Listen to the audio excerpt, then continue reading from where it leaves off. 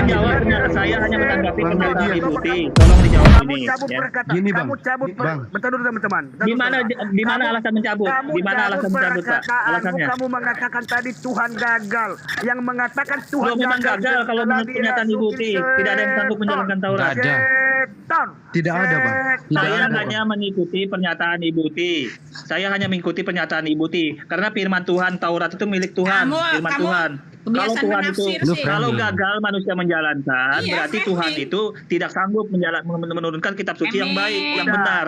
Maka dijudge oleh Ibu Ti Femi. gagal. Karena Premi turunkan dulu. Biar itu dia- adalah Saya hanya sejarah. mengikuti Ketika biar dia minum dulu es campur dingin. Ya, udah berapa kali dia premi. Minum dulu es. Minum es dingin. Iya, gitu. jadi hukum Taurat itu kan gambaran pada saat bangsa ini kan nih ada Bangsa Israel. rasul-rasul juga ya kan, rasul-rasul kan mengatakan tidak ada seorang pun bisa selamat karena melakukan hukum Taurat. Lah yang saya kasih gambaran yang orang muda yang kaya itu, dia itu ini loh, dia itu pemuka agama, pelaksana hukum Taurat, tapi dia tahu dia nggak selamat, makanya dia nanya sama Yesus. Akhirnya Yesus mengatakan bahwa untuk selamat ya ikutlah aku, karena Yesus itu adalah penggenapan hukum Taurat. Maksudnya apa penggenapan hukum Taurat? Ketika Yesus mengatakan aku datang bukan untuk satu iota pun ya tidak akan dihilangkan masih lupa saya Hukum Taurat. iya tidak akan aku datang bukan Menghilangkan untuk hukum meniadakan hukum Taurat. Iya, aku datang bukan untuk meniadakan hukum Taurat, tetapi untuk menggenapinya. Nah, genapi apa yang mana yang digenapi? Yaitu hukum Taurat pengampunan dosa, hukum Taurat bahwa orang tidak bisa selamat karena dengan melakukan itu, hukum Taurat kasihnya, gitu kan? Nih, kita baca nih ya, banyak nih ya. Banyak ya, ayatnya banyak tadi yang kita baca nih ya, pernyataan Raja Daud, tapi belum selesai nih ya. Dikatakan gini nih ya, jelas dia katakan gini ya. Sebentar ya, itu suara siapa itu? Orang jalan-jalan. Suara siapa tuh? Kayak ada orang jalan-jalan. Ya nih ya, dikatakan gini ya, tidak seorang pun dapat membebaskan dirinya atau memberikan tebusan kepada Elohim ganti nyawanya, karena terlalu mahal harga pembebasan nyawanya dan tidak memadai untuk selama-lamanya. Nah ini kan Raja Daud aja bilang terlalu mahal. Ya terlalu mahal harga pembebasan nyawanya itu dan tidak memadai untuk selama-lamanya supaya ia tetap hidup untuk seterusnya dan tidak melihat lubang kubur. Sungguh akan dilihatnya orang-orang yang mempunyai hikmat mati, orang-orang bodoh dan dungu pun binasa bersama-sama dan meninggalkan harta benda mereka untuk orang lain. Kubur mereka ialah rumah mereka untuk selama-lamanya, tempat kediaman mereka turun-temurun. Mereka menggarap ladang-ladang milik mereka, tetapi dengan segala kegemilangannya manusia tidak dapat bertahan. Ia boleh disamakan dengan hewan yang dibinasakan. Nah itu lebih parah lagi ya. Nah ini dia. Inilah jalannya orang-orang yang percaya pada dirinya sendiri. Nah itu untuk Pak Madia yang merasa bakal selamat karena melakukan katanya perbuatan baik ya. Ajal orang-orang yang gemar akan perkataannya sendiri. Ya seperti domba mereka meluncur ke dalam dunia orang mati. Digembalakan oleh maut, mereka turun langsung ke kubur. Perawakan mereka hancur. Dunia orang mati menjadi tempat kediaman mereka. Nah ini. Tetapi Elohim akan membebaskan nyawaku dari cengkraman dunia orang mati, sebab ia akan menarik aku ya. Di atas dia mengatakan tidak seorang pun dapat membebaskan dirinya atau memberikan tebusan kepada Elohim ganti nyawanya. Tetapi Elohim akan membebaskan nyawaku dari cengkraman dunia orang mati, sebab ia akan menarik aku. Ya itu dia. Ya dari jauh, dari awal, dari dulu-dulu udah dikatakan keselamatan itu karena diselamatkan, bro, ya. Ya, keselamatan itu karena diselamatkan. Bahkan ketika orang dikatakan tuh kata ini ya Raja Daud nggak ada. Jadi jangan paksa-paksa kami melakukan hukum Taurat. Hukum Taurat sudah digenapi di dalam kasih. Dengan berbuat kasih kita telah melakukan seluruh perintah hukum Taurat. Nah, tidak mencuri, tidak membunuh, tidak bersaksi dusta itu. Kalau dengan kasih silakan, mana Pak, ada ya. orang tega membunuh, ya kan? Betul. Iya, Good, setuju. Silakan Pak Aris Lase dulu. Ya, mantap, luar biasa sekali. Yesus Kristus tetap Yesus Kristus. Silakan Pak Aris Lase. Ya, kembali tadi pada yang dia ributkan itu Matius 5 ayat 20 ya. Kalau kita membaca di situ mengenai saya baca di LAI, maka aku berkata kepadamu, jika hidup keagamaanmu tidak lebih benar daripada hidup keagamaan ahli-ahli Taurat, dan orang Farisi, sesungguhnya kamu tidak akan masuk ke dalam kerajaan sorga. Maksudnya begini, ayat ini bukan perintah, tetapi ini sindiran. Ini dia memberikan sindiran kepada orang-orang Farisi, orang Saduki yang merasa hidupnya benar. Kemudian kalau kita lihat di situ, dia tidak pernah meninggu hukum Taurat di teks aslinya di dalam Matius 5:20. Saya akan buka teks aslinya begini. Saya baca bahasa Indonesia saja, terjemahan saya begini. Aku berkata, tetapi kepada kalian, kecuali menjadi lebih banyak kalian mengenal kebenaran dari kebenaran atau kesalehan dari para ahli Taurat. Kemudian pasti tidak akan masuk ke dalam kerajaan sorga. Jadi dia tidak singgung mengenai hukum Taurat di sini, tetapi dia katakan bahwa Anda harus lebih benar dari orang Farisi dan Saduki. Kenapa? Karena orang Farisi dan Saduki, hukum orang-orang yang menaati hukum Taurat itu, mereka ketat melakukan itu. Tetapi Tuhan berkata Anda lebih benar dari situ. Jadi bukan berarti kita harus melakukan hukum Taurat. Tidak ada ayat menunjukkan di situ. Nah, maka kalau dirujukan ayat itu bahwa supaya hidupmu lebih benar harus kamu ikut ajaran hukum Taurat, bukan itu yang dimaksud di situ. Jadi kita harus lebih dari situ. Karena orang Farisi, orang Saduki, mereka sudah ketat melakukan hukum Taurat hingga sampai 613 hukum itu. Nah, ya, tetapi dikatakan oleh Yesus Kristus terima kasih ya Pak Ari ya, terima kasih Pak Ari. Ini bagus ini diskusinya. Jadi kalau orang Yahudi yang menjalankan itu, dengan kata kuncinya mereka juga akan masuk surga, kerajaan surga, yang menjalankan Taurat itu di ayat Matius itu tadi yang Bapak baca, itu benar apa tidak? Redaksi yang akhir itu ayatnya. Maka Anda akan masuk surga yang menjalankan Taurat itu. Ayat ini tidak mengatakan bahwa engkau harus melakukan hukum Taurat, bukan. Ya, nggak apa-apa. Tapi dia dari dasar ayat demikian. itu dalam bahasa Yunani, itu dikaiosune, Pak. Dikaiosune itu kebijakan, kesalehan, kebenaran. Nah, kata dikaiosune, Anda harus lebih benar. Bukan berarti Yesus memerintahkan kita melakukan hukum Taurat. Ini harus dipahami dulu. Tetapi dia menyindir orang-orang percaya bahwa mereka itu sudah melakukan seketat-ketatnya pun, tetapi Tuhan berkata Anda harus lebih benar. Nah, bagaimana supaya mereka lebih benar? Mereka harus percaya kepada Yesus Kristus itu supaya mereka lebih benar. Itulah sebabnya Yesus datang menggenapi hukum atau aturan-aturan itu berdasarkan yang disampaikan oleh Pak Madia tadi di dalam Matius pasal 5 ayat 17, 18, 19 itu, maka dikunci oleh ayat Efesus 2 ayat 15. Silakan Pak host. Efesus 2 ayat 15. Jadi seluruh perintah itu sudah dia genapi semua, maka tidak berlaku bagi orang percaya lagi. Efesus 2 ayat 15. Yang Madia tanyakan gini, yang Madia tanyakan standar dasar awalnya kan mula-mula posisi dari ayat itu kan redaksinya dikunci. Dengar dulu, kamu dari tadi belum bawa kitab kamu di atas ini, kamu mau menjelaskan kitab orang udah. Efesus berapa Pak Pendeta? Efesus 2 ayat 15 Pak. Efesus 2 ayat 15. Thank you. Demikian sabda Tuhan. Efesus 2 ayat 15. Sebab dengan matinya sebagai manusia, ia telah membatalkan hukum Taurat dengan segala perintah dan ketentuannya untuk menciptakan keduanya menjadi satu manusia baru di dalam dirinya.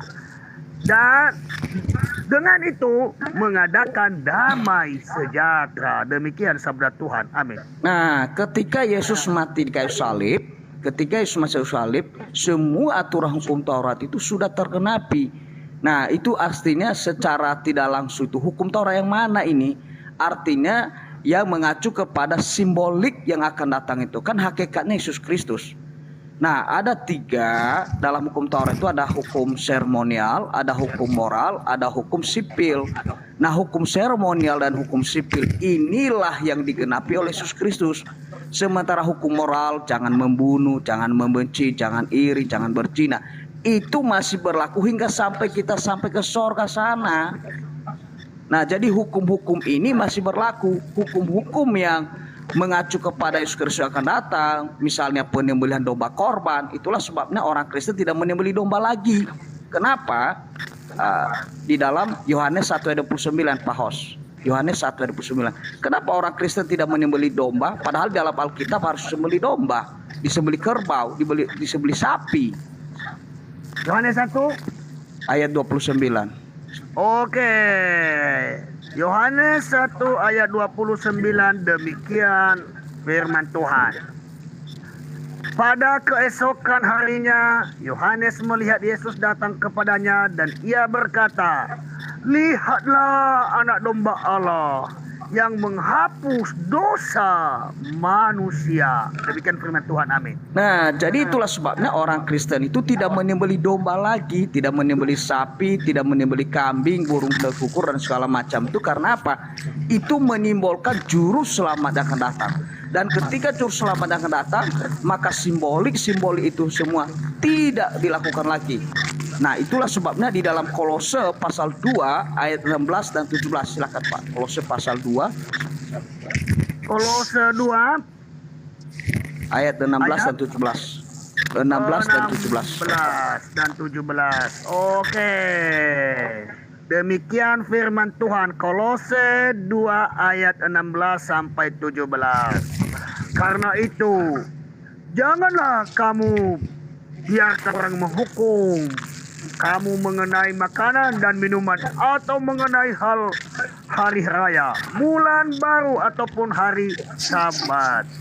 Semuanya ini hanyalah bayangan dari apa yang harus datang. Sedang wujud ialah Kristus. Amin. Nah, jadi setelah Yesus Kristus, semua hukum-hukum itu termasuk menaati hukum hari Sabat dan kemudian hari-hari raya baru itu tidak diperingatkan lagi. Kenapa? Karena wujudnya adalah Yesus Kristus. Kalau sudah ada wujudnya, maka tidak perlu dilakukan itu lagi, termasuk penyembelihan domba, termasuk penyembelihan sapi, burung dan segala macam itu di dalam perjanjian lama. Itulah sebabnya orang Kristen boleh makan babi. Kenapa? Karena halal, tidak ada haram lagi. Di dalam Kisah Para Rasul pasal 10 ayat 15 dan seterusnya. Nah, mulai dari ayat 13 itu, bahwa ketika Allah menurunkan 3 kali daging-daging yang haram-haram itu, tetapi Petrus berkata, "Tuhan, ini haram ini." Apa kata Tuhan? Apa yang telah dihalalkan oleh Allah tidak boleh diharamkan manusia. Makanlah babi kecap. Babi kecap pastinya. Itu. Kira-kira begitu Pak Pendeta. Kawan boleh bertanya dengan Madia ya. Tapi sedikit dari Madia. tadi udah sampai jam berapa lu di atas ini? Satu ayat melulu. Kita bacakan kitabmu. Nanya lagi. Ya, Pak Madia. Ya. Pak Madia, sekarang gini pertanyaan saya. Ya, boleh. Satu dulu, pertanyaan saya, apakah Muslim menerapkan hukum Taurat? Kalau memang ada hukum Taurat di dalam Al-Quran, tolong tunjukkan ya, 10 hukum Taurat yang di Gunung Sinai itu apakah tertulis juga di dalam kitab Anda? Ya, kalau kalian melaksanakan, ya. Baik, Coba tolong tunjukkan. Semangat. Ya. Jadi di dalam ajaran Islam, itu tidak menjalankan kitab Taurat dan Injil, atau kawan-kawan sekarang itu katakan Bible, tidak menjalankan itu, tidak mengikuti ajaran-ajaran yang di dalamnya. Ya. Mana ayatnya dulu Media, baru kamu jelaskan. Mana diperbolehkan, silakan tunjukkan. Ya. Oke. Jadi dalam Islam mengikuti mila Ibrahim, yaitu Islam mengikuti ajaran Taurat dan Injil, ya, seperti itu. Itu ada dalam Quran surah Ibrahim, nanti kawan-kawan bisa buka dari ayat 1 dan seterusnya yang berbicara tentang Nabi Muhammad menjalankan mila Ibrahim. I know. Kita tadi bacakan ayat di atas ini. Sekarang tunjukkan, bacakan ayatnya. Biar kita Mari tampilkan di layar, sebentar, mari tampilkan di layar.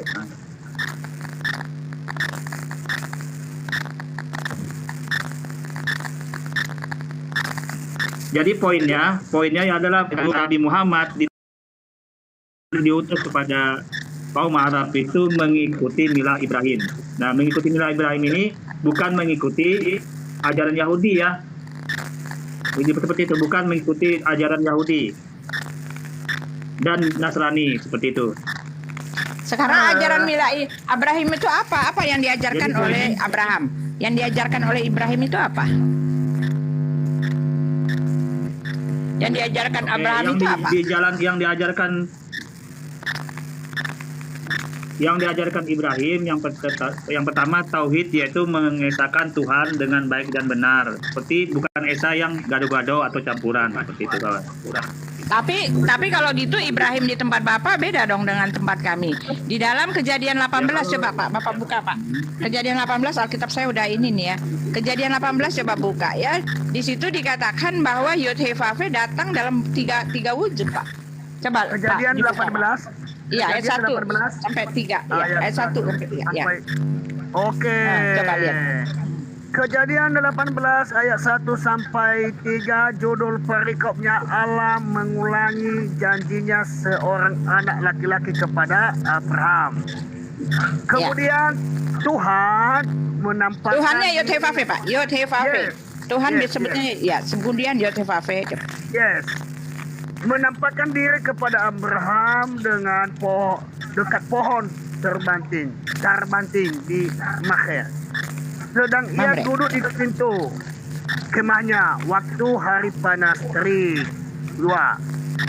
Ketika ia mengangkat mukanya, ia melihat 3 orang berdiri di depannya. Sudah dilihatnya mereka, ia berlari dan pintu kemahnya menyongsong mereka. Lalu sujud ia sampai ke tanah. 3. Nah, itu dia. Serta berkata, Tuanku, jika aku telah mendapat kasih Tuanku, janganlah kiranya melampaui hambamu ini. Demikian firman Tuhan. Amin. Ya, itu Abraham yang benar, dia Tuhannya menampakkan diri dalam wujud manusia 3, Pak.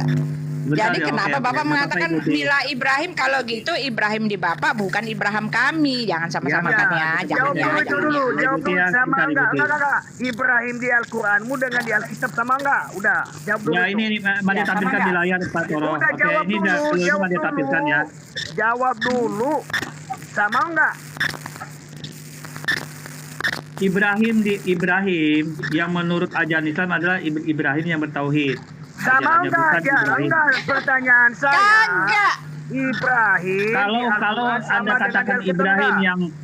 yang menjelma menjadi Oh, itu manusia aja simpel mempercayai jawabannya. itu tidak sama. Hanya Tidak iya sama. atau tidak. Udah kok berkali kamu. Tidak sama. Kalau posisi seperti yang disampaikan Ibu tadi tidak sama. Nah, Ibrahim. Ya sudah. Ya udah. udah. Versi Anda Nah, lah silakan ya. Oke, mari Versi Anda. lanjutkan ya.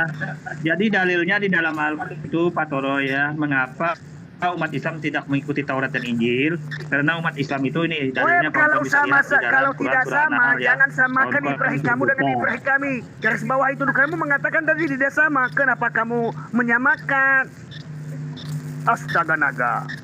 Kamu harus tahu Di mana diskusi Madia dong. menyamakan? Madia tidak ada menyamakan, Pak Kamu Toro. tadi mengatakan ada di Madia Alkitab. tidak ada menyamakan. Madia hanya menjawab ini. Astaga.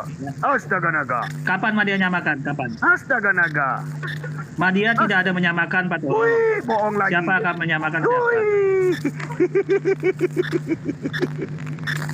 Lanjut. Oke, Aduh, ulang ya. kaget terus kamu Madia. Jadi dalilnya di sini, ya dalilnya mengapa umat Islam tidak mengikuti Taurat dan Injil, menjalankan kitab Taurat itu.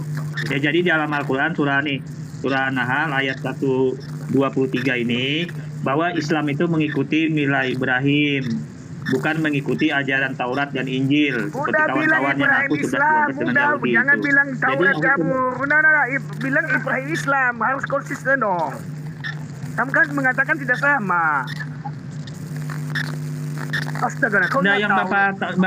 Pak Toro kan bertanya tadi, Made ulang pertanyaannya. Pak Toro kan bertanya mengapa umat Islam Iya, tidak karena mengikuti tadi hukum-hukum betul, ajaran Taurat. karena dan ada tadi Injil. mengatakan tidak sama, tetapi konteks pembahasan Anda ya Ibrahim di Al-Quran. Jangan seperti apa begitu diskusinya. Iya, ini brother. Ibrahim di Al-Quran yang saya jelaskan, Pak Toro. Ya udah, Ini yang lanjut. dia jelaskan Ibrahim. Jangan di nangis, Al-Quran. jangan nangis, Ya. lanjut. Kasihan aku. Pak Toro kan bertanya tadi. Ini Madia hanya lagi menjawab Ibrahim Udah yang di Al-Quran. lanjut, jangan Masalahnya apa ini? nangis. Sudah astaga naga, dia bilang lanjut. Nah, yang mau ada masalahin apalagi sekarang ini? Apa yang dimasalahin? Bahas tentang Al-Quranmu, Ibrahim di Al-Quranmu, jangan bawa ke Alkitab. Loh, yang mau Jangan. ditampilkan di layar ini, adalah Al-Quran, Pak Toro. Ini Ya udah ayatnya. jelaskan, tapi jangan Anda mau membapakan di Alkitab. Lanjut. Nah, dia tidak ada sama sekali bicara di kitab Anda, Nah, Abraham hukum tidak ada Taurat itu bicara. gimana, dari mana? Apa? Apa lagi ditanya? Hukum Taurat itu dari mana kamu kutip? Jelaskan saja di Al-Quran mudah.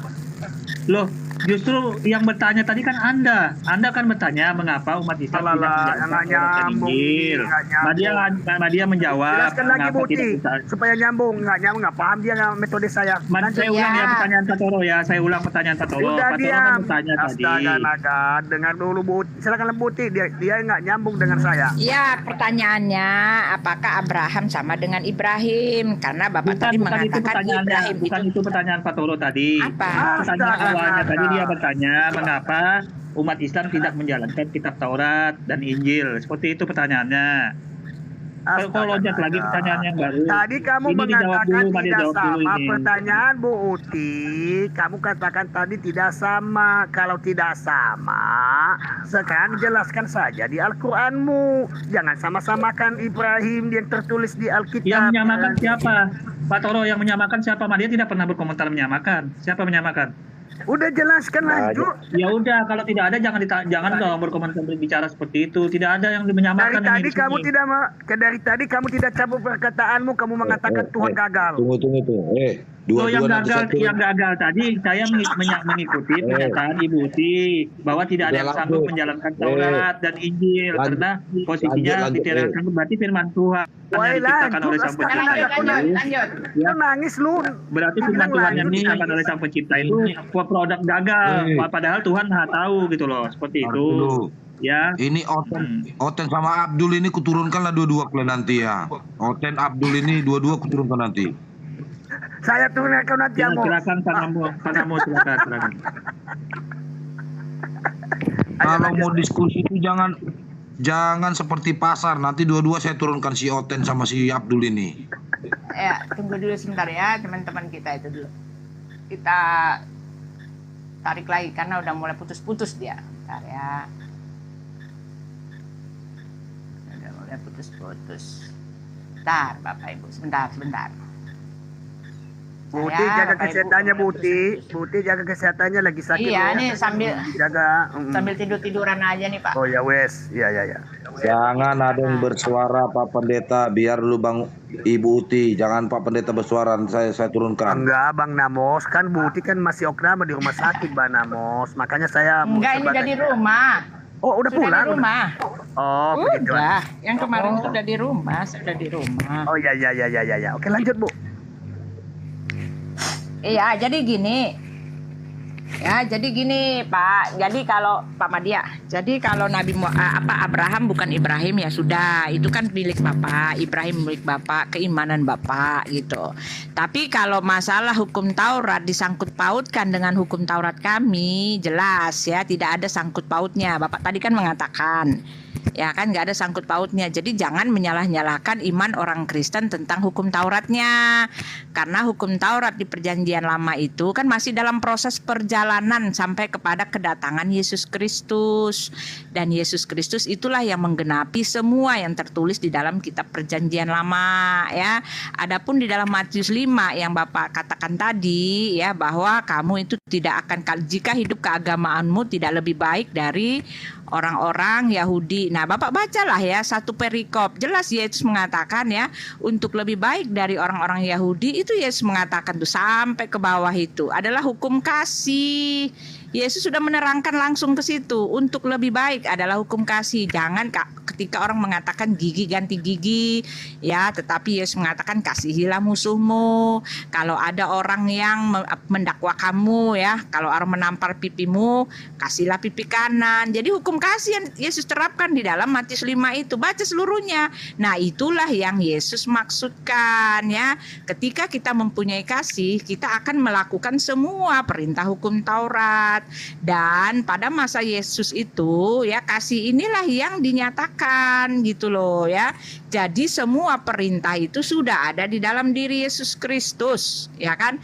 Di dalam Ibrani 9 itu yang saya bilang ya, dan hampir segala sesuatu disucikan menurut hukum Taurat dengan darah, dan tanpa penumpahan darah tidak ada pengampunan. Ya, Alkitab itu perjalanan, Pak, perjalanan kisah panjang bangsa Yahudi ya, orang manusia sampai pada Yesus naik ke sorga. Nah, perintah hukum Taurat ada di masa perjanjian lama, tetapi di perjanjian lama endingnya perjanjian baru endingnya hukum Taurat itu telah digenapi di dalam kematian Yesus Kristus, dalam kasih-Nya. Karena perjanjian lama itu menubuatkan kedatangan Yesus. Perjanjian baru menggenapi apa yang tertulis di dalam kitab perjanjian lama. Itu satu paket yang Bapak harus baca semua. Jadi jangan potong-potong satu kisah kronologisnya di tahun yang lalu Bapak bawa-bawa seret-seret untuk yang ke depan. Enggak, Pak, ini perjalanan ribuan tahun. Jadi Bapak harus melihatnya, konteksnya itu bagaimana, kronologisnya mana-mana. Lalu Bapak setelah Bapak baca semua, baru Bapak bisa mengambil ininya. Oh, endingnya adalah hidup itu harus dalam kasih. Karena dengan kasih segala perintah hukum Taurat itu pasti bisa terlaksana, gitu loh ya. Jadi bukan seperti yang di tempat Bapak. Kalau di tempat Bapak kan, kalau itu kan Isa kan diberikan kitab Injil ya. Jadi kitab Injil tinggal dibaca gitu kan. Lalu Daud diberikan kitab Jabur ya. Lalu kitab Jabur itu tinggal dibaca. Ya, lalu Musa diberikan kitab Taurat. Kitab Taurat tinggal dibaca. Nah, itu kan di tempatnya Bapak. Kalau kami mah Ya, enggak, Ibu. itu perjalanan sejarah, Pak, ya. Oke, mari tanggapin Alkitab ya Ibu firman ya. Tuhan, perjalanan sejarah semua ada di situ. Iya, iya. Oke, mari tanggapin. Ya, Terima kasih. ya. Ibu. Salam Ya. Pak Toro, terima kasih Pak Toro udah naikin Kita saya di Pak sini Toro ya. posisi ya. Shalom Terima buat kasih, Ultima Bang. Tema, Bang Arif Ase, Bleswat, Shalom ya media. Ini baru Iya, naik iya. ya Pak Nasiro. Nah, Mbak media, tadi saya mendengar, maaf nih saya potong dulu ya. Tadi kamu katakan Mila Ibrahim itu mengajarkan tauhid, benar ya? Iya. Oke. Tolong dong open cam, tolong bukain. Saya nggak bisa open cam. Tadi kamu kan bisa open cam. Al-An'am 76, 77, 78. 3 ayat coba. Bentar, mari cari dulu. Al-An'am. Bukan. Iya. QS Al-An'am 76, 77, 78. Open cam ya.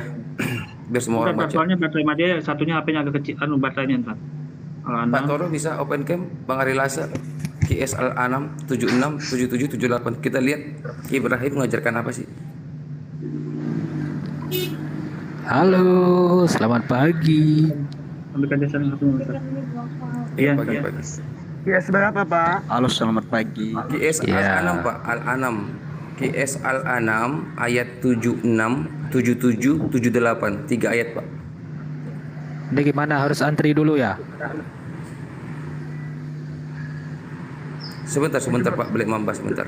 Aku Gimana, pengen Pak? lihat dulu apakah QS Al-An'am QS Al-An'am ayat 76, 77, 78. Ya, bentar ya.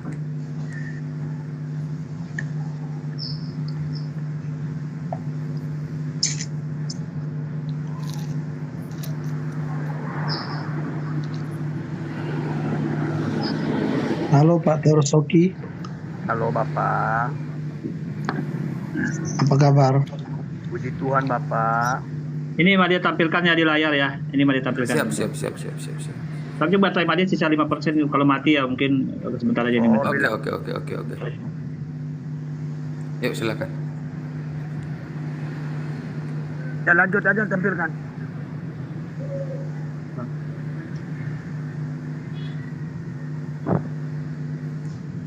Bacakan biar kami mengikuti. Nah, ini ya. Ini ayat 76-nya. Ketika malam telah menjadi gelap, dia melihat sebuah bintang. Lalu dia berkata, inilah Tuhanku.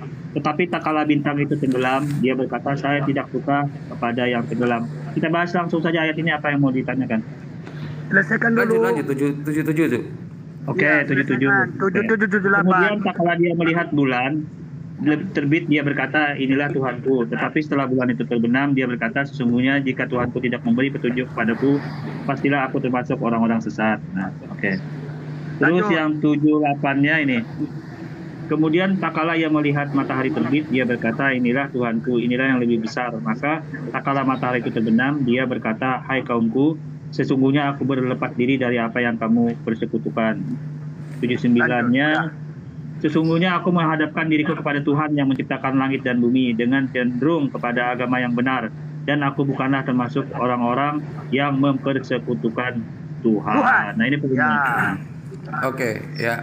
Aku tidak mau menyimpulkan karena itu bukan agama saya. Kamu tadi mengatakan Ibrahim membawa tauhid. Ibrahim nggak tahu dari mana netasnya, tiba-tiba dia mempertuhankan bintang di ayat 77, 76. Bulan di ayat 77, matahari di ayat 78. Nah, ini bisa kalau putus ya, kamu Bapak. mengatakan Kalau mila putus Ibrahim, HP saya nih, kalau diam. putus ini mati dia habis baterai gitu. Diam Bisa satu media, putus. diam. Diam media. Nah, kalau kamu putus mohon maaf mengatakan- ya, kalau putus HP ini. mohon maaf. Iya. Siap. Kalau kamu mengatakan mila Ibrahim mengajarkan tauhid, di mana ketauhidannya ketika dia menyembah 3 bintang, bulan dan matahari? Silakan Mbak Dian. Oke, terima kasih ya. Sebelum putus nih baterainya. Jadi poinnya di ayat itu pencarian Ibrahim pada saat Dengar. Pengertian mencuri itu banyak artinya, banyak kata umumnya. Mengambil barang orang, termasuk juga mengambil barang orang tanpa izin, termasuk juga mencuri. Tidak perlu disebutin mencuri. Mana tulisannya Paham mencuri? Tidak perlu menyebut harus ada Oh tidak tulisan perlu, tadi mencuri. kan menuntut Kata mana? mencuri itu, dengar. Artian kata mencuri itu umum. Dengar nggak? Ketika orang mengambil barang orang tanpa izin bisa dikatakan mencuri. Barang siapa? Keledai itu barang siapa, Bang? Kau mau lari? Mana disebut Yesus baru masuk di kota itu mana? Kau mau lari kemana? Kata Sama si mencuri kunci. kan tidak ada narasi mencuri. Loh, sekarang gini. Ketika Yesus menyuruh muridnya mengambil keledai dan di situ udah dikata tegas. Kok paham nggak kata tegasan tuh? Tegaskan. Kalau kata tegaskan itu berarti udah perkataan Yesus yang serius, udah ditegaskan. Kalau ada orang yang bertanya kepadamu kenapa melakukan itu, jika ada orang yang mengatakan kepadamu kenapa kau melakukan itu, berarti kondisi di situ Melakukan apa? Pencurian. Melakukan pencurian. Ada nggak melakukan pencurian? Bentar, saya angkat telepon bentar, sabar. Ya. Assalamualaikum abangku. Ini gimana nih abangku? Assalamualaikum warahmatullahi wabarakatuh. Bang Juma, abang. Oh lagi tuh. Jauh dari perangkat. Ya lagi nyari. Waalaikumsalam warahmatullahi wabarakatuh. Semangat juang, semangat siang. Assalamualaikum guru Handaku. Waalaikumsalam warahmatullahi wabarakatuh. Adakah yang mau diterapi gratis? Ini abang sih tentang mengambil barang orang tanpa izin bang. Kok semangat juang, apalagi perang ini Pak? Mengambil barang tanpa izin. Tapi Bang Zuma, beliau ini katanya mengakui Yesus itu utusan, tapi dia Protestan, Bang. Dia utusan Tuhan yang tidak mungkin dikorbankan kepada dewa Molok. Setuju nggak? Ya. Lari lagi bahasannya nih. Coba masuk dulu Pak, yang baru masuk dulu itu, dengar dulu. Jangan bawa topik baru, yang baru masuk. Bang Juma ini mengambil barang tanpa izin. Oke. Yesus ini utusan, lalu dia nih donomnya Protestan katanya pengakuan beliau. Tadi topiknya tentang murid-muridnya Yesus mengambil domba. Iya. Jadi memang di dalam Matius 12 Yesus itu kemudian bersama dengan muridnya, dan kemudian murid-murid ini lapar lalu memetik bulir gandum dan memakannya. Itu juga tanpa izin. Tanpa izin pemilik gandum diambil oleh Yesus dan muridnya. Termasuk keledai. Itu keledai juga tidak diminta sama yang punya, seketika diambil. Siapa yang punya, Pak? Yang punya yang jelas bukan Yesus dan juga bukan muridnya. Makanya Jadi dikatakan siapa? Siapa orang yang merasa lain. kecurian, Pak? Nah, siapa yang merasa kecurian, Pak? Yang pasti yang punya keledai merasa kecurian. Apa, Pak? Siapa orangnya, Pak? Tidak dijelaskan. Yang pasti keledai itu sudah, berarti putus, tidak ada penjelasan, tidak ada yang punya, putus. enggak seperti itu. Keledai itu yang tertulis saja. Dengarkan. Keledai itu kan tertambat dia, diikat dia kan? Betul nggak? Ya. Dan keledai itu bukan keledai liar, ada yang punya. Malah Siapa? Yesus memberikan legalitas. Lepaskanlah keledai itu dan bawalah keduanya kepadaku. Dan jikalau orang yang empunya itu menegur kamu, katakanlah Tuhan memerlukannya, ia segera mengembalikannya. Tuhan memerlukan, yaitu Yesus. Ya. Apa boleh mengambil barang seseorang tanpa izin? Apa kabar semua? Baik. Sehat. Bang speaking ya. Bentar Sehat, ya, Bang sehat. speaking ya. Bung Juma, apa kabar? Iya, baik, Sehat? baik. Salam dari Papua, saudaraku. Iya, salam dari Papua, salam dari Makassar juga, saudara. Selamat pagi buat semua ya. Silakan lanjut, saya mengikuti dulu lah. Iya. Jadi ini adalah data yang kemudian Anda tidak bisa sembunyikan di dalam kitab saudara. Yesus memerintahkan muridnya mengambil keledai milik orang lain, kan gitu. Siapa pemiliknya, Pak? Ya kita nggak dijelaskan di dalam kitab saudara itu nggak Sudah, dijelaskan. berarti jangan bilang orang lain punya, nggak ada pemiliknya. Jadi ya menurut udah. saudara siapa yang punya? Yesus. Ya, artinya kan keledai muda yang tertambat itu tidak pernah ditunggangi. Artinya Tuhan itu perlu sesuatu yang suci, Pak.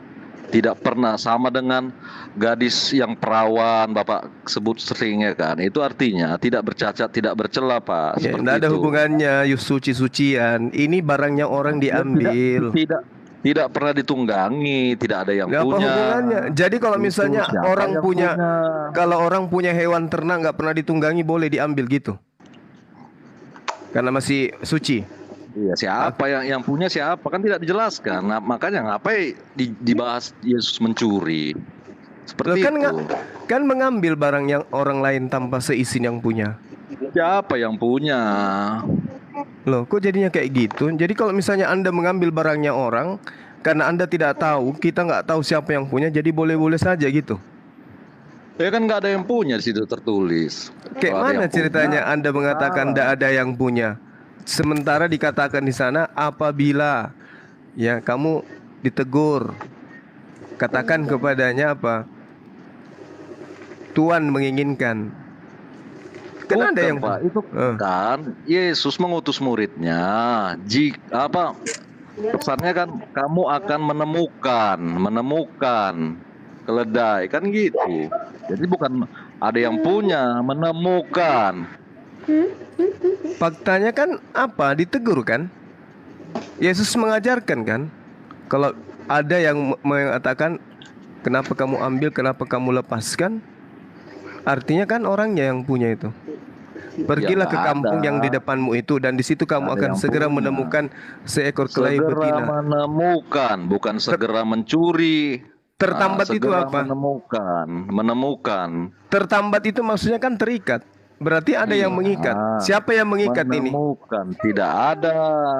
Kan diikat Tidak kan? ada orangnya yang tertulis. Jadi ngapain dibahas? Apalagi mengambil keledai- narasi mencuri. Keledainya orang sedang diikat. Muridnya Iya. lepaskan. Berarti kalau keledai diikat berarti ada yang punya, kan begitu. Siapa yang punya? Kan menemukan. Yang mengikat keledai itulah yang punya.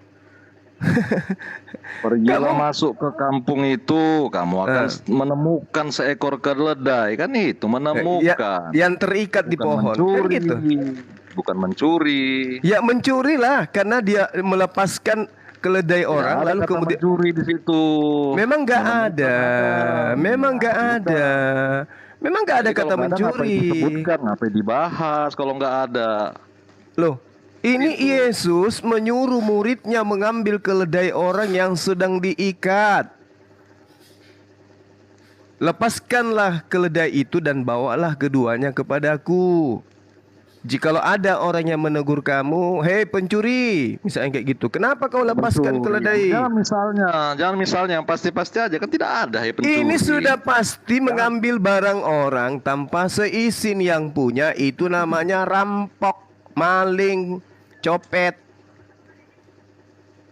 Nggak ada tertulis, ngapain disebutkan, dibahas diksi-diksi itu Pak. Nah itulah yang saya katakan di dalam 1 Korintus 4:10, Kristen itu BOOD disebabkan karena Kamu Yesus. akan segera Kan gitu. menemukan seekor keledai. Tidak ada kamu akan mencuri. Memang tidak tidak mungkin ditulis di situ mencuri. Tapi narasi kita jelas tertuju kenapa? Karena mengambil barang orang kan ada. Jangan kau mengingini milik orang lain. Ini kan miliknya orang. Kenapa diambil? Tanpa seizin lagi. Siapa pemiliknya Pak? Loh, nggak ada tertulis itu punya siapa. Pemiliknya itu yang mengikat keledai itu. Ini kan ceritanya begini. Penulis kitab saudara itu ingin mencocok-cocokkan Mesias menggunakan keledai masuk ke dalam Yerusalem. Hanya mau mencocok-cocokkan sehingga melabrak ya norma-norma yang ada baik dulu maupun sekarang. Ini mengambil barang orang lain tanpa seizin yang punya itu apa namanya? Siapa yang punya? Makanya muter-muter di sini aja. Iya, karena Anda tidak mau mengakui akal Anda itu sudah mengiyakan bahwa Yesus memerintahkan muridnya mengambil milik orang. Kan gitu. Siapa pemiliknya? Yang mengikat keledai itu. Yang mengikat keledai itu. Jadi kalau misalnya tidak diketahui namanya, jadi itu tidak mencuri. Siapa? Nah, kan? Nah inilah yang 1 Korintus 4 nomor 10 itu. Jadi gini Bang, izin masuk Bang Zuma. Jadi sekiranya nih Bang Zuma kan memerintahkan saya menginginkan sepeda motor nih, ya kan? Lalu dia memerintahkan saya. Analogi salah. Sepeda motor ada surat tanda kepemilikan. Ngikit kambing.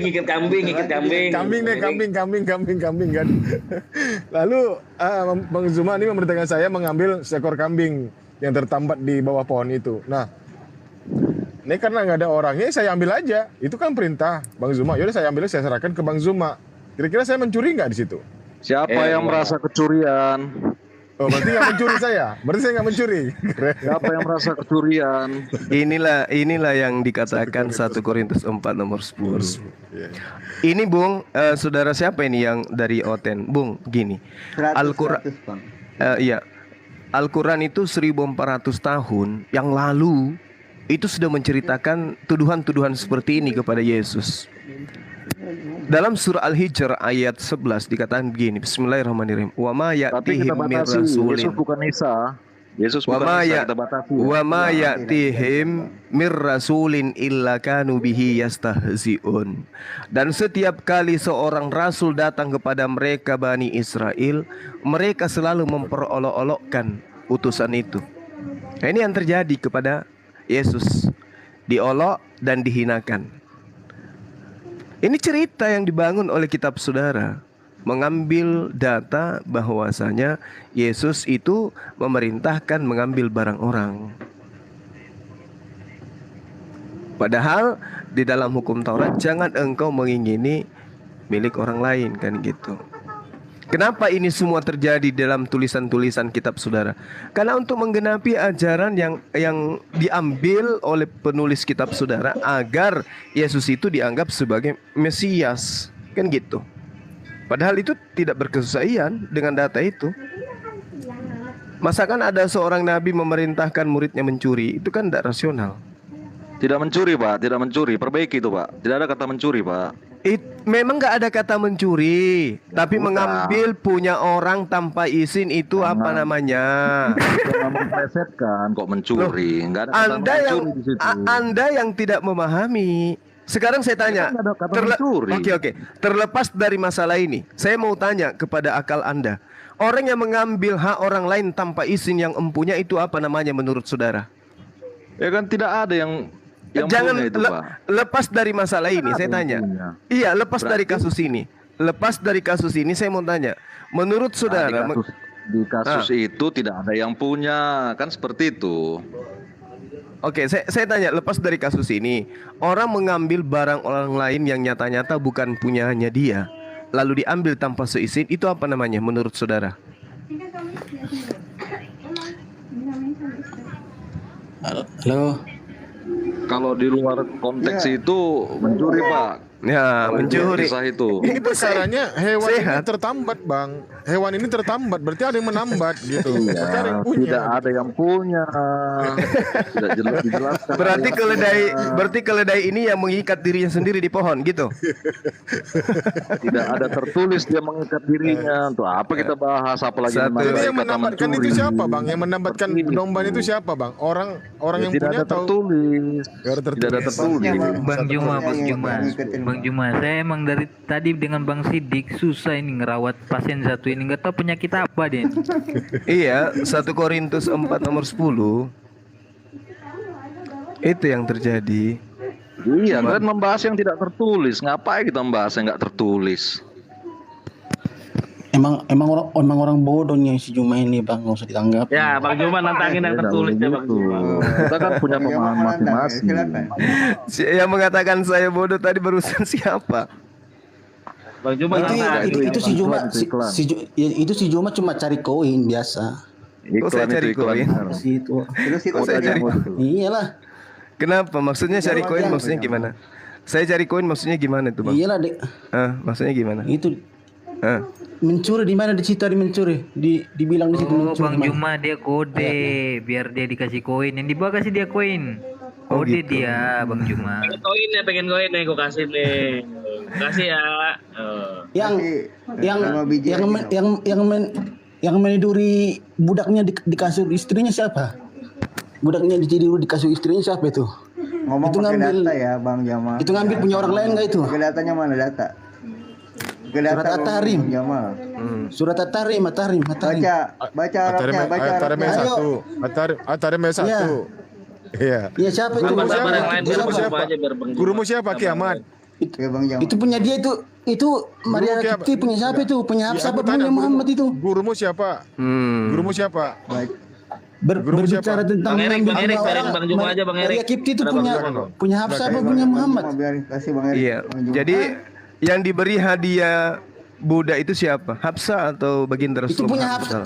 Itu budak itu diberikan kepada Hafsah apa Muhammad? Iya, tanya dirimu, kepada siapa Maria diberikan? Dikasih ke Hafsah. Kok berani-beraninya Muhammad? Oh, dikasih ke Hafsah.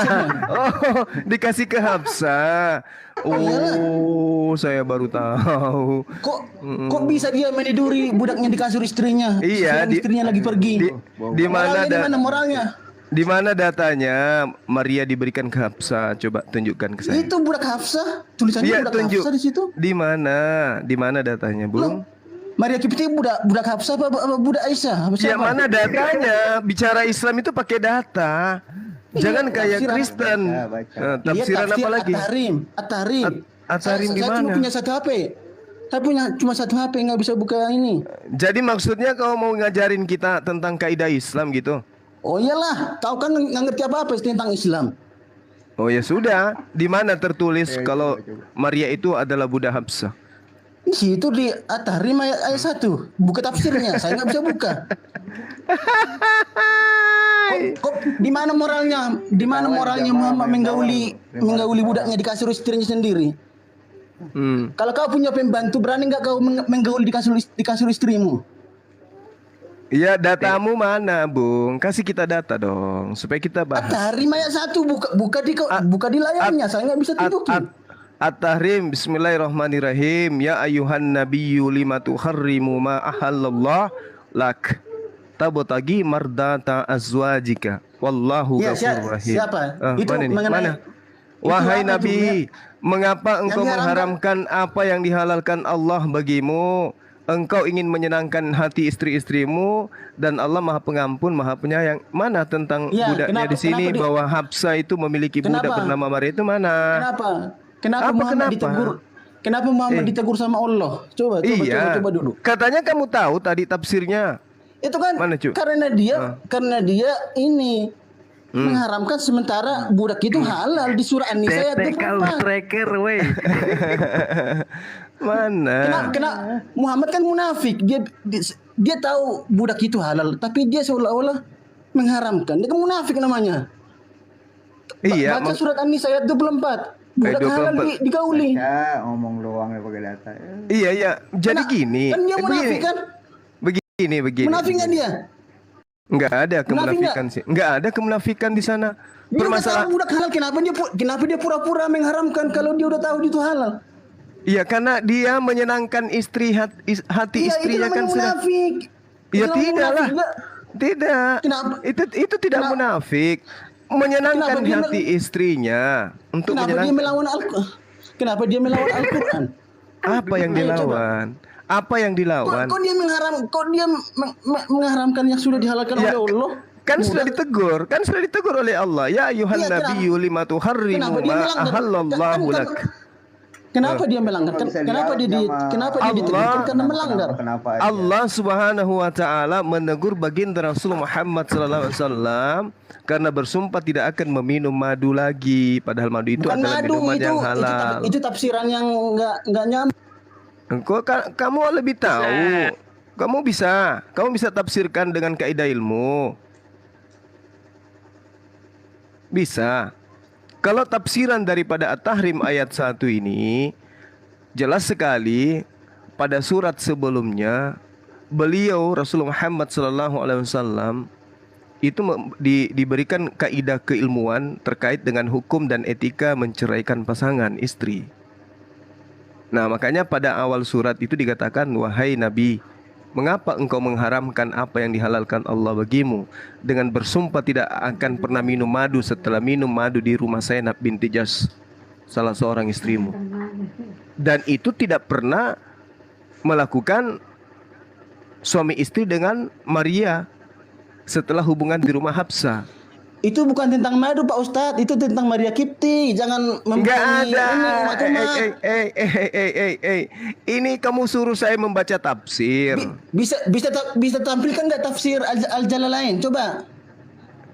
Maksudnya di sini, dengarkan, Bung. Kamu nggak perlu panik begitu mengajarkan kami tentang Al-Quran. Kamu yang panik, kamu memakai tafsir buatan yang umat yang sekarang, sementara umat yang ulama yang dulu kamu tinggalkan. Kamu di mana sih? Iya, jadi gini, itu terkait semua, terkait dengan Maria. Itu terkait dengan Maria. Tentang madu. Itu juga terkait dengan madu. Jadi mana ini ada itu cuma satu. Itu tentang Maria. Sekarang gini. Kalau sekarang ditegur itu karena salah karena benar. Kamu nggak ada ilmu, udah kelihatan.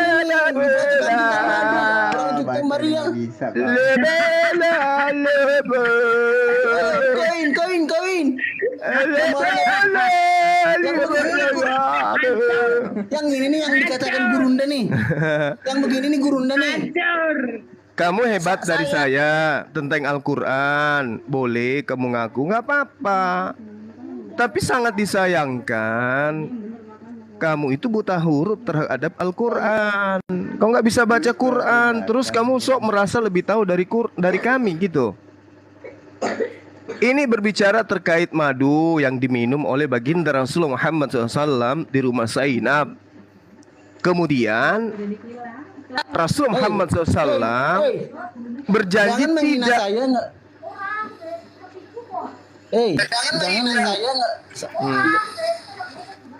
Kenapa? Kamu dihinakan apa? Kamu membahas buku kedokteran, tapi kamu nggak bisa baca bukunya. Habis itu kau sok tahu isi dalamnya. Gimana ceritanya tuh? Bisa nggak tuh? Jangan menghina saya tentang Al-Quran nggak bisa baca. Muhammad saja nggak bisa baca Al-Quran. Kamu nenekmu kiper. Jadi yang mengajarkan Al-Quran kepada para sahabat siapa? Muhammad buta huruf nggak? Saya tanya dulu. Enggak, saya tanya dulu. Siapa yang mengajarkan Al-Quran? Siapa yang mengajarkan? Saya tanya siapa yang mengajarkan Al-Quran kepada sahabat Rasulullah? Muhammad buta huruf nggak? Itu jawabannya. Siapa yang mengajarkan Al-Quran kepada para sahabatnya kalau beliau buta huruf? Siapa? Saya nggak tahu. Nenekmu kiper kalau begitu. Nenekmu kiper kalau begitu berarti. Sekarang ku tanya, buta huruf nggak? Kalau dia buta huruf, lalu siapa yang ngajarkan Al-Quran? Berarti dia berarti Baginda nggak buta huruf nih. Udah bebas sekarang nih. Saya tanya, kalau Baginda Rasulullah Muhammad SAW buta Al-Quran, lalu yang mengajarkan Al-Quran kepada para sahabat siapa? Neneknya si Warokah bin Naufal. Nenekmu kiper. Udah ada nggak yang sedikit berbobot di sini? Ini korban Dewa Molok. Kamu itu korban Dewa Molok sehingga kamu itu tidak bisa berpikir. Bagaimana mungkin? Dengarkan. Bagaimana mungkin kemudian Al-Quran itu bisa menguraikan isi alam semesta dan isi kepalamu kalau beliau itu buta Al-Quran? Itu pertanyaannya yang sederhana. Bagaimana mungkin kemudian Al-Quran menyatakan bahwasanya setiap datang Nabi kepada mereka pasti diolok-olok. Nah, Yesus datang diolok-olok sebagai pencuri keledai. Itu sudah dijabarkan oleh Al-Quran. Bagaimana mungkin seorang yang buta huruf bisa menjelaskan ini? Ayo. Al-Quran melalui lisannya mengatakan bahwa langit ditinggikan tanpa tiang. Kitabmu di dalam kitab Ayub mengatakan langit bertiang.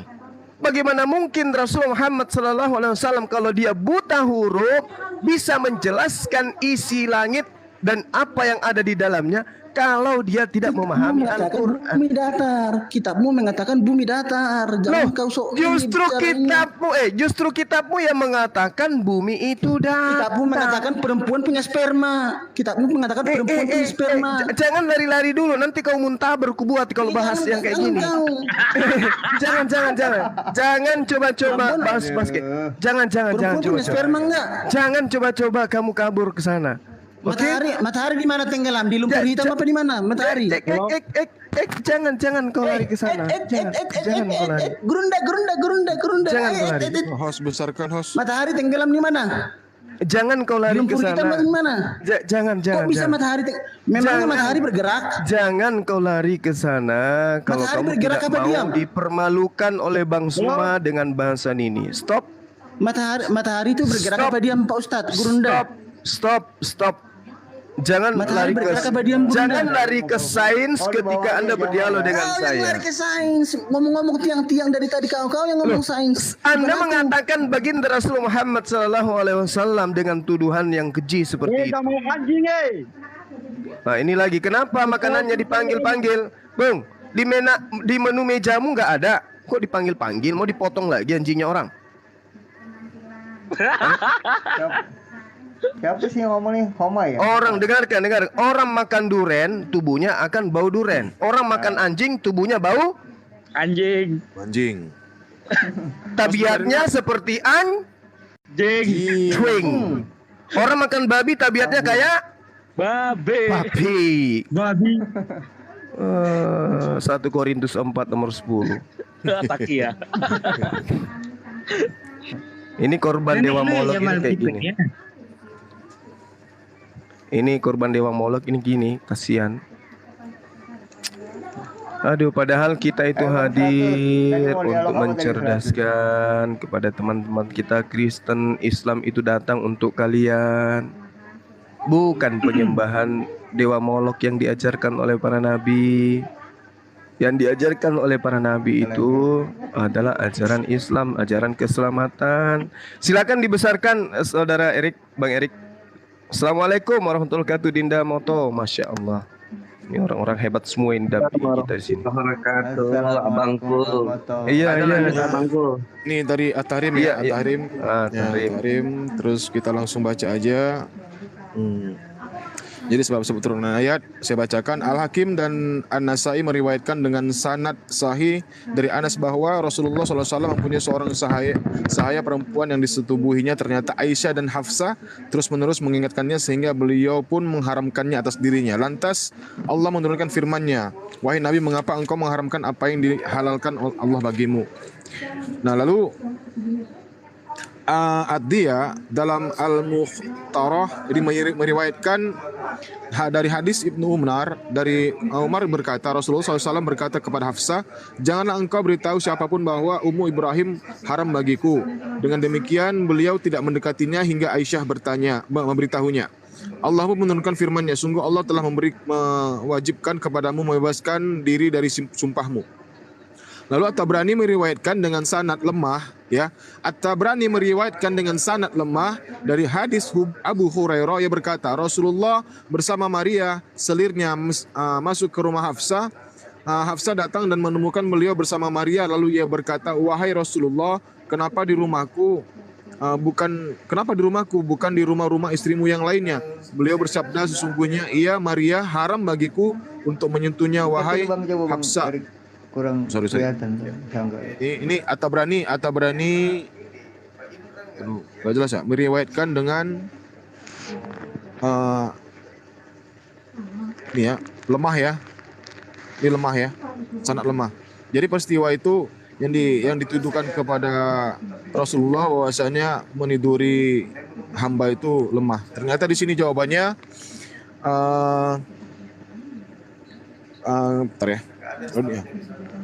Ibnu Sa'ad meriwayatkan dari Abdullah bin Rafi, ia berkata, aku bertanya kepada Ummu Salamah mengenai ayat berikut, wahai Nabi, mengapa engkau mengharamkan apa yang dihalalkan bagimu? Ia menjawab, aku mempunyai satu wadah berisi madu putih, ya. Nabi SAW suka mencicipinya dan beliau menyukainya. Lantas Aisyah berkata kepada beliau, lebah madu ini mengisap arfut, buah-buahan busuk. Beliau pun mengharamkan sehingga turunlah ayat tersebut. Nah ya, kalau yang tadi itu lemah hadisnya. Nah kalau ini dikatakan asli atau sahih. Ya lanjut bang.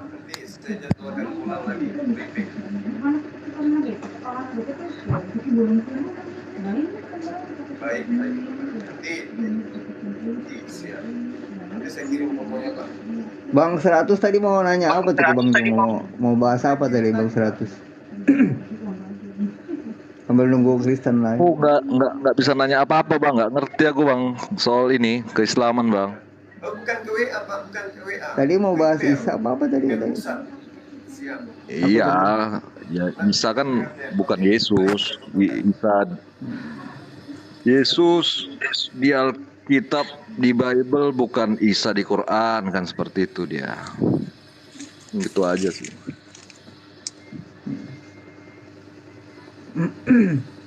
Yo bang lanjut bang, karena tadi bahas Islam aku nggak ngerti apa-apa, aku nggak mau masuk. Saya cari tunggu yang lain. Jadi kalau menurut abang di zamannya itu ada nggak seorang anak laki-laki lahir tanpa seorang ayah dan dilahirkan dari seorang wanita yang suci bang di zaman dahulu bang?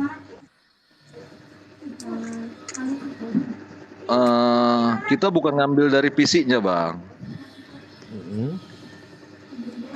dari esensinya bang.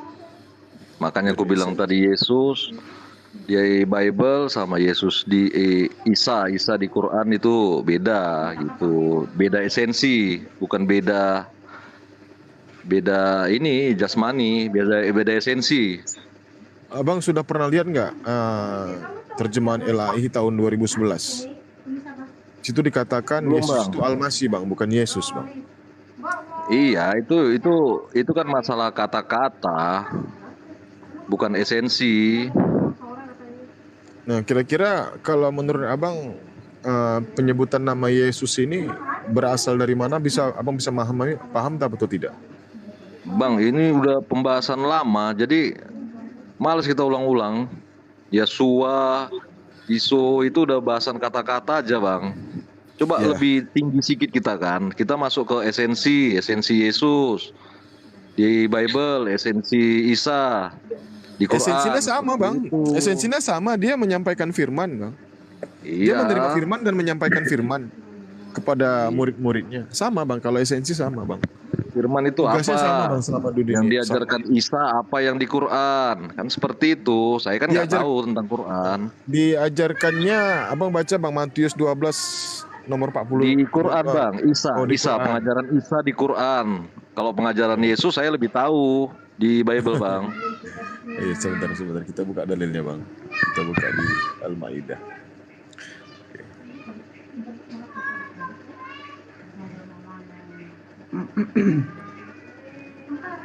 Oke, Bang.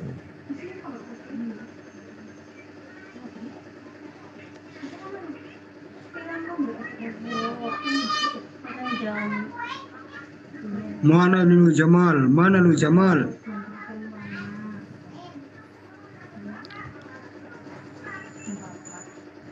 Jadi hakikat Yesus itu hakikatnya ya manusia. Tujuannya datang itu sebagai utusan untuk menyampaikan firman, bukan sebagai Tuhan. Dan tidak, Iya, itu setuju kita, Pak. Sepakat, ya. Itu Iya. nggak usah disampaikan lagi berulang-ulang. Tapi ada yang menarik di dalam agama saudara Yesus ini, yang saudara harus sadari. Adanya doktrin dan dogma di mana kedatangannya menebus dosa kalian, kan gitu. Orang Yahudi ditebus dosanya dengan hewan kurban, kalian ditebus dosanya dengan manusia, dengan darah manusia. Ini yang unik. Dan itu hanya diajarkan oleh ajaran pagan. Nggak ada agama para nabi. Agama para nabi itu tidak ada sama sekali mengajarkan mempersembahkan darah manusia, kecuali ajaran paganisme, kan gitu, Pak. Abraham kan mau mengorbankan anaknya itu, Pak. Nah, terus diganti sama Tuhan dengan hewan. Iya, Betul? karena kan diganti. Kan mustahil Tuhan itu mengorbankan orang lain. Seperti itu Pak, esensinya, Iya. Pak. Nah, terus kenapa kemudian Yesus justru menjadi korban? Makanya melalui Yesus keinginan Bapa itu dikerjakan. Maksudnya? Berkorban bagi orang lain melalui Yesus, keinginan pekerjaan Bapa itu dikerjakan Yesus, berkorban bagi orang lain, Pak. Seperti itu, Pak. Terus darah Yesus itu dipersembahkan kepada siapa? Persembahkan gimana? Lah, Yesus kan dipersembahkan darahnya untuk menebus. Menebus kemana? Esensinya kan pengorbanan, seperti itu, Pak. Iya, tapi kenapa yang korban ini anak Maria? Kenapa bukan anak kambing atau anak sapi? Ya, itu kan mengajarkan supaya berkorban sama manusia, seperti itu, Pak. Karena Yesus tuntunan, panutan, Pak. Loh, kalau dia panutan berarti dia harus dicontoh dong. Dicontoh cara hidupnya, Pak. Iya. Nah, terus kenapa Anda tidak mati dalam keadaan disembelih juga sama seperti Yesus? Artinya itu pengorbanan. Loh, tadi katanya dicontoh. Tadi katanya dicontoh, tauladan. Nah, terus kenapa teman-teman Kristen belum ada yang mati dengan cara disembelih? Itu kan artinya mengorbankan diri bagi orang lain, Pak. Bukan mengorbankan orang lain untuk diri sendiri, seperti itu, Pak. Loh, faktanya yang mati ini kan anak Maria.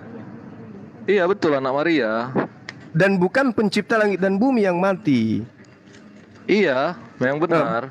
Berarti orang lain dimatikan, disembelih untuk menebus orang lain. Kenapa bisa kayak gitu? Ya, kalau ontologi kekristenan kan berbicara Bapa, Firman menjadi Yesus, kan seperti itu. Nah, berarti Yesus telah Bapa melakukan kehendak Bapa, mengajarkan apa yang diinginkan Bapa, seperti itu, Pak.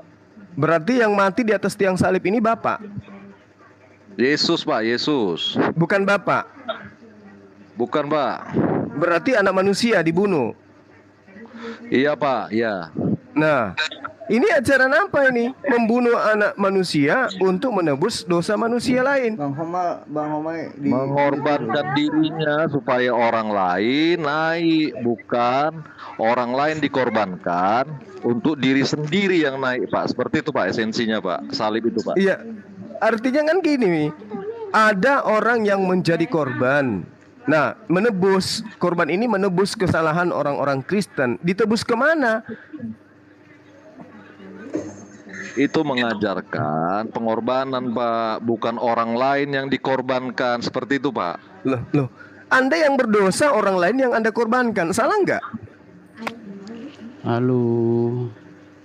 itu mengajarkan pengorbanan, bukan mengorbankan orang lain supaya diri sendiri yang naik. Kalau mengajarkan pengorbanan, Pak, orang Yahudi sudah tamat, para nabi sudah tamat.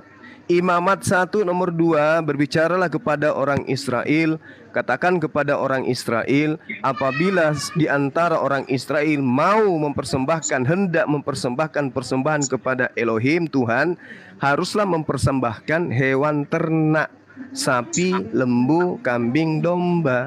Ini pengajaran korban. Terus kenapa di Kristen itu korbannya anak manusia? Ya, karena Bapak pahamnya di kisah-kisah lama, kisah-kisah perjanjian lama itu sama seperti yang Bapak pahami sekarang. Esensi Yesus kan bukan berbicara ke arah situ, Pak.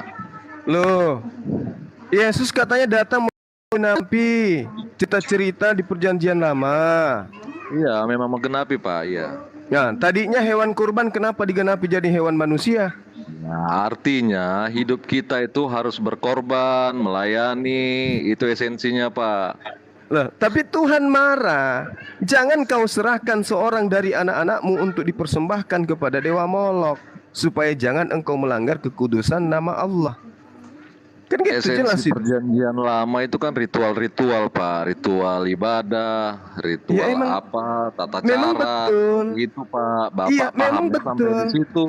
Iya. Ya memang betul seperti itu. Bahkan Yesus pun memerintahkan pengikutnya yang asli, bukan yang nyamar-nyamar, untuk mempersembahkan perintah seperti persembahan yang diperintahkan Musa. Iya.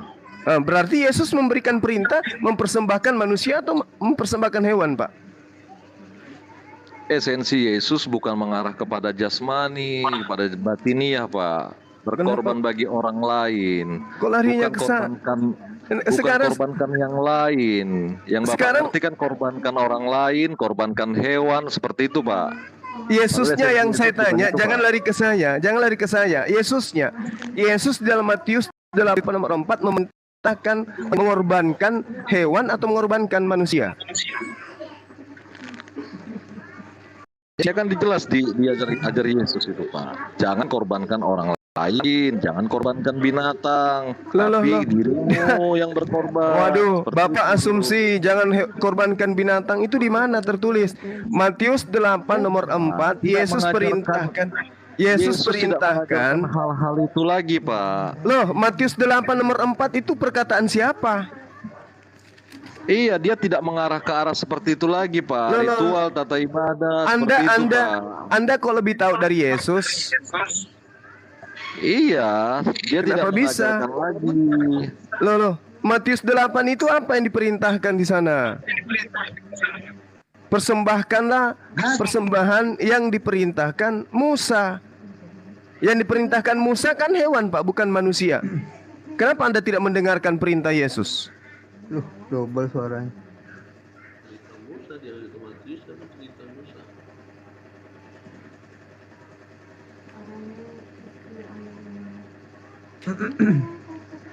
Nggak bisa menjawab kan? Bang, silakan, Bang. Nggak bisa. Matius berapa tadi, Pak? Matius berapa, Pak? Matius 8 nomor 4 itu perintahnya jelas. Yesus mengatakan barang siapa yang percaya kepada aku maka dia akan melakukan pekerjaan-pekerjaan yang aku lakukan. Yohanes 14 nomor 12. Akhi Erik, ada yang antum ingin sampaikan silakan, atau Dinda Moto? Bang Moto, silakan Bang Moto. Assalamualaikum Bang Moto. Waalaikumsalam. Lanjut abangku Bang Erik, lanjut. Ya Bang, lanjut Bang. Abang aja. Tadi open kamera, Akhi, silakan. Lanjut Bang. Oh, tadi yang sama siang Oten tadi. Siapa sih tadi? Abang ini ya? Iya, ditunjukkan aja. Al-Maidah 71 sama 72. Iya, silakan. Oke, terbang.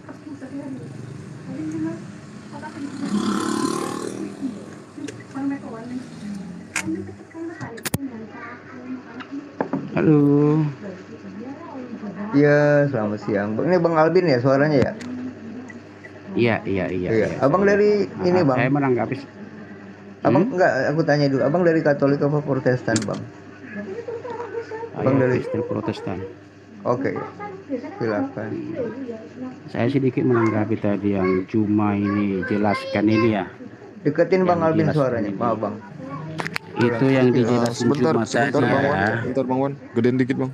Iya, saya dengar itu tadi. Iya. Gini loh Bang Juma ya. Jadi kita itu jangan persembahan-persembahan itu kita salah artikan. Kita lihat dulu judul di ayat ini, di Matius 8 ini judulnya apa? Ya, Pak, sebentar Pak. Ini Pak persamaan antara Yesus dan Isa. Sebentar Pak, Nabi sallallahu alaihi wasallam di Al-Qur'an. Ini Al-Maidah. Ini 70. masalah penyembuhan loh, bukan ibaratnya persembahan kurban. Kasih waktu Bang Erik biar. Sebentar Bang, sebentar. Biar kita clearkan. Ini Bang, sesungguhnya Allah itu dia ini ya. Di Al-Maidah 72. Al-Maidah 72 di situ dikatakan sungguh telah kafir orang-orang yang berkata sesungguhnya Allah itu adalah Al-Masih putra Maryam. Padahal Al-Masih sendiri berkata, "Wahai Bani Israel, sembahlah Allah Tuhanku dan Tuhanmu." Nah, ini sama dengan Markus 12 nomor 29. Bang udah pernah bacanya Bang? Bang 100? Bang 100? Iya Bang. Nah, Tapi di Markus Quran 12, nggak ada apa Bang? Nggak ada menunjuk Kristen Bang. Seperti Kristen itu itu Bang. lahirnya kapan Bang? Iya, Setelah di Yesus Quran nggak ada terangkat, merujuk Bang. Kristen Bang. Halo. Yesus juga nggak membawa Kristen Bang. Yang bawa Kristen Ya. siapa Bang? Paulus Bang. Teman-teman seimbang Abang juga menyatakan bahwasanya Kristen itu Nasrani Bang asalnya Bang. Asal muasalnya Nasrani. Halo. Gitu, Bang. Ya udah lanjut Bang, silakan yang baru masuk. Enggak, maksud saya gini loh, ini Bang Juma ini terlalu berasumsi kemana-mana. Jadi kita itu maksud saya gini, sebelum kita menjabarkan segala sesuatu itu, harus kita lihat judulnya. Di kitab Matius 8 itu, yang disebut itu yang dipotong di ayat 4-nya itu judulnya Yesus menyembuhkan seorang yang sakit kusta loh. Bukan ibaratnya penyembahan kurban segala macam. Jadi itulah ibaratnya kekurangan kita, terlalu memotong-motong ambil itu, jadi seolah-olah mengorbankan manusia, antara manusia dan hewan itu enggak ada di situ. Jadi persembahan itu, kurban persembahan bukan harus mengarah harus ini manusia apa, enggak. Kurban persembahan itu ya persembahan yang terbaik buat Tuhan itu. Jadi jangan kita berasumsi wah ini kalau dibilang persembahan ini harusnya kurban manusia, kurban ini, jangan begitu. Jadi isi judulnya di sini loh, Yesus menyembuhkan seorang yang sakit kusta loh. Jadi kita belajar lah. Jangan kita ngambil seayat sepotong-sepotong, tapi kita seolah-olah kita ambil kesimpulan, oh ini Suaranya deketin lagi Bang, suaranya Bang. Gitu. Gitu ya. Udah Bang? Udah? Nah oke. Kita ambil satu perikop dari Matius 8. Di situ kita tidak akan pernah menemukan bahwasanya persembahan yang diceritakan, yang diperintahkan oleh Musa itu adalah manusia. Nah sekarang persembahan yang diperintahkan Nabi Musa itu apa Bang menurut Abang? Kita baca dulu dari awal. Iya, kalau dibaca dari awal Bang, sampai di data nomor 33, 34 tidak akan pernah ditemukan cerita persembahan yang persembahannya adalah manusia. Yesus menyembuhkan seorang yang sakit kusta, itu Iya, betul. Terus ketika kemudian dia tahir, jadilah engkau tahir, jadilah engkau bersih, jadilah engkau kudus. Dan ingatlah, jangan engkau memberitahukan ini kepada siapapun, tetapi pergilah, perlihatkanlah dirimu pada imam, dan persembahkanlah persembahan yang diperintahkan Musa sebagai bukti bagi mereka. Persembahan yang diperintahkan Musa itu apa Bang? Persembahan apa? Baca dulu lah. Ini kan yang saya bilang tadi, judulnya itu tidak ada di situ kata persembahan kurban. Lalu persembahan Musa yang diperintahkan Musa apa Bang? Perintah Musa untuk mempersembahkan setiap kali orang mau disucikan, misalnya orang yang lagi haid, setelah haid mereka harus mengorbankan 2 ekor apa? 2 ekor manusia atau 2 ekor binatang? Jangan dibilang lah 2 ekor manusia, ibaratnya itu logika kita. Nah itu dia makanya kenapa Yesus disebut sebagai seekor anak domba. Itu dia permasalahannya, Pak. Kalian selama ini tertidur dengan lelap tanpa menyadari betapa menistahkan Yesus itu. Di saat umat Islam sibuk memuliakan beliau, kalian sibuk kemudian berkongko-kongko menghinakan, menghujat beliau. Anda sadar, jangan mengatakan seekor manusia, tapi Yesus Anda katakan seekor anak domba. Apa yang bilang seekor anak domba? Yang dimaksud seekor anak domba yang di dalam kitab saudara itu siapa? Itu pendapat Anda yang berkata begitu. Oke, itu pendapat saya. Kami Tuhan kan. Oke, itu pendapat saya. Oke, itu pendapat saya. Sekarang pendapat Bapak, yang dimaksud anak domba itu siapa, Pak? Itu gini loh. Jadi kenapa ada kata anak domba? Enggak, saya tanya dulu. Dengar dulu. Nah, kenapa itu Yesus disebut pengembala domba? Bukan pengembala, Pak. Dia disebut anak domba. Siapa bilang? Loh. Siapa bilang anak domba? Bapak itu selama ini belajar. Anda yang mengatakan anak domba. Loh. Kalau Anda melihat di dalam satu umatnya yang disebut anak-anak domba. Loh. Jadi ibaratnya Yesus itu sebagai pengembala, mengembalakan domba-dombanya. Pak, nah, tahu nggak domba kalau digembala domba gimana? Bapak, kalau disebutkan dalam Yohanes 1:29, lihatlah anak domba Allah yang menghapus dosa dunia. Ini anak domba ini siapa? Ya. Sekarang gitu. Enggak. Bapak jangan pakai jurus Paulus di saya. Saya tanya, siapa anak domba yang dimaksud di dalam 1 Yohanes 2:9? Jawab. Sekarang saya jelaskan dulu sebelum Anda asumsi ke sana ke sini. La haula wala quwata illa billah. 1 Korintus 4:10. Saya tanya kepada saudara, yang digelari anak domba penghapus dosa manusia itu siapa? Manusia itu umatnya itu anak domba. Domba itu yang gembalain domba itu Yesus. Saya tanya dulu, yang disebut anak domba itu siapa? Yang menghapus dosa manusia itu siapa?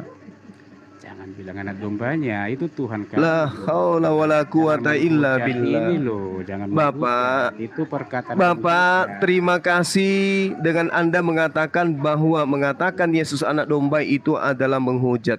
Mari kita baca sama-sama yuk. 1 Yohanes 1 nomor 29.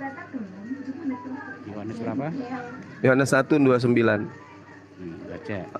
Ya, alhamdulillah Bapak sudah mulai sadar Yesus nggak boleh dihujat dengan menyebutkan dia sebagai anak domba. Masya Allah, ini satu kemajuan ini. Silakan Bapak. Nomor 29 coba Anda baca. Pada keesokan harinya Yohanes melihat Yesus. Ingat, pada keesokan harinya Yohanes melihat Yesus datang kepadanya dan berkata, lihatlah anak domba Theos yang menghapus dosa dunia. Ini anak domba ini siapa yang dilihat oleh Yohanes? Benar itu. Anak domba Allah kan, bukan anak domba manusia kamu. Iya betul, anak domba Theos, betul. Nah, terus Allah itu kan, Allah lebih di atas, berarti anaknya yang tunggal yaitu Yesus Kristus. Jadi maksudnya Bapak ini domba. Maksudnya Bapak ini Bapak domba. Yesus itu anak domba gitu. Bapak yang di surga itu adalah Bapak domba. Dengar dulu. Bapak di surga, dia punya. Jadi itu turun loh. Iya. Terus kenapa anaknya disebut sebagai anak domba? Ya, namanya anaknya kan gitu. Kalau siapa yang mengatakan? Jangan manusia yang mengatakan. Yang mengatakan ini kan Allah. Yohanes yang mengatakan, Pak. Kan yang disebut di situ kan ditujukan anak domba Allah. Bukan manusia. Yohanes yang mengatakan Yesus itu adalah anak domba. Iya, anak domba Allah kan. Sama aja, Pak. Sama Kita aja. jangan potong, jangan hilangkan Allahnya. Loh, maksudnya anak domba Allah ini, maksudnya Allah ini punya anak domba. Iya kan? Itu diumpamakan. Anak domba. Jadi sekarang larinya. saya tanya. Jadi Yesus diumpamakan Domba sebagai itu anak hewan. Ada berkembang nggak domba? Satu doang nggak domba di dunia? Iya, banyak domba. Iya. Nah, kenapa? Ini Yesus anak domba Allah. Jemaatnya anak domba Yesus kan gitu kan. Assalamualaikum warahmatullahi Kita pemahamannya jangan kita Waalaikumsalam warahmatullahi wabarakatuh. Iya, Bapak. Yesus ini disebut sebagai anak domba, betul atau tidak? Kalau kita lihat di sini ada tertulis anak domba. Berarti Yesus disetarakan dengan apa itu? Berarti dilahirin sama domba dong, Bapak. Dengar dulu, kita jangan lihat domba sama Dilahirkan sama domba binatangnya. berarti, Bapak. Jangan lihat binatangnya. Jangan yang diumpamakan. biar Gurunda dulu. Nah, jadi itu diumpamakan. Karena Diumpamakan domba dengan itu, ya, domba itu diumpamakan adalah dengan binatang yang bersih dan yang nurut sama tuannya, itu domba. Iya, maksudnya Jadi Yesus itu kita harus lihat ditarik kemana. Dari kemana? Apa Nanti latar belakang latar belakangnya hewan ini? nanti Makanya ditarik ke sana. nanti latar belakangnya nanti anak domba ini dipersembahkan ke dewa Molok. Kan itu pasti tuh. Kenapa kemudian dia disebut sebagai anak domba? Supaya tidak dianggap sebagai mempersembahkan manusia. Karena kalau mempersembahkan manusia itu ajaran dewa Molok. Maka Yesus yang manusia ini agar tidak keciduk pengikutnya penyembahnya itu sebagai penyembah dewa Molok, maka Yesus yang adalah manusia suci digelari binatang oleh kalian. Kan gitu, Pak? Iya, benar saya aduh. Nah, Gini loh, maksud saya gini loh. Jadi itu sebuah perumpamaan. Jadi Yesus diumpamakan dengan binatang. Ini yang diterangkan. Itu Anda yang mengatakan itu ke binatang. Loh, pemahaman domba itu apa? Dengar dulu, penafsirannya itu bukan seperti itu. Jadi penafsirannya gimana, Pak? Jadi sekarang saya mau tanya dulu sedikit. Pernah saya dengar ini sebuah ceramah. Di langit katanya kalau di surga itu ada 72 bidadari. Jadi siapa yang ke sana memecahkan perawan itu, benar itu apa enggak? Ya, itu betul. Itu memang ada. Ada, itu diceritakan di Al-Qur'an. Ya, ada enggak? Bisa enggak kamu jamin itu ada? Ada, kalau Al-Qur'an yang menceritakan itu ada pasti. Emang udah pernah ke sana? Dan Kita belum udah ada dari sana yang menceritakan itu fakta apa tidak? Duh, Allah itu Maha tahu, Pak. Ya, sesuatu yang terjadi masa akan datang itu akan dia sudah tahu. Itulah yang ada di sini yang kamu jelaskan tadi. Bapak ini bicara kayak isi bicara Bapak itu kayak ada isinya tapi nggak ada, kosong, Pak. Diumpamakan gitu loh. Jadi sekarang itu bisa nggak kamu jamin kalau kami akuin itu anak domba? Pak, masalahnya di mana? Bapak jamin Yesus duduk di samping kanan Bapak itu. Bisa nggak Bapak jamin itu? Apanya?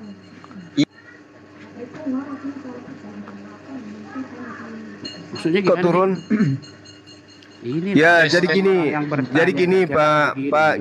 Memang teman-teman Kristen harus berusaha untuk menyembunyikan identitas sebagai penganut ajaran pagan yang mempersembahkan manusia kepada dewa. Kalian akan berusaha melabrak semua data dalam kitab kalian. Yesus yang pertama, dengarkan saya, Pak. Dengarkan saya. Tadi yang pertama, kemudian ketika saya menjelaskan bahwa di dalam kitab saudara jelas sekali Yesus itu dikatakan sebagai anak domba. Anda kemudian mentafsirkan, jangan disamakan seperti hewan. Sementara Yesus ini digelari anak domba. Kenapa? Sebentar dia mau dieksekusi layaknya domba.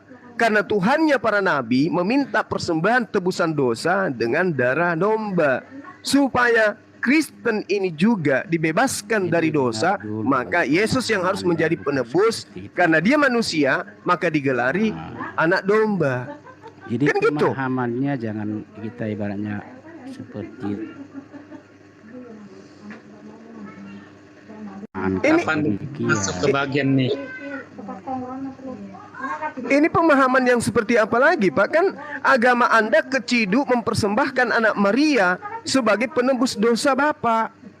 Di dalam ajaran kami para nabi, ajaran para nabi tidak ada mengajarkan penebus dosa dengan darah manusia. Semuanya Al-Quran dan juga kitabnya orang Yahudi memerintahkan mempersembahkan darah hewan.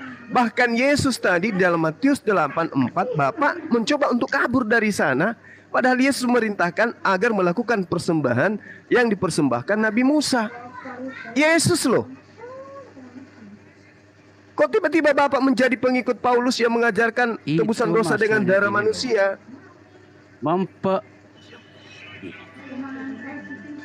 Waduh, itu sama aja Anda udah langsung mengambil kesimpulan ke sana. Sekarang gini, saya mau tanya, yang percaya, yang orang Kristen itu siapa? Yang percaya Yesus itu Tuhan siapa?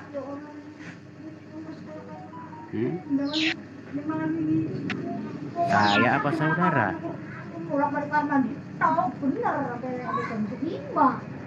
Halo? Ya, deketin lagi Bang suaranya Bang, kecil Bang. Siapa? Deketin kayak tadi. Pengikut Yesus itu siapa? Pengikut Yesus itu Bani Israel, kelompok kecil dari Bani Israel. Kristen itu pengikut Paulus, pentuhan Yesus. Kalau pengikut Yesus mempertuhankan Hasem. Kalau pengikut Paulus mempertuhankan Yesus, beda. Tuhannya beda, prosesi agamanya beda, akidahnya beda. Pengikut Yesus mempersembahkan hewan, pengikut Paulus mempersembahkan manusia. Oke. Beda kan, Pak? Saudara udah jelaskan. Enggak, iya, oke, saudara sudah jelaskan. Sekarang saya mau Alhamdulillah. tanya. Itu pembahasan ini, pengetahuan saudara ini tertulis di Al-Quran saudara apa gimana? Iya, di Al-Quran jelas ketika Nabi Ibrahim alaihissalam diperintah oleh Allah mempersembahkan anaknya, anak manusia, yaitu Ismail. Ketika susah masuk Bang ini John, mute dulu Bang John. Mute dulu itu berisik. Sebentar, habis ini Saudara John, sabar. Setelah kemudian Ibrahim meminta anak kepada Allah, Allah mengaminkan dan doanya diterima. Diberilah dia anak tunggal sematawayang, yaitu Ismail. Setelah diberi anak Ismail, Allah meminta anak itu dikembalikan ke Allah dengan cara disembelih. Ketika kemudian Ibrahim lolos dari ujian, dia dengan ikhlasnya memberikan ketaatannya, memberikan anaknya, Tuhan menggantikannya dengan hewan. Wa fadainahu bizibhin azim. Lalu kami ganti anak itu, kami tebus anak itu dengan seekor sembelihan yang besar. Itu jelas itu. Jadi Nabi mempersembahkan hewan jadinya. Musa mempersembahkan hewan jadinya. Yesus mempersembahkan hewan jadinya. Itu Al-Quran. Dan juga orang Yahudi mengaminkan itu. Imamat 1 nomor 2. Nah sekarang Kristen muncul. Melalui ajaran Paulus, dosa-dosa Kristen ditebus melalui darah Yesus. Ini ilmu dari mana?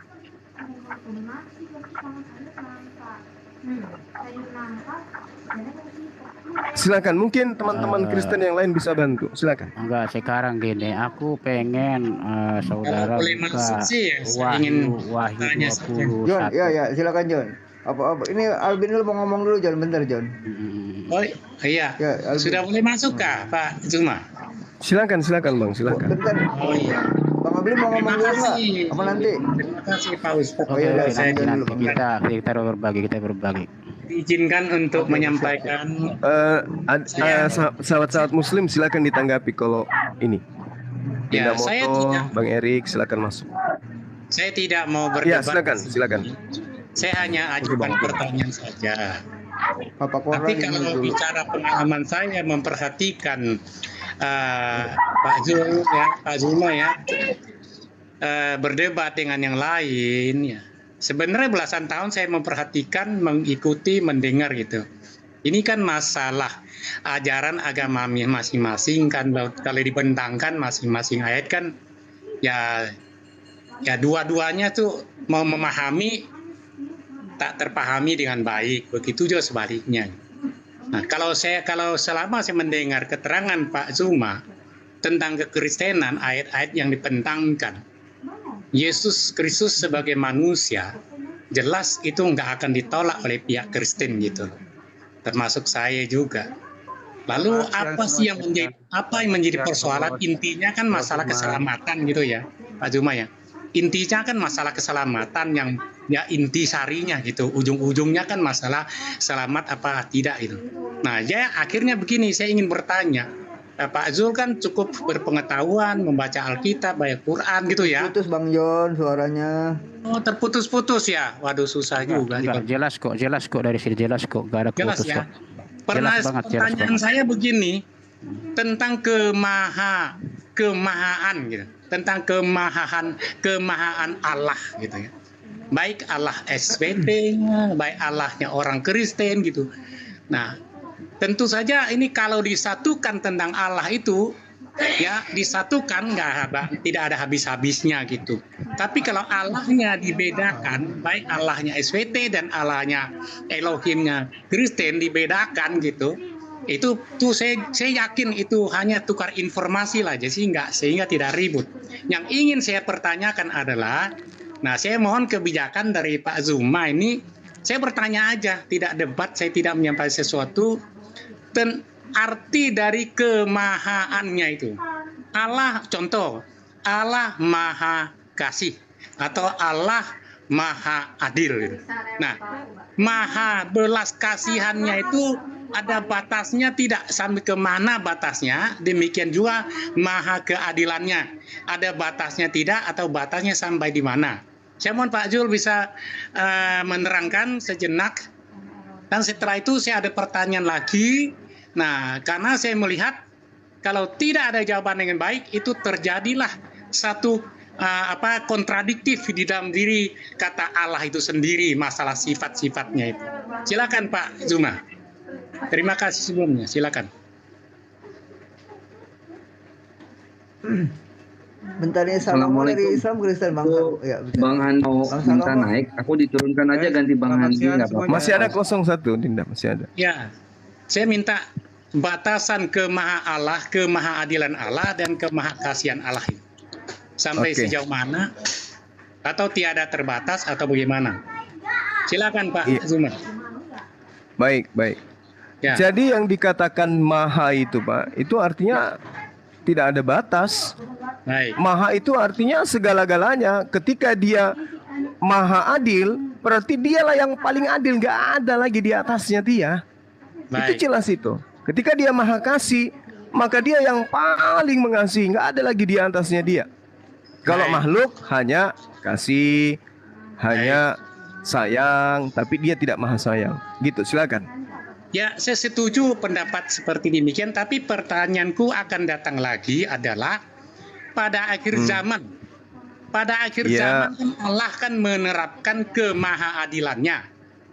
Arti daripada kemahaadilan yang tiada batas itu berarti sekecil apapun dosanya tetap diadili kan gitu Pak ya. Iya, betul. Kemahakasihannya itu sebesar apapun dosanya akan diampuni gitu. Nah, yang ingin saya pertanyakan adalah sisi mana yang akan Allah yang benar menerapkan dalam penyelesaian dosa manusia yang sampai saat ini dianggap polemik atau dilema ini. Sisi mana, sisi kemahaadilannya atau kemahakasihannya lah. Saya ingin melihat kemahabijakan Allah itu sampai sejauh mana. Silakan Bapak jelaskan. Oke, baik. Inilah yang kemudian menjadi pertanyaan dan menjadi jawaban di dalam iman kami Islam terkait dengan surah Maryam ayat 71, Pak. Silakan. Bismillahirrahmanirrahim. Wa im minkum illa wariduha kana ala rabbika hatmam maqdiyah. Jadi manusia itu kembali pada proses kehidupannya di dunia hanya ada dua tempat. Surga neraka. Ya. Itu Islam, Kristen mengimani itu. Al-Quran menerangkan wa im minkum illa wariduha. Seluruh umat manusia, apapun agamanya, mereka akan mendatangi neraka. Gitu loh Pak. Nah, lalu kemudian itu adalah suatu kepastian. Nah, orang-orang yang beriman dikatakan dalam ayat selanjutnya, "Tsumma nunajjil ladina taqaw wa nadharuz zalimina fiha jithiya." Kemudian setelah seluruh keturunan Adam mendatangi neraka, Allah mengatakan, kami akan menyelamatkan orang-orang yang bertakwa. Satu, dan yang kedua, membiarkan orang-orang yang zalim di dalamnya, di dalam neraka dalam keadaan berlutut. Ini keadilan, Pak. Jadi seluruh manusia itu akan digiring menghampiri neraka untuk melihat keadaan bahwasanya apa yang diperjanjikan Allah tentang neraka itu betul-betul ada. Tetapi orang yang beriman, yang bertakwa itu diselamatkan, dilanjutkan menuju sampai ke jannah. Jadi orang yang memiliki dosa, bukan dosa syirik, bukan dosa kafir, mereka akan tinggal di sana beberapa saat lamanya untuk menikmati upah dari kesalahan. Setelah kesalahannya itu sudah imbang dengan apa yang diterima di neraka, lantas kemudian diserahkan ke jannah untuk menerima upah kebaikannya. Itulah yang disebut maha kasih, itulah yang disebut maha adil. Karena Tuhan, baik di Islam maupun di dalam kitabnya orang Kristen, akan mengupah manusia berdasarkan perbuatan masing-masing. Kalau perbuatannya ada keburukan dan ada kebaikan, keburukannya terlebih dahulu diselesaikan. Setelah selesai keburukannya, barulah kemudian dia dimasukkan ke dalam surga. Ini keadilan, Pak. Yang jadi masalah itu di dalam agama saudara. Bagaimana kalau seimbang antara dosa dengan amal kebajikan? Kemana dia pergi? Apa penyelesaiannya? Di kitab saudara nggak ada. Sedangkan yang tidak, sedikit lagi. Sedangkan, ya silakan. Anggap saja saya tidak membawa satu agama apapun, saya ini pribadi, saya tidak membawa kitab manapun. Saya hanya ingin bertanya tentang kedua kata, bahkan berapa kata yang lain, cuman saya hanya ambil 3 kata saja. Allah yang maha bijaksana, Allah yang maha kasih, Allah yang maha adil. Nah, jadi sisi mana pada akhir zaman Allah akan menerapkan ketiga sifatnya itu? Apakah sisi maha kasihannya, maha belas kasihannya kan tidak dapat dibatasi ya. Allah tidak mungkin menyangkali ke maha belas kasihannya. Demikian juga ke maha keadilannya, demikian juga ke maha bijakannya. Kan karena tidak ada batas. Yang namanya tiada batas, Allah tidak bisa menyangkali sifat-sifatnya ini. Kalau Allah mengasihani, kan siapapun, salah apapun, bagaimanapun belas kasihannya tetap diterapkan gitu loh. Ini maksud saya ada benturan gitu. Dua sisi maha adil dan maha kasih ini terjadi, ada dua benturan dalam sisi sifat Allah yang dikatakan satu. Saya lihat ini tidak ada kesatuan di dalam. Saya lihat Allah itu sendiri ada polemik atau dilema dalam hal ini, dalam sifatnya ini. Yang mana dia mau menerapkannya gitu. Kalau dia menerapkan secara kemahaadilan, maka semua akan masuk neraka, akan jelas Pak Jul katakan. Tapi kalau dia menerapkan segala maha belas kasihannya, siapapun dia akan dibawa masuk ke dalam surga. Nah, ini dua sisi ini yang terjadi benturan saya lihat. Makanya saya mau pegang agama yang mana yang paling benar, mau Kristen, mau Islam, mau Buddha yang lain. Jadi saya pribadi sampai saat ini saya bawa persoalan ini, saya akan minta kepada Allah, kebijakan, kemahabijakanmu ini bagaimana Anda jawab kepada saya pribadi gitu ya. Jadi jangan melar kemana-mana Pak Jo, silakan. Baik, saya kasih analogi sederhana Bapak. Ketika pemerintah kita itu mencintai rakyatnya, maka pemerintah pasti memberikan aturan-aturan dalam kehidupan bermasyarakat dan bernegara. Anda setuju dulu enggak di situ? Setuju enggak Anda?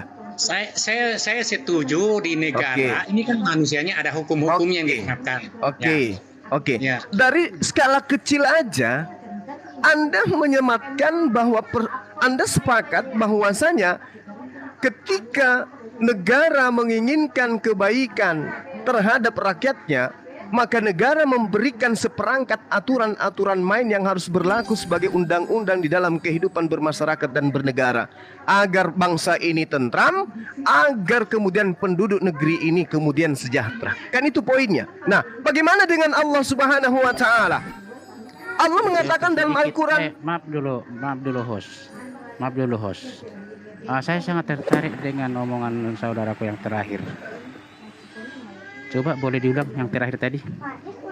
Iya, pemerintah memberikan aturan perundang-undangan yang sejatinya harus ditaati dan diikuti agar supaya rakyat Indonesia damai, sejahtera, dan seterusnya. Iya, ayo.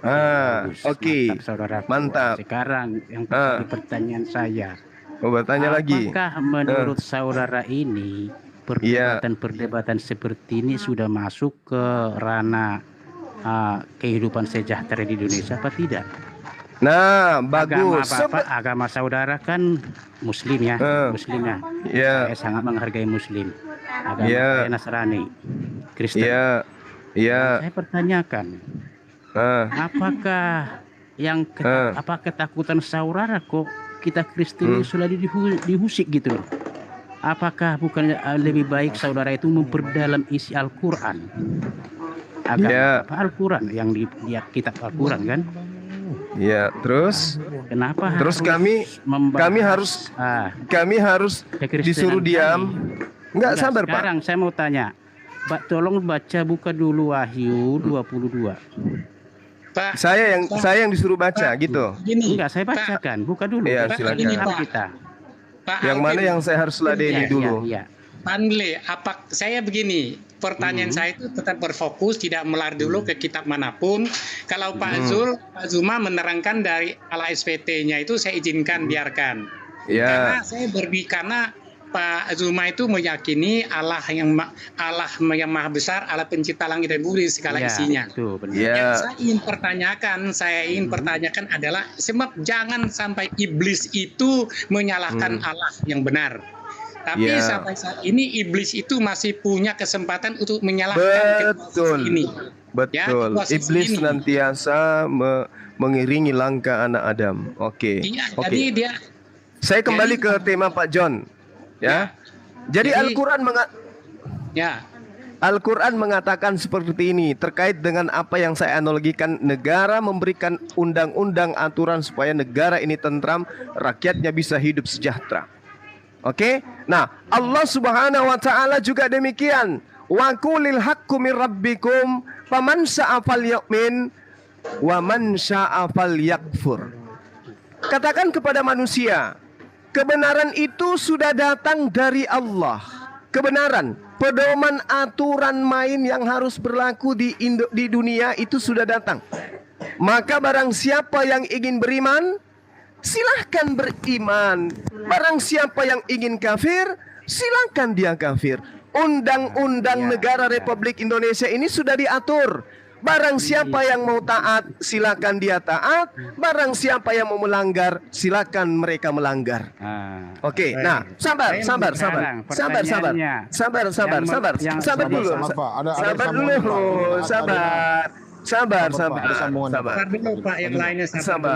Sabar. Ini puncak intisari ya. Saya lanjutkan. Setelah Allah kemudian memberikan dua jalan. Yang mau beriman, tafadhal, silakan. Yang mau kafir, silakan. Gak ada paksaan, la ikraha fiddin. Tetapi ingat, Allah mengatakan begini, walaqad zara'na li jahannama katsiran minal jinni wal ins. Dan sungguh akan kami isi neraka jahanam banyak dari kalangan jin dan manusia. Itu poin dulu. Bahwa ternyata neraka itu akan diisi oleh manusia. Siapa yang akan mengisi neraka? Al-Quran menerangkan bahwasanya yang mengisi neraka itu adalah orang-orang yang kemudian kufur terhadap perintah Allah. Qala dakhulu fi umami qad khalat min qablikum minal jinni wal ins binnar. Masuklah kamu ke dalam api neraka bersama dengan golongan jin dan manusia yang lebih dulu daripada kamu. Kenapa mereka masuk ke dalam neraka? Karena mereka zolim. Apa zolim itu? Sudah tahu aturan Tuhan, kalau mau beriman silakan beriman, tapi nggak mau beriman. Sudah tahu ini yang jalannya orang kafir, tapi tetap kafir. Lalu bagaimana konsekuensinya kalau ketika kita beriman? Apa yang Allah katakan? Waliman khafa maqama rabbihi jannatan. Dan bagi yang mereka takut kepada aturan-aturan Tuhannya hingga ia takut berhadapan, menghadap kepada Rabbnya, kepada Tuhannya, pada mereka mendapatkan surga 2 kali lipat. Oke, tolonglah. Jelas Pak ya? Kasih Ya, saya begini Pak. Gini Pak. Jelas Pak ya? Sebenarnya gini Pak. Sebenarnya dengar. Jelas ya? Saya semua jelas. yang saudaraku katakan itu benar. Oke. Cuma yang sering saya lihat, dengar, ini saya mau bicara sebentar, Pak, sebentar aja. Ada gitu loh. Jangan yang bilang gitu, Bapak entar terus jangan bilang gitu, Oke, Pak. silakan, Saya terima kasih penjelasan Pak Zuma ini. Saya bukan kali ini mendengar penjelasan seperti itu. 15 tahun lalu sampai saat ini tentang penjelasan tentang kema'ala segala macam, saya udah tahu tuh. Kalau saya sampai menyimpulkan satu pertanyaan tadi yang begitu sulit, karena sampai saat ini Pak Zuma juga belum menjelaskan secara tuntas. Kalau penjelasan yang lain itu udah memang Pertanyaan yang mana Pak? Pertanyaan yang mana tadi, yang Anda? Yang mana tuh? Allah menerapkan pada sisinya yang mana, sisi kemahakasiannya, yang jelas dia tidak bisa menyangkali kemahabelas kasihannya itu. Nah, dengan gini Pak, gini. Saya bantah dulu. Menurut Bapak, apakah ketika ada orang yang meninggal dibunuh, lalu pelaku pembunuhan itu akan dihukum dengan pembunuhan, itu kasih atau bukan? Bapak, begini, Bapak jangan tanya balik saya dulu. Tadi ilustrasi, saya hargai ilustrasi tentang hukum negara yang diterapkan sebagai satu ilustrasi untuk mendekati, mengerti tentang hadirnya maha kasih dan maha adilnya Allah itu, saya ngerti gitu. Tapi ilustrasi yang disampaikan itu seringkali tidak pas dengan kemahanya. Karena hukum negara kita ini bukan maha bunyinya. Persoalan saya itu adalah masalah kata maha. Kita sudah terlanjur menyanjung mengakui maha kasih, maha adil gitu kan. Persoalan di situ. Jadi maksud saya itu dia mau menerapkan di mana? Kalau dia menerapkan maha adil, semua masuk neraka, nggak ada satupun agama apapun, nggak ada alasan. Masalah kan maha kasihnya itu tidak ada batasnya, dia sangat berbelas kasihan. Sangat berbelas kasihan gitu. Ini persoalan satu ini. Kita sudah terlanjur. Baik. Oke, baik. Saya tanya kepada Bapak, dengan Bapak diciptakan lubang hidung menghadap ke bawah, bukan menghadap ke atas, itu kasih atau bukan? Itu wajar, Pak. Wajar. Loh, kok wajar? Itu kan Bapak, Tuhan tidak punya utang kepada Bapak. Seketika diciptakan dengan lubang hidung mengarah ke bawah. Coba kalau mengarah ke atas, Pak. Bayangkan kalau musim hujan. Apakah ini bukan bentuk kasih kepada Anda? Oksigen yang Anda hirup setiap saat. Apakah itu bukan wujud kasih? Lantas yang Anda tuntut kasih yang dari Tuhan itu seperti apa? Anda mau menyamakan antara orang yang taat dengan orang yang tidak taat sama-sama masuk surga, begitu? Itu yang Anda maksud kasih? Orang yang dibunuh dan orang yang membunuh itu sama-sama masuk ke surga. Itu yang Anda tuntut sebagai kasih gitu? Supaya orang bunuh-bunuhan aja. Siapa yang berkuasa, siapa yang kuat, membunuh yang lain. Kenapa? Yang dibunuh dengan yang tidak dibunuh sama-sama masuk surga. Itu yang Anda maksud kasih gitu. Baik, sekarang gini. Silakan. Apa yang Bapak katakan ya, saya anggaplah benar dah sudah gitu. Tapi intinya begini Pak. Kita bisa tahu dosa karena ada penerapan hukum daripada Allah, kan begitu. Kalau saya tanya lebih mendalam lagi, tentu saja enggak semua orang bisa menangkap, ini otaknya ada terbatas sebagian. Silakan. Kalau saya bertanya ini, saya bukan mewakili iblis, bukan. Saya mewakili manusia yang berotak, yang terus ingin bertanya sampai jelas. Kalau saya percaya kepada Allah itu tetap maha adil, maha kasih, saya sendiri punya jawaban yang baik buat saya ya. Saya bisa meyakini dia. Saya tidak akan meninggalkan tentang kemahadirannya gitu, kehadirannya menciptakan langit bumi. Allah maha tahu. Kan dia tahu itu kalau dia menciptakan manusia, izinkan setiap manusia akan lahir, dibikin roh manusia kan pasti akan bersalah. Ya. Nah, lalu ini semua Allah tahu akan menyakiti hatinya. Berarti Allah sendiri rela dong menanggung risikonya apa akan terjadi pada setiap manusia yang sudah tahu orang ini akan berbuat jahatnya tidak ketulungan sampai akhirnya Allah harus dilemparkan ke neraka api jahanam dengan alasan satu waktu segala macam gitu. Ngapain sih Allah repot-repot dalam hal ini? Ini kan rumit kalau saya berpikir seperti itu. Tapi saya nggak berpikir penyebabnya apa. Allah terus mengizinkan manusia itu terus lahir ke depannya bukan tambah baik, tambah jahat, tambah menyakiti pada dia. Sementara Allah itu menghimbau, meminta supaya dia bertobat. Ternyata dia nggak bertobat gitu loh. Sampai akhir pun nggak bertobat. Nah, persoalan di sini Allah mengasihi dia. Mengapa Allah tidak tobatkan dia?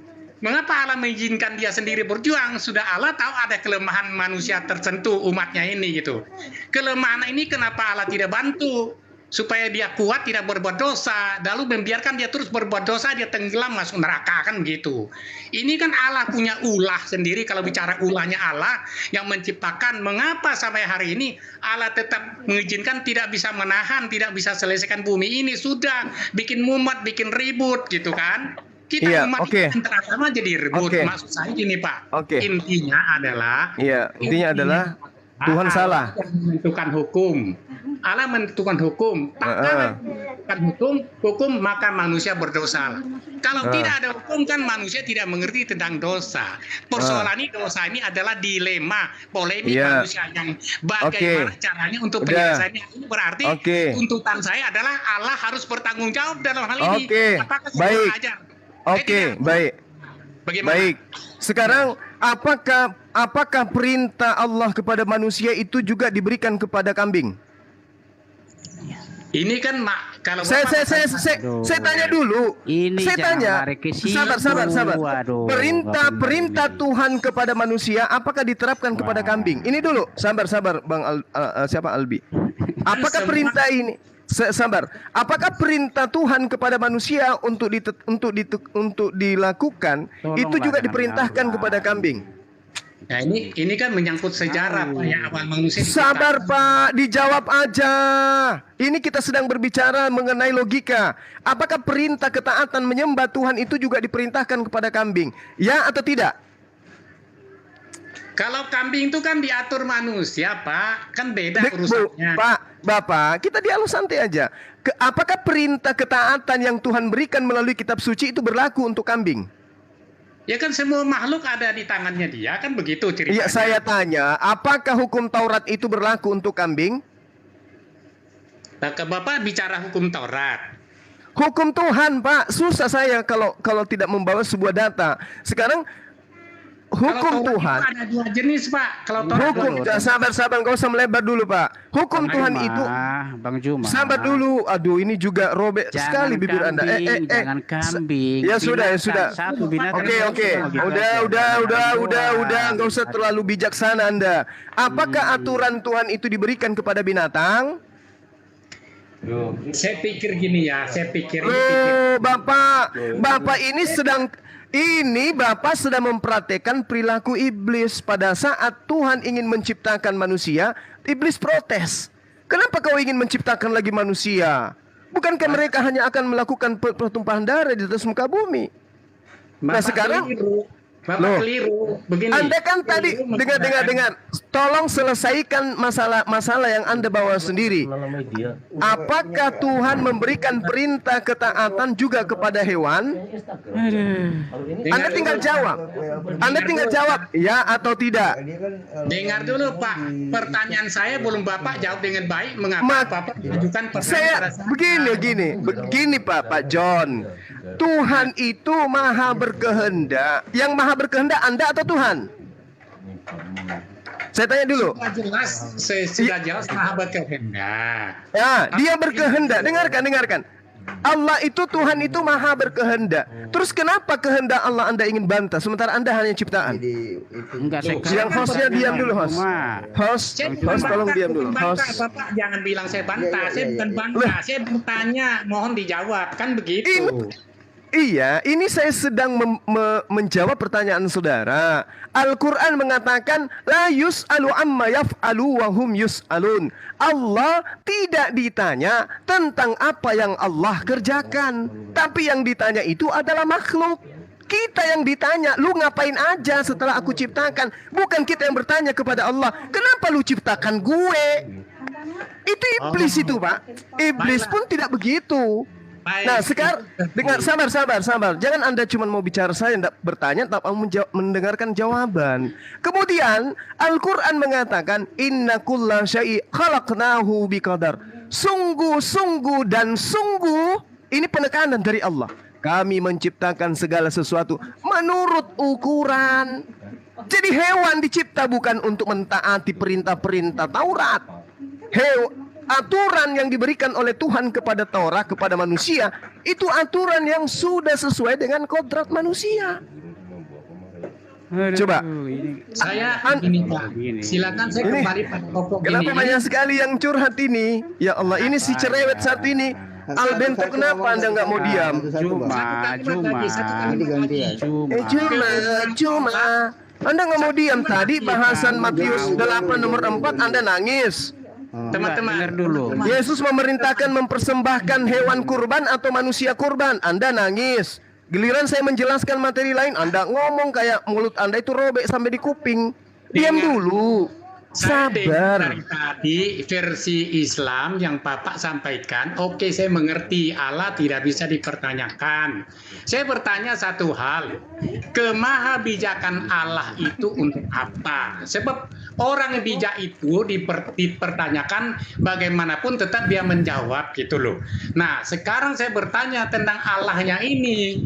Nah, Allah maha bijak. Kemahabijakan Allah itu bagaimana dia tidak memiliki kesempatan kepada saya untuk bertanya, itu persoalan gitu loh. Kan Pak Tul juga Anda sadar enggak bahwa Anda itu ciptaannya? Betul. Nah, sebagai ciptaan, apakah sebagai meja berhak bertanya kepada tukang kayu, kenapa kau buat saya menjadi meja? Kenapa kau tidak jadikan saya kursi? Anda tercipta seketika menjadi laki-laki. Pernah enggak Anda konsultasi ke Tuhan sebelum Anda dicipta? Jadikan aku sebagai seorang wanita. Pernah enggak? Tidak kan? Kenapa? Karena Allah itu otoritasnya tidak ada yang melampaui dia. Dia pencipta. Kita ini cuma diatur. Kita makhluk ciptaan. Apa yang diaturkan itu yang kita taatin. Maka yang tidak taat dihukum kufur, larinya ke neraka. Anda seorang ciptaan, tapi ingin membantai yang menciptakan. Syukur-syukur Anda diciptakan menjadi manusia, bukan menjadi monyet. Nah, Anda harusnya bersyukur. Bapak menjawab seperti ini, akhirnya Pak Zuma berbicara seperti ini membuat saya justru berpikir Bapak nih. Assalamualaikum Bang Zuma, Bang Hos, Abang-abang, selamat siang juga. Waalaikumsalam warahmatullahi wabarakatuh. Host di bawah ada Bang Andi, tolong dinaikkan sebentar. Kan begitu. Iya, gimana? Pak Zuma menjelaskan seperti ini kan. Iya.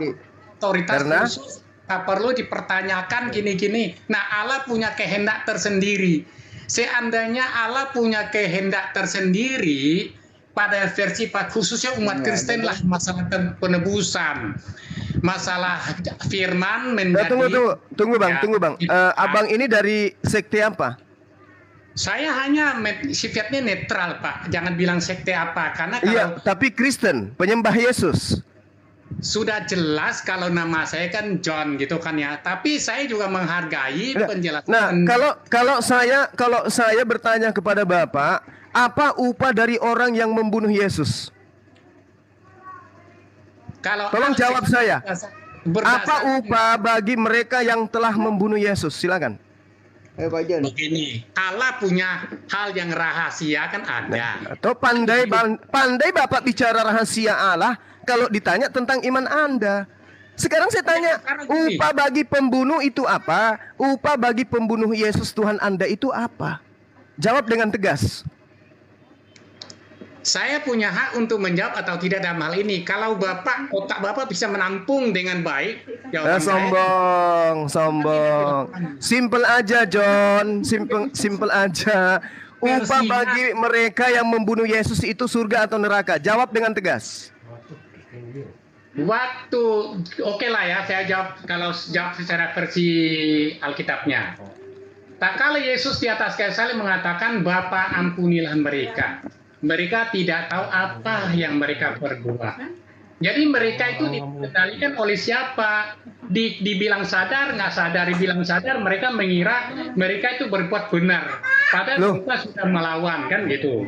Begini tapi Pak, mengampuni yang saya tanya, upah bagi mereka itu apa? Surga apa? Karena mereka sadar, bertobat, dia keliru, oh saya keliru telah membunuh Yesus. Mereka mengakui bahwa Yesus adalah utusannya dia secara manusia. Nah, kalau dia tidak bertobat, kalau mereka tidak bertobat, maka dosanya diampuni. Dan kalau tidak bertobat, kalau tidak bertobat, ya tidak dong, kalau tidak bertobat ya tidak. Mana kebijaksanaan, kemahabijaksanaannya mana? Nah, sementara dia datang, dia yang menjadikan dirinya menjadi manusia untuk dibunuh oleh manusia. Siapa yang menginginkan dirinya menjadi manusia sendiri dan dibunuh oleh manusia sendiri? Siapa yang menginginkan itu, Pak? Kalau dalam hal ini kan firman menjadi. Kenapa dia menjadi manusia sehingga yang membunuhnya itu diupah neraka? Kenapa? Baik, kalau Bapak bertanya versi seperti ini, saya akan menjawab secara bijak. Setiap manusia itu tidak mampu menanggung penegakan kemahaadilan Allah yang maha adil.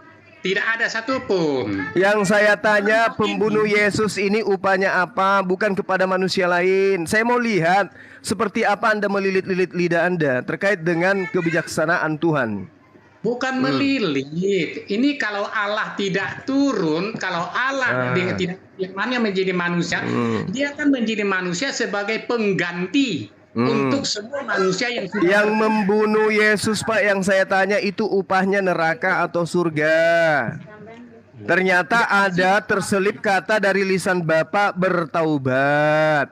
Berarti sudah benar, Pak, apa yang saya uraikan tadi. Di dalam Al-Quran, kebenaran itu sudah datang dari Tuhan. Barang siapa yang mau beriman, silakan beriman. Barang siapa yang mau kufur, silakan kufur. Yang menjadi permasalahan, upah daripada orang yang beriman surga. Upah bagi orang yang kufur neraka. Upah yang membunuh Yesus apa? Allah itu menerapkan tidak seenaknya saja begitu. Anda pandai cerita. Tinggal jawab aja Pak John. Anda tinggal jawab saja. Tinggal jawab. Apa dapatnya gitu.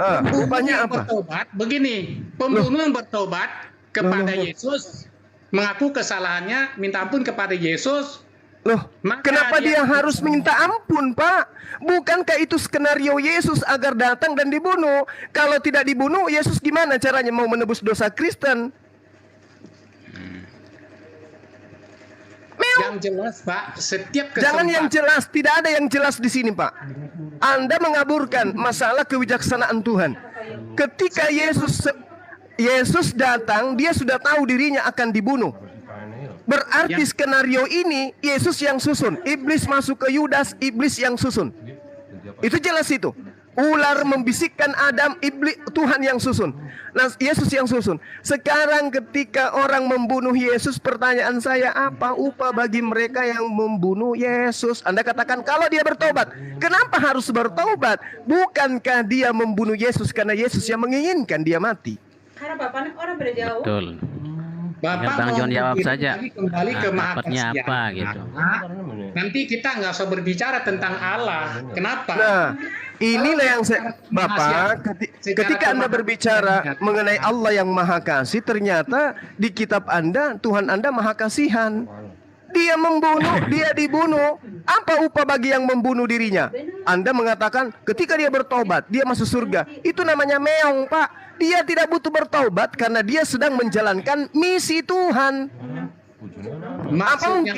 Apa mungkin Tuhan Anda bunuh diri, membacok dirinya sendiri, mengikat dirinya sendiri di tiang? Kalau yang bunuh. Kan gitu. Muter ya.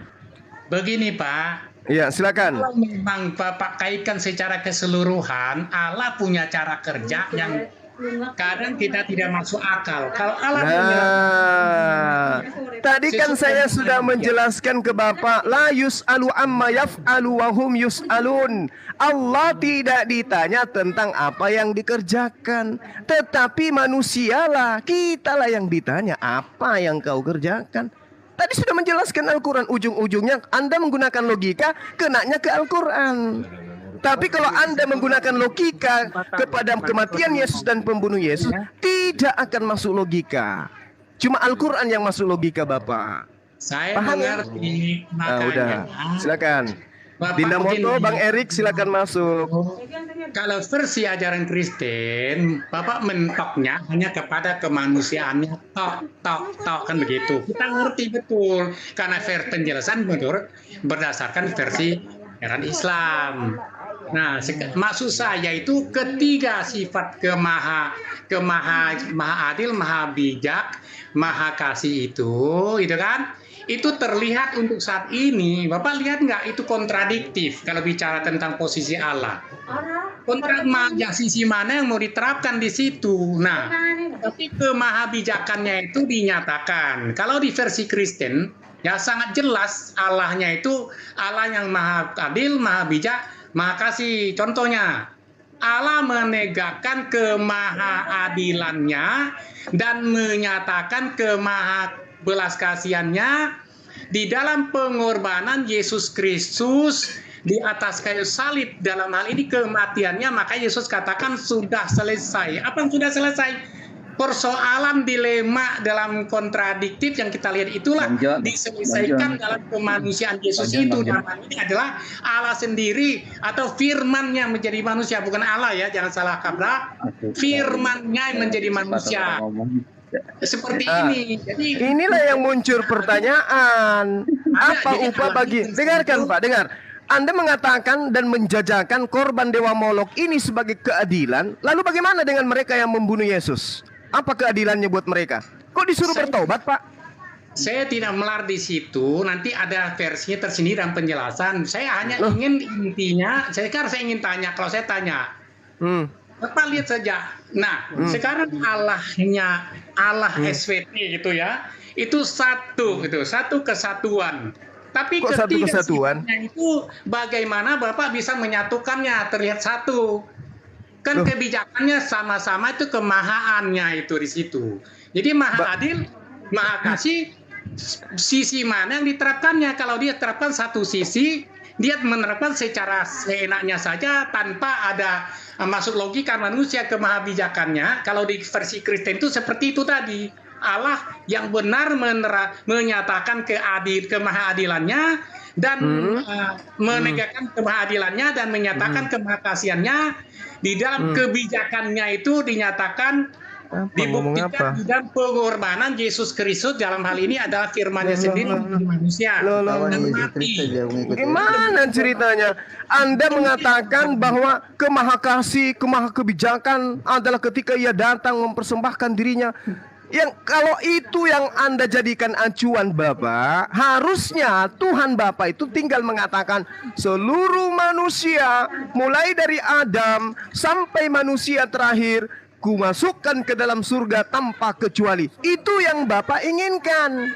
Nah sekarang kalau itu yang terjadi, maka manusia akan saling makan satu sama lain. Kenapa? Tidak. Dengarkan Pak, tidak ada hukum yang terjadi. Sama ketika di Indonesia tidak ada undang-undang Bapak. Yang punya kesempatan korupsi akan korupsi sebesar-besarnya. Yang punya kesempatan mencuri akan mencuri sebanyak-banyaknya. Yang punya kesempatan memperkosa akan memperkosa sebanyak-banyaknya korban pemerkosaan. Itu kalau tidak ada hukum, semua rakyat Indonesia bebas.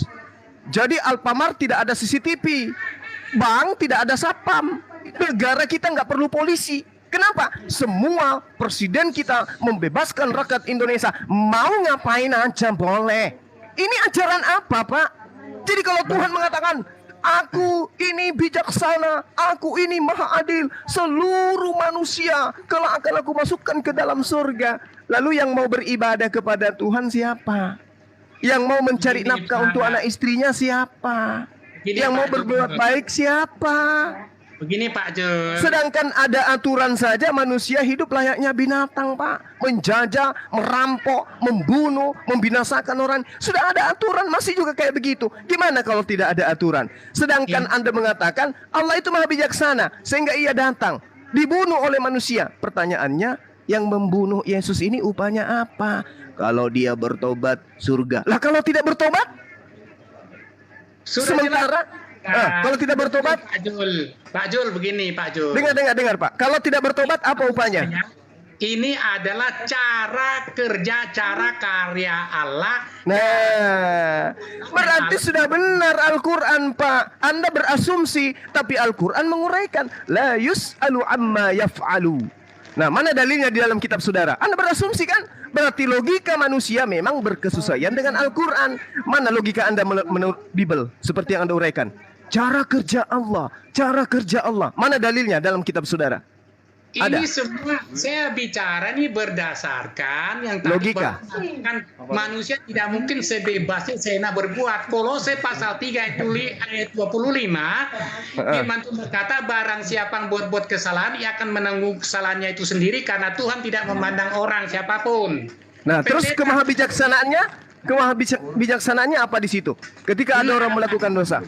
Nah, setelah ada yang curhat ini siapa ya? Dari tadi bisik-bisik terus. Yohanes pasal 10 ayat 28 ya kan? Itu ada ayat-ayat yang secara hukum dunia ini dia harus jalankan. Pendeta mencuri, ketangkap, masuk penjara, masuk.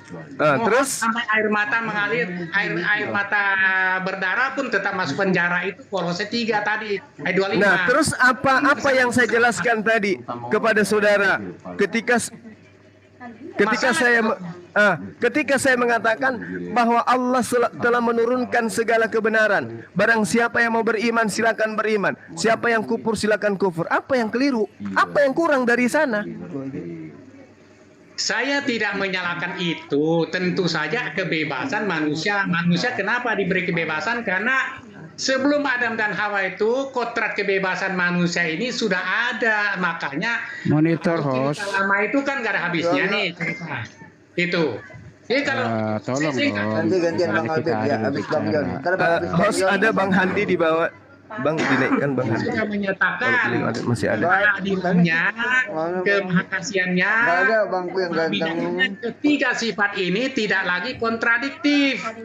Nah sekarang bagaimana?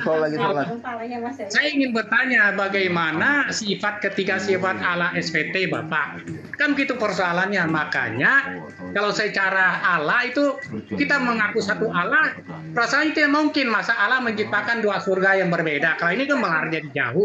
Jadi makanya Allahnya Bapa dengan Allahnya Kristen kan berbeda nih. Saya ngomong bukan soal Kristen, bukan Islam. Bang John nanti kacau ribut semua ini. Saya akhirnya berpikir Allah mana yang paling bijaksana gitu dalam hal masalah keselamatan. Ini yang menjadi pertimbangan. Begitu Pak, maksud saya. Saya nggak dijawab nanti Pak John. Bijaksana itu Bapak, bijaksana itu adalah manusia diupah berdasarkan perbuatan masing-masing. Jangan orang lain yang menjadi korban. Itu yang dimaksud bijaksana. Bagaimana Anda bisa mengatakan Anda bijaksana, Anda melakukan dosa, terus yang mati bapak Anda? Gimana ceritanya itu? Begini Pak, sebelumnya kita mengenai dulu adilnya manusia dengan adilnya Tuhan berbeda. Adanya Tuhan. Anda yang melakukan dosa, anak Maria yang harus mati untuk menebus dosa Anda. Iya dikik aja dulu nih si Albin ini cerewet kali dari tadi. Nggak ada pun. Cuma jangan begitu, cuma kasih kesempatan temanmu berbicara. Nah ini Pak John tidak mau diam. Iya, biar saya kasih pencerahan sama kalian dulu. Ya udah silakan. Nah, silakan kasih pencerahan. Saling memahami.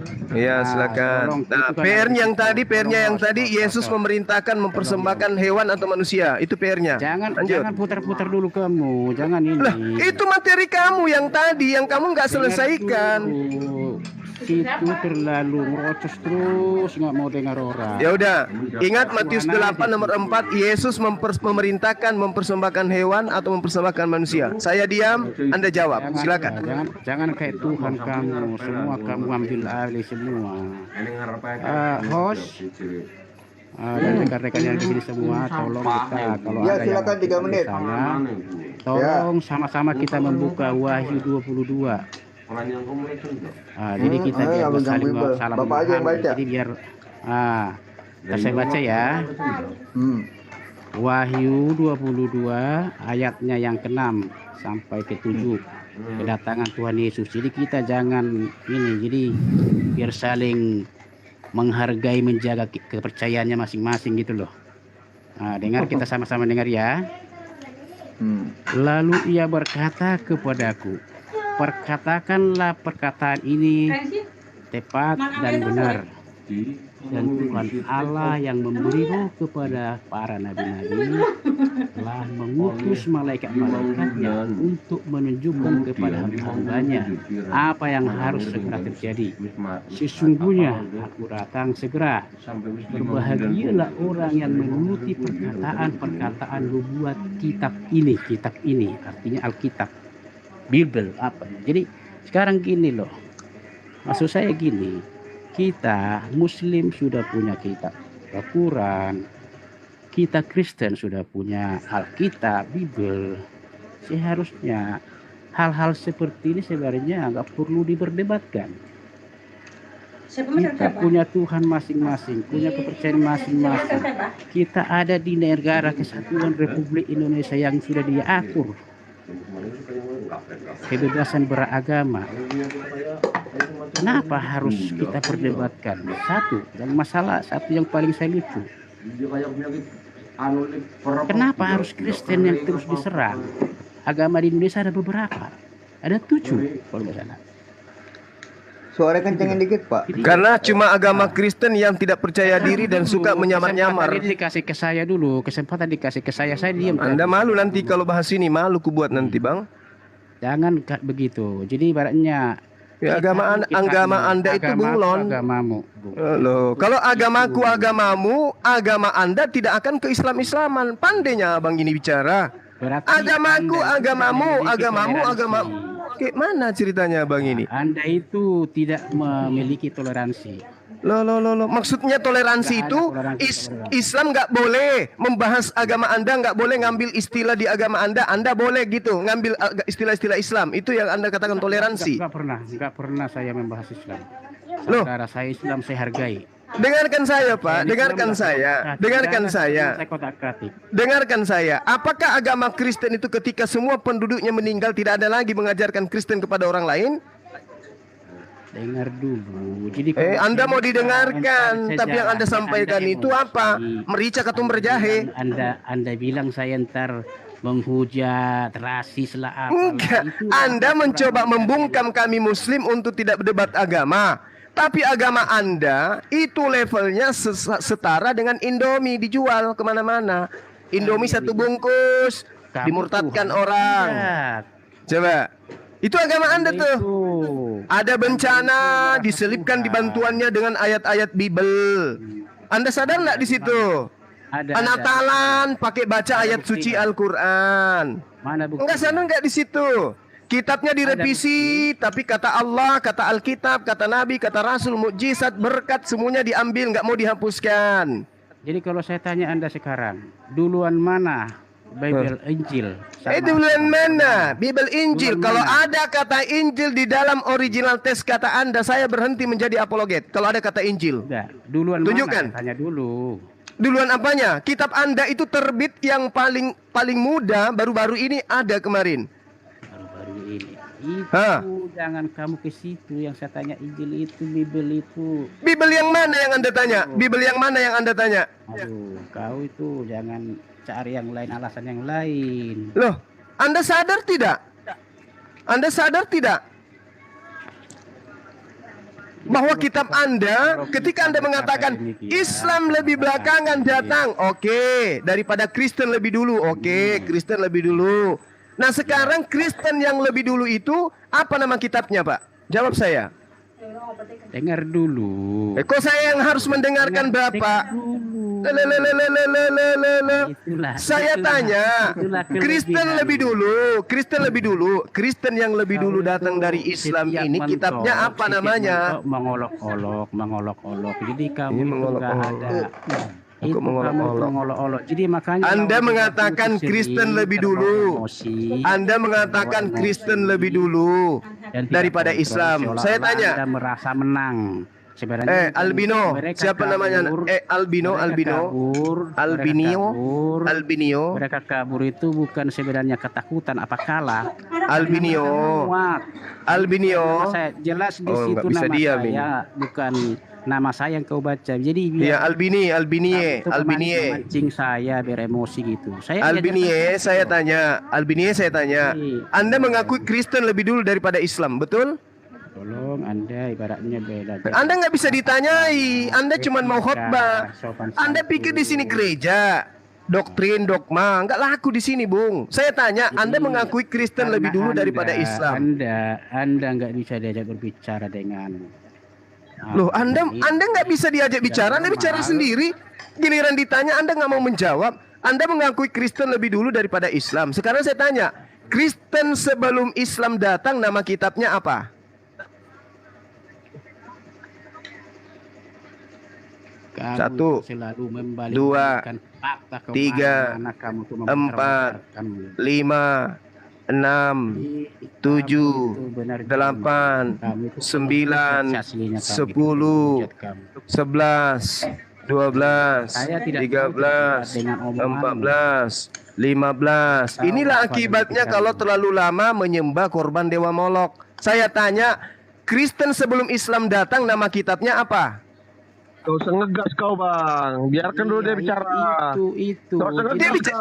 Dia bicara terus. Dia nggak bisa menjawab. Dipikirnya di sini gereja. Dia merasa selalu menang. Saya kasih dia waktu. Saya kasih dia waktu menjawab sampai saya hitung kayak gitu nggak dijawab. Saya nggak ngegas. Saya tidak ngegas. Suara saya memang kayak begini. Suara saya memang kayak begini. Jadi kamu belum ada suara. Saya tanya, dengarkan. Albini, dengarkan. Sebelum Islam datang, nama kitabnya Kristen itu apa, Albini?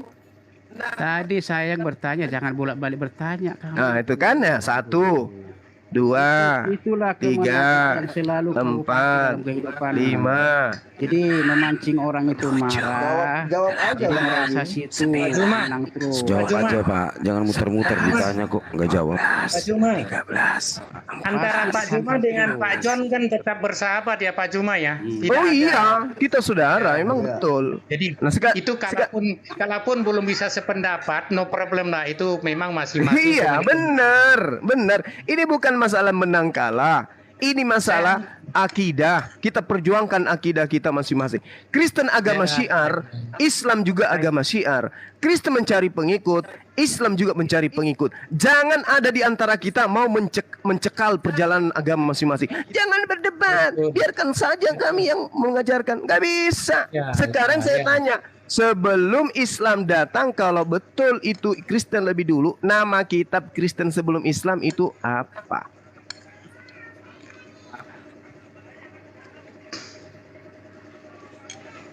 Jangan bilang kitab Spanyol, nggak bagus. Nah ini caranya harus lari. Kenapa turun ya? Ayo. Caranya. Bang John jawab sama Bang Ipan ya. Jawab silakan Bang Ipan lagi. Saya gini, kalau saya sudah tahu kedua agama, contoh Islam dan Kristen ini, saya selalu bedakan. Ya, baik Isa dan Yesus itu berbeda kisahnya. Baik juga Allah SWT maupun Allah Elohimnya bangsa Israel, Allahnya orang Kristen lah, itu berbeda. Karena kalau dilihat dari ayat masing-masing, ya kan. Kalau salah satu contoh aja lah gitu. Kalau surganya Muslim, itu kan ada bidadari, masih ada masalah birahi kan. Kalau Kristen kan seperti malaikat. Nah, di situ saja saya lihat, oh kalau begitu di saat mana Mana mungkinlah Allah menciptakan dua suasana surga yang berbeda sehingga atau dua kitab yang berbeda sehingga menyebabkan kedua kelompok umat ini debat sampai hari ini bahkan sampai akhir zaman gitu. Kalau saya ambilnya karena di keluargaku pun yang Muslim ada, ya kan? Jadi yang Kristen ada. Saya Lebaran kali ini juga saya makan silaturahim dengan sahabat ini di Marhaban di Singkawang ini. Saya mesti kosongkan perut saya untuk silaturahim makan Lebaran gitu kan. Karena masalah agama ini dari dulu saya perhatikan itu rumit-mumit gitu. Masing-masing berpendapat. Jadi bedakan saja Allahnya yang berbeda, selesai, tukar informasi saja. Nah, kalau Saudara John, kalau Anda mau Islam dan Kristen itu duduk rangkulan, ngopi bareng, seperti Islam dengan Hindu, Islam dengan Buddha, ya Kristen ini harus kembali kepada yang aslinya. Loh, apa itu? Kitabnya Kristen adalah bahasa Yunani, Tuhannya bahasa Yunani, pembawa agamanya bahasa Yunani. Jadi kembalikan kepada aslinya, percaya diri supaya tidak abu-abu. Kok ini kitabnya namanya juga Alkitab, Tuhannya juga disebut Allah. Gimana ceritanya Anda yang membuat kisru ini terjadi? Coba kemudian Anda menyebut Tuhan Anda dengan sebutan Theos, kitab Anda sebut Biblos. Nggak akan ada dialog Islam Kristen, nggak ada. Nggak masalah Pak Zul. Nah itu nggak masalah buat Anda karena yang dienakkan, yang dimenangkan Anda, yang diuntungkan Anda, yang dirugikan kami. Pak Zul begini, penyebaran masalah kekristenan itu kan sifatnya kontekstual, masalah penerjemahan bahasa Ibrani, Yunani-nya terus diterjemahkan ke bahasa-bahasa lain gitu loh. Jadi ini kalaupun masalah kata Allah itu dipergunakan, kan memang ada sejarahnya dari bahasa dari akar. Sejarah awalnya gini, Saudara John. Seluruh nabi yang datang kepada Bani Israel itu menerima firman menggunakan bahasa Ibrani atau bahasa Aramaik. Andai saja Paulus, pendiri agama Kristen, menuliskan surat Roma dalam bahasa Ibrani dan bahasa Aram, Romawi Yunani penganut pagan ini tidak akan mungkin menjadi pengikut Paulus, Pak.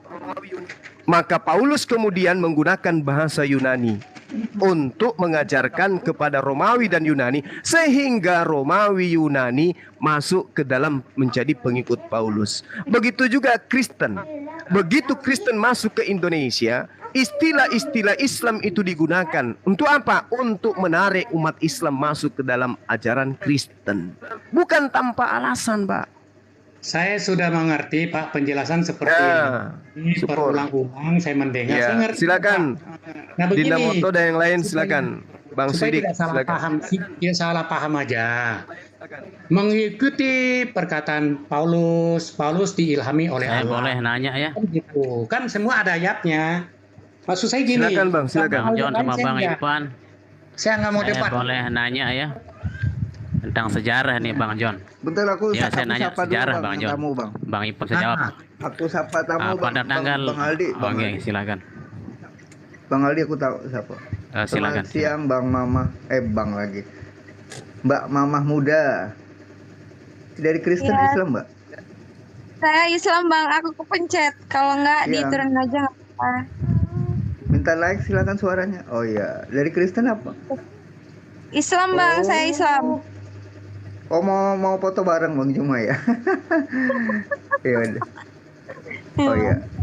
Ada mau tertanya nggak 3 menit silakan sebelum saya turunin. Oh iya minta turun apa? Udah Mbak. Turunin aja. Iya Bang ya. Oh iya ya udah. Saya boleh tanggapi sedikit tentang tadi uraian Pak Juma tadi itu. Bang John, saya dari tadi nyimak Bang John sama Bang Zuma ya. Silakan. Saya mau nanya ini Bang John. Pada tanggal 18 April tahun 1521 Martin Luther ini kan, Abang tahu Martin Luther Bang John ya? Itu Martin Luther tidak menyetujui surat pengampunan dosa yang dikeluarkan oleh Paus Bang John. Karena menurutnya Martin Luther ini hanya Tuhan yang mampu menghapus dosa manusia, bukan dengan jalan membeli surat aplat namanya. Jadi kenapa Bang John pada saat ajarannya hari ini menganggap Yesus yang sudah ditebus, yang sudah menebus manusia ini, ada lagi yang jual surat aplat, contohnya seperti Paus.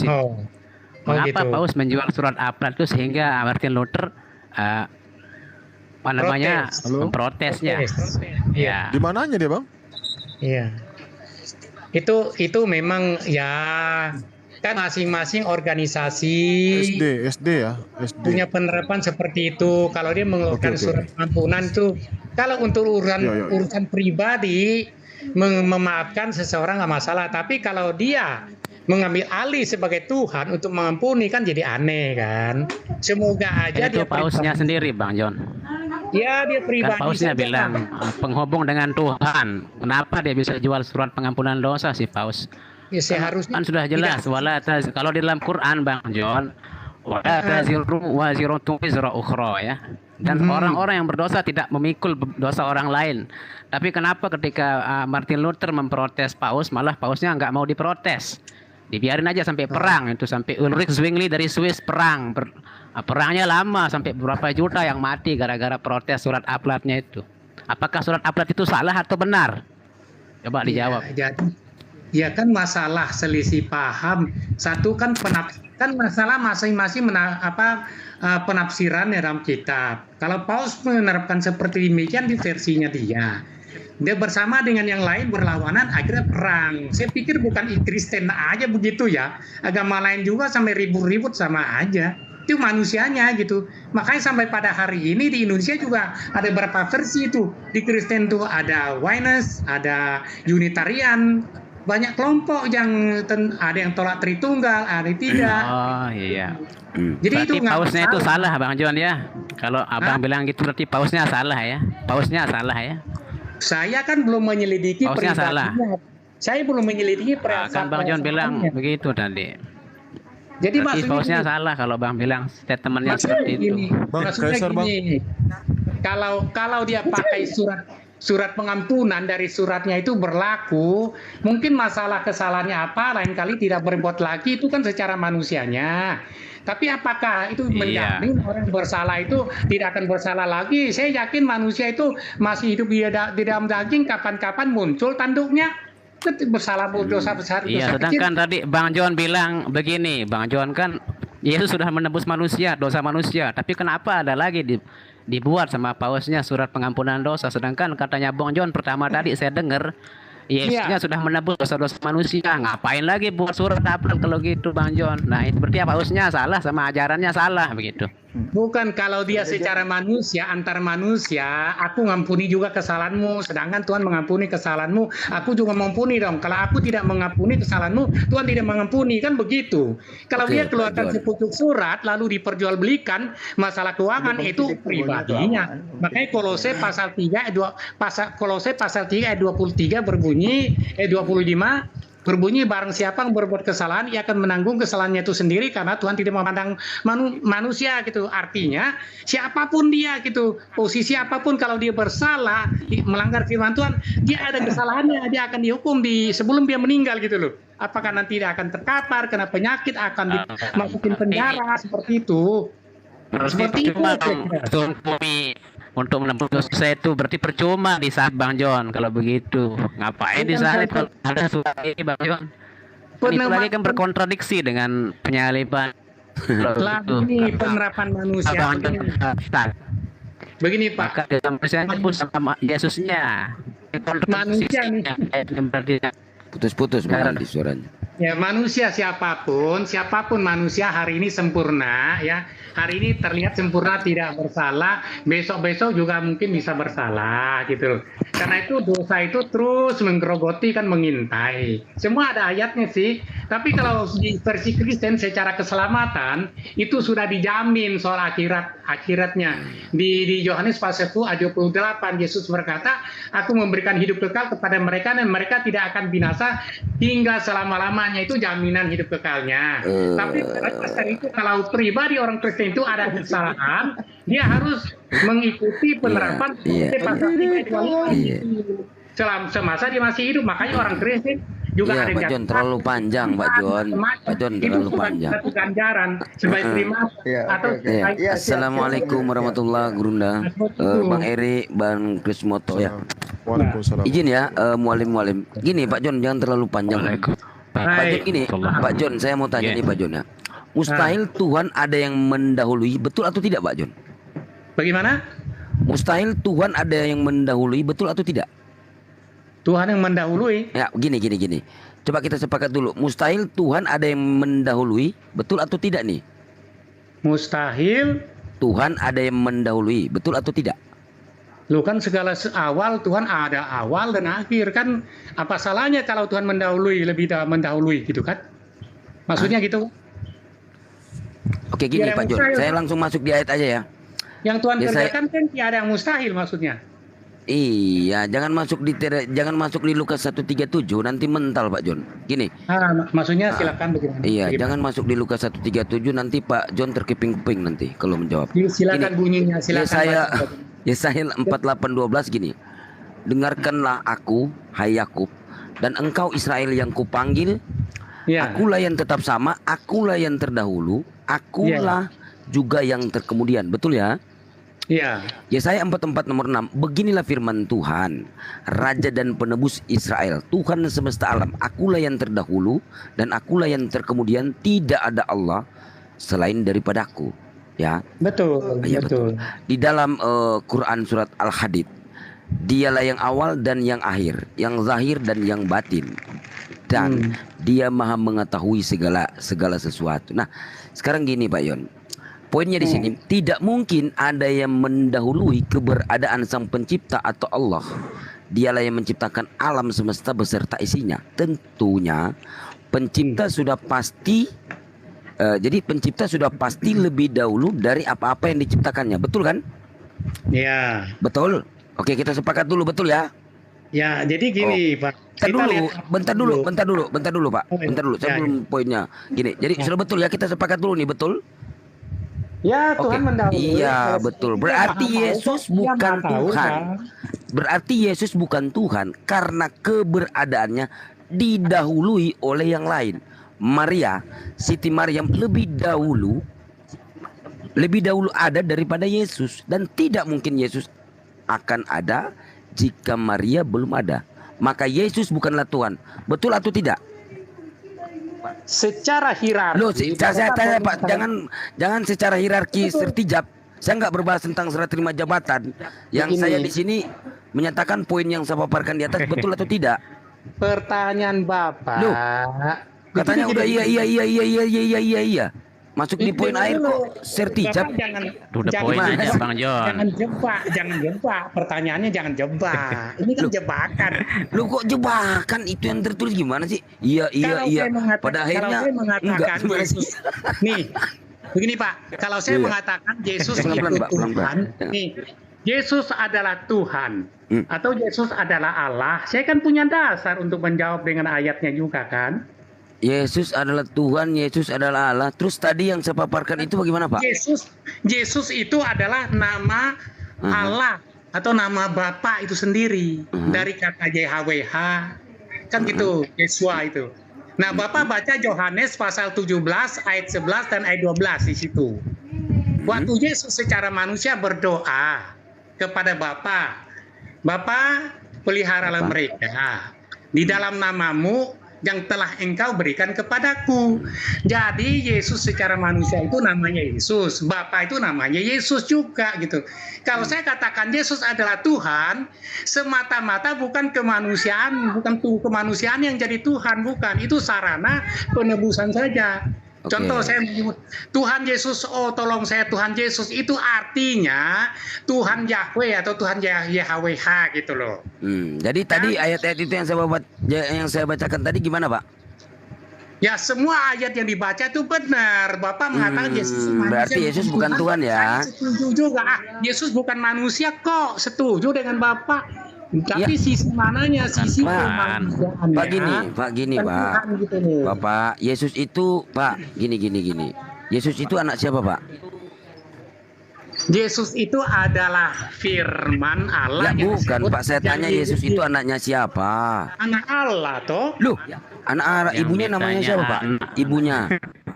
Yang melahirkan Yesus secara manusia itu Maria. Iya, anak Maria kan, gitu kan. Secara manusia, Bapak harus membagikan sifat keilahian dan kemanusiaannya. Kalau nggak gitu nggak ngerti, nggak ya, nyambung. yang duduk di sebelah kanan yang Maha Kuasa itu kan anak manusia. Itu anaknya siapa? Itu adalah kekuasaan, ada firmannya kembali kepada posisi sebelah kanan itu berbicara kuasa Allah itu sendiri. Iya, itu anaknya siapa? Terus anaknya Maria mana Pak? Loh, anak Maryam itu secara manusia itu sudah mati, makanya Yesus itu bangkit. Mati. Terus kuburannya kosong, nggak ada Pak? Gimana sih? Gimana? Kan bangkit toh. Bangkit. Yesus tubuh kemanusiaan bangkit menjadi tubuh kemuliaan yang tidak dapat yang tidak bisa dibatasi oleh ruang dan waktu. Makanya Yesus waktu hadir, murid-muridnya 11 ada di dalam ruangan, dia hadir begitu saja masuk ruangan kan kaget, dikira apa itu kan? Dikira apa? Waalaikumsalam Ustaz. Itu setelah bangkit dan sebelum bangkit. Jadi kita bisa bicara Yesus sebelum bangkit, sebelum mati, dan Yesus setelah mati dan setelah bangkit dan kembali ke. Terus anak Maria mana Pak? Anak Maria mana? Kalau anak Maria semenjak dilahirkan sebagai manusia sampai pada umur 33,5 tahun di atas kayu salib, waktu Yesus katakan Eloi Eloi lama sabatani, Bapak mengapa engkau meninggalkanku, artinya keilahiannya yang dari sejak kecil melindungi Yesus itu di saat itu harus berpisah sejenak. Kenapa? Karena Yesus itu secara manusia harus secara total Pak, kemanusiaannya. muter-muter jawabannya Pak. Anaknya Maria mana Pak? Anaknya Maria di mana sekarang? Oh kalau itu pertanyaannya sesuai dengan firman-Nya, tak kayak Yesus disaksikan kembali terangkat kembali kepada posisi sebelah kanan Allah. Iya, berarti anaknya siapa itu? Bagaimana? Anaknya siapa? Ya kalau disebut anak Allah ya itu firman-Nya. Kembali itu kan istilah di Kristen. Anaknya Maria mana Pak? Anaknya Maria? Tidak, sudah selesai. Kok udah dihilangkan, maksudnya gimana Pak? Maria itu mendidik Yesus atau bersama Yesus setelah kematiannya. Selesai dan Maria kembali menjadi hamba yang berkiblat kepada Yesus sebagai Tuhan. Jadi Pak, ini waktu dia diangkat dengan tubuhnya itu anaknya siapa? Itu sudah anak Allah itu. Terus anaknya Maria di mana? Tidak, itu sudah selesai. Tidak ada. Bapak menghilangkan anak orang, Bapak ini. Terus itu kubur itu waktu dia mati, katanya kan dalam perspektif Kristen, batunya itu kan tergeser. Nggak ada Yesus di dalam itu. Nggak keluar gitu loh. Terus mananya anak Maria? Waktu dia bangkit ketemu Maria kan? Iya. Lah, dia bangkit kan ketemu Maria. Anaknya siapa itu? Waktu dia bangkit ketemu Maria ibunya. Anaknya siapa? Sekarang begini, Pak. Lu jangan pakai sekarang, Pak. Yang saya tanya lu, Bapak ini gimana sih? Mana anaknya Maria, Pak? Hilang. Bapak jangan ngekang kalau bertanya pada saya. Berikan saya untuk menjawab. Saya satu menit, Brother John. Silakan Ustaz, silakan Ustaz, silakan. Bapak ngecek Brother saya. John, kamu cerita di sini. Brother John, tunggu dulu saya. Tunggu dulu, Brother John, tunggu dulu. Oh, silakan. Anda cerita di sini, Jesus itu anak Allah atau anak Tuhan. Ini statement atau speech seperti ini harfiah atau kiasan? Ya, ini kan kata anak Allah itu kan adalah firman-Nya, buah kandungan, buah kerinduannya apa itulah. Bukan Pak, itu statement seperti ini harfiah atau kiasan. Ini harfiah atau kiasan. Kalau sudah figuratif atau literal. Baik sebelum dia mati dan bangkit, ya kan? Jesus anak Allah statement itu figuratif atau literal.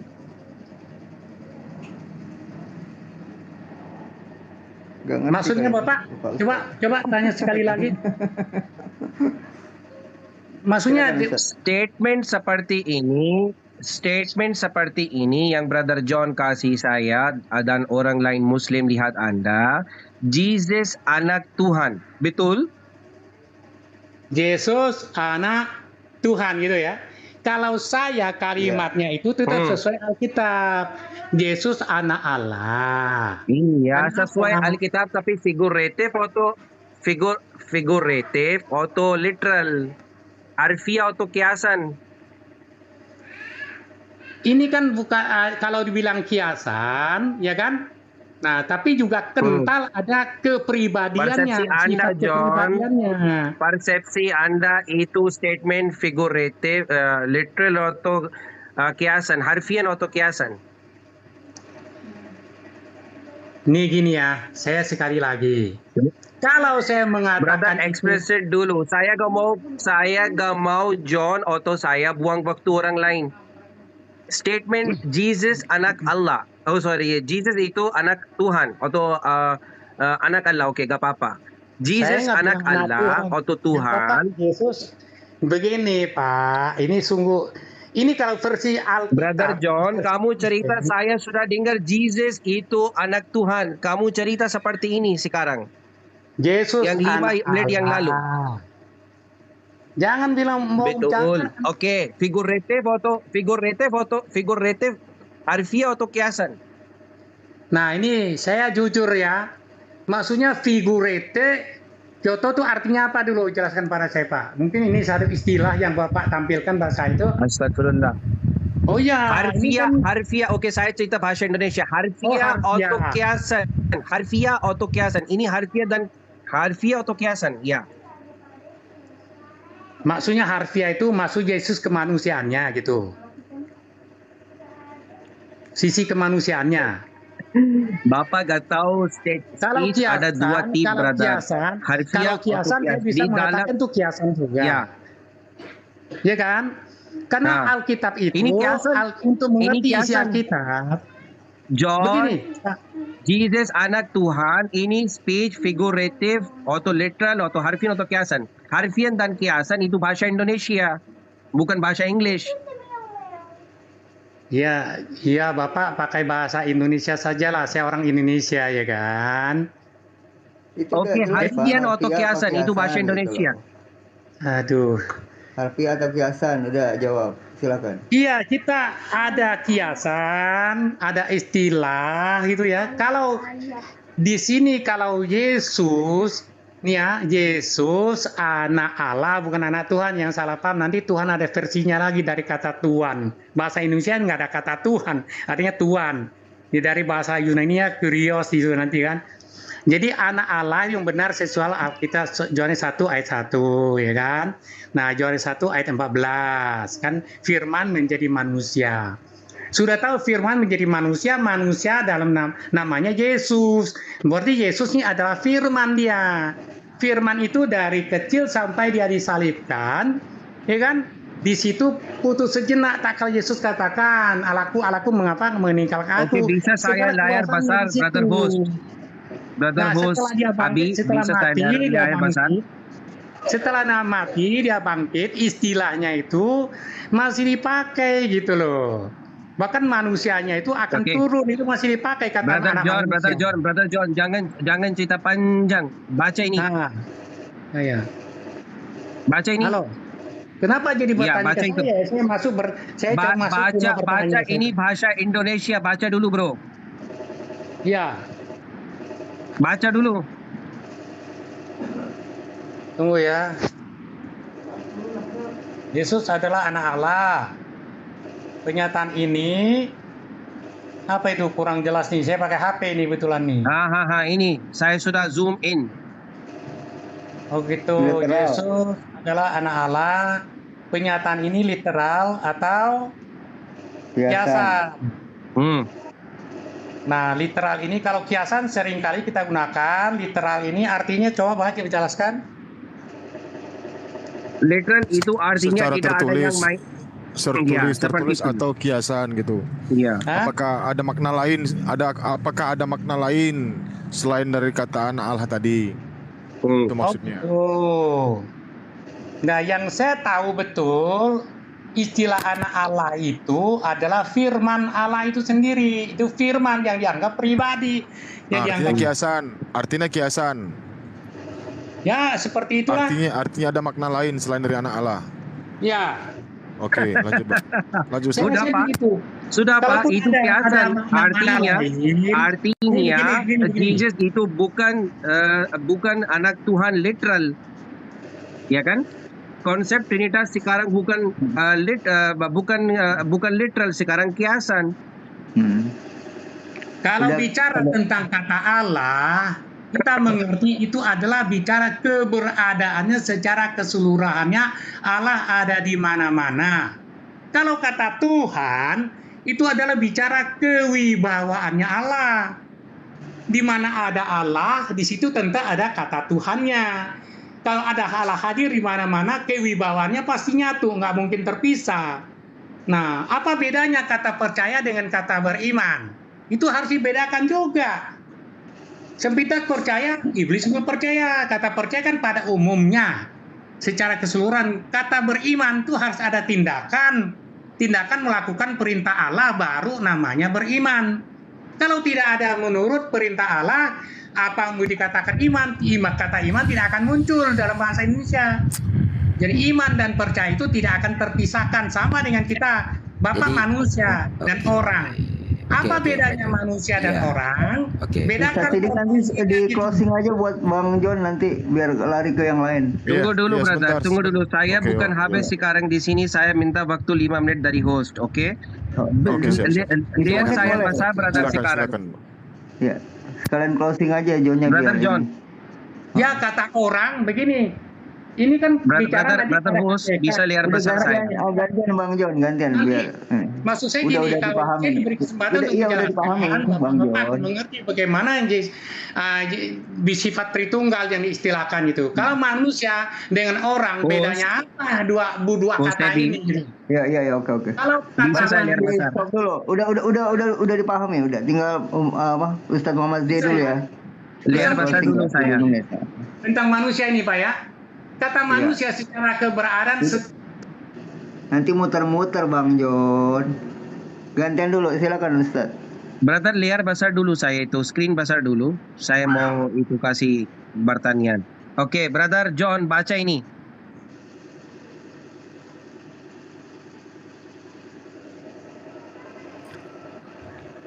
Anak laki-laki Roh Kudus dan Ayah adalah satu. Pertanyaannya, ini literal atau kiasan? Coba Pak John. Bingung lagi dia nanti Bang. Pertanyaannya gitu loh. Kita apa namanya? Supaya Gurunda kan agak ketawa sedikit gitu. John. Ayo Pak John jawab. Udah buka. Sekalian tutup nanti sama Ustadz Muhammad Z ditutup sekalian biar ganti Mbak Aurora nih. Brother kasih saya 5 menit insyaallah. John, ini statement konsep Trinitas. Anak, Ruhul Kudus dan Ayah adalah satu. Statement ini literal atau kiasan? Bang John dibuka mute-nya, silakan. Pak John lagi ngerot. Dimatikan, mute-nya dimatikan atau kepencet sama saya. Pegang HP saya ini, kadang-kadang suara nggak terdengar. Nah, terus silakan Bang John. Silakan tadi Pak John ditanya ya, coba jawab. Apa pertanyaan tadi barusan? Oke, anak Ruhul Kudus dan Ayah adalah satu. Ini statement ini literal atau kiasan, brother? Nanti diperjelas saya Bang Sudi kalau dia kurang. Dan Ayah, Roh Kudus, Bapa, Anak, dan Roh Kudus. Adalah satu. Baptislah mereka dalam nama Bapa. Astagfirullah, saya dia cerita untuk baptism, brother. Saya cerita untuk konsep Trinitas. Bahasanya jangan lari-lari. Itu kalau dari manusia itu dengan kitab. Lanjut, John, saya mau bertanya. Anak, Ruhul Kudus, Bapa adalah satu konsep Trinitas. Betul. Jangan terbalik. Di sini statement seperti ini harfiah atau kiasan? Harfiah atau kiasan kayak tadi? Kiasan lagi. Jadi ini begini. Tidak ada tidak ada tertulis ayatnya itu Trinitas ya dalam Alkitab. Tapi ini memang diistilahkan ya karena melihat keberadaan pribadi Saya Bapak. bukan bertanya ini tulis dalam Bible atau tidak. Kapan saya bertanya seperti itu? Saya bukan bertanya dengan Anda itu tulis atau tidak. Saya bertanya dengan Anda, statement seperti ini kiasan atau harfiah? Kata kiasan, kata istilahnya, Tritunggal. Baca tuh harafiah itu tuh. Nih mempersatukan. Ini langsung dari Yudaisme nih. Untuk mempersatukan dia seperti dikatakan di dalam Ulangan 6 ayat 4. Itu harafiah. Oke? Sudah cukup, jangan putar-putar. Sekarang ke Suma. Tatem. Oke, siapa itu kita di sini?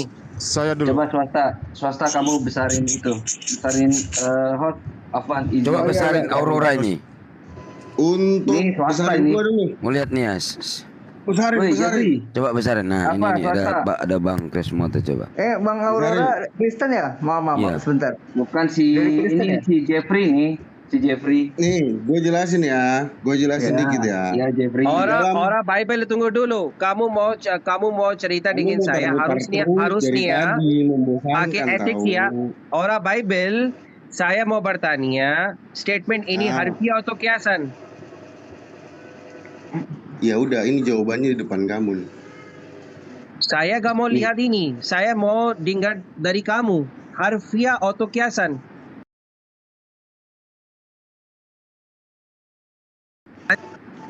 Nih jawaban.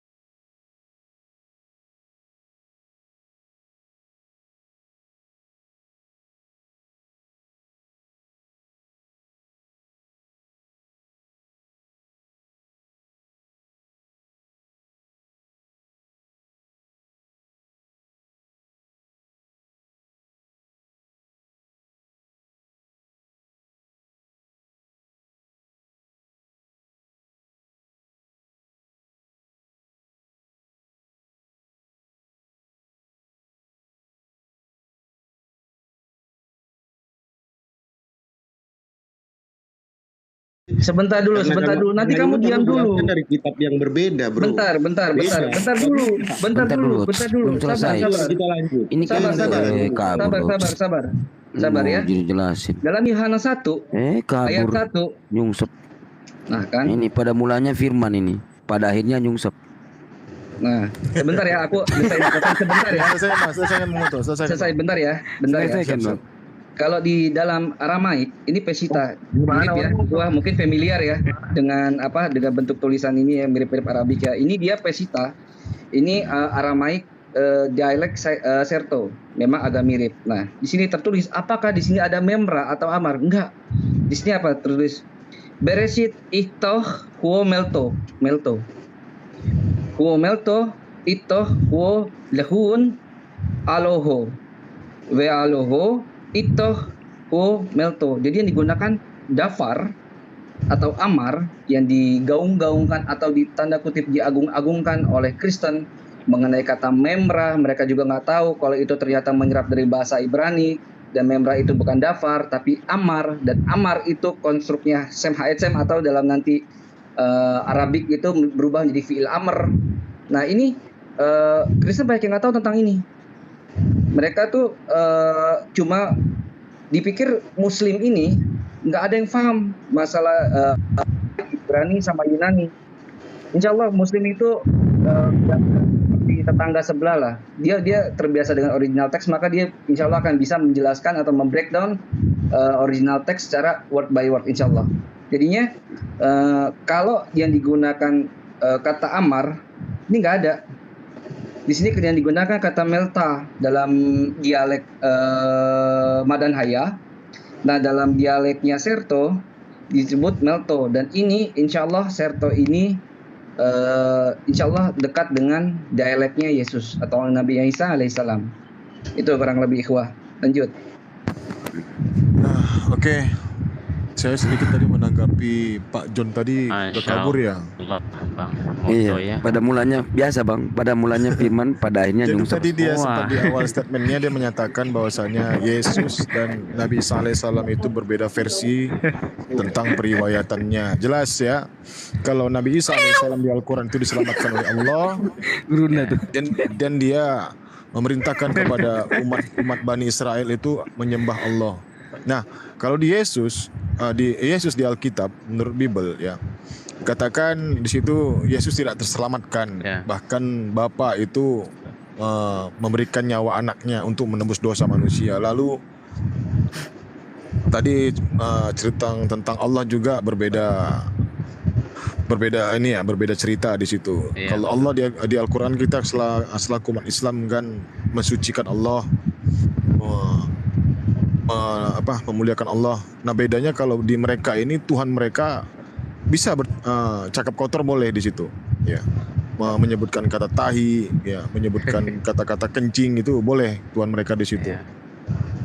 Nah satu lagi terakhir tadi dikaitkan dengan Islam ini selalu dikaitkan dengan namanya hawa nafsu, ya, hawa nafsu. Nah kalau keduanya ini ya di antara Bible dan Al-Quran selalu pernah dikatakan gitu bahwasannya manusia ini diciptakan berpasangan dan kita diperintahkan untuk beranak cucu. Nah artinya di sini kan kita ada kaitannya dengan hawa nafsu, ya. Lalu dikaitkan lagi tadi dengan namanya surga. Islam itu ada namanya kawin mawin ya. Apakah dia tidak pernah membaca Bible-nya sendiri? Di Wahyu 19 nomor 7 dan Wahyu 21 nomor 9 itu dikatakan bisa Bu. Nah, di situ dikatakan perkawinan anak domba. Nah, kalau kita balik, seandainya kalau perkawinan anak domba ini berada di dunia, berarti mereka mengimani Tuhan itu kawin. Yesus itu menikah, berarti mereka menuankan Tuhan yang menikah. Nah, kalau dikatakan ini di dalam surga, berarti di surga pun ada kawin mawin. Jadi itu bantahannya dari saya. Terima kasih, lanjut yang lain. Ya, itu artinya statement masalah dalam agama Kristen itu statement dalam Bible anak Tuhan itu bukan harfiah, itu figuratif. Kenapa di dalam Bible Old Testament sorry ya. Saya mau kasih referensi di dalam Old Testament 1 Samuel 22. Tuhan yang cerita tidak ada yang Tuhan lain yang tidak ada Tuhan seperti Tuhan. Tidak ada yang orang lain seperti Tuhan. Yang Jesus itu Tuhan atau anak Tuhan. Bagaimana dua harfiah, dua statement harfiah contradiction di dalam satu konteks. Itu yang masalah dengan agama Kristen.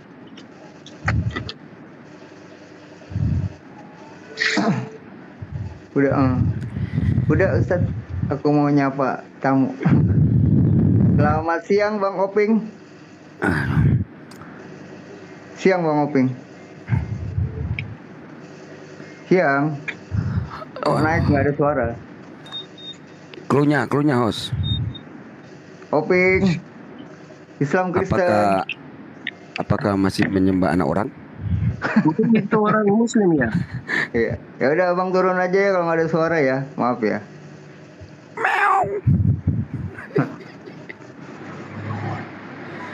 Oh mau foto Bang. Oping itu orang Muslim bro. Iya, Hiding. Kita nyari Kristen 2 Ustadz. Kalau nggak 3 boleh. Oh iya.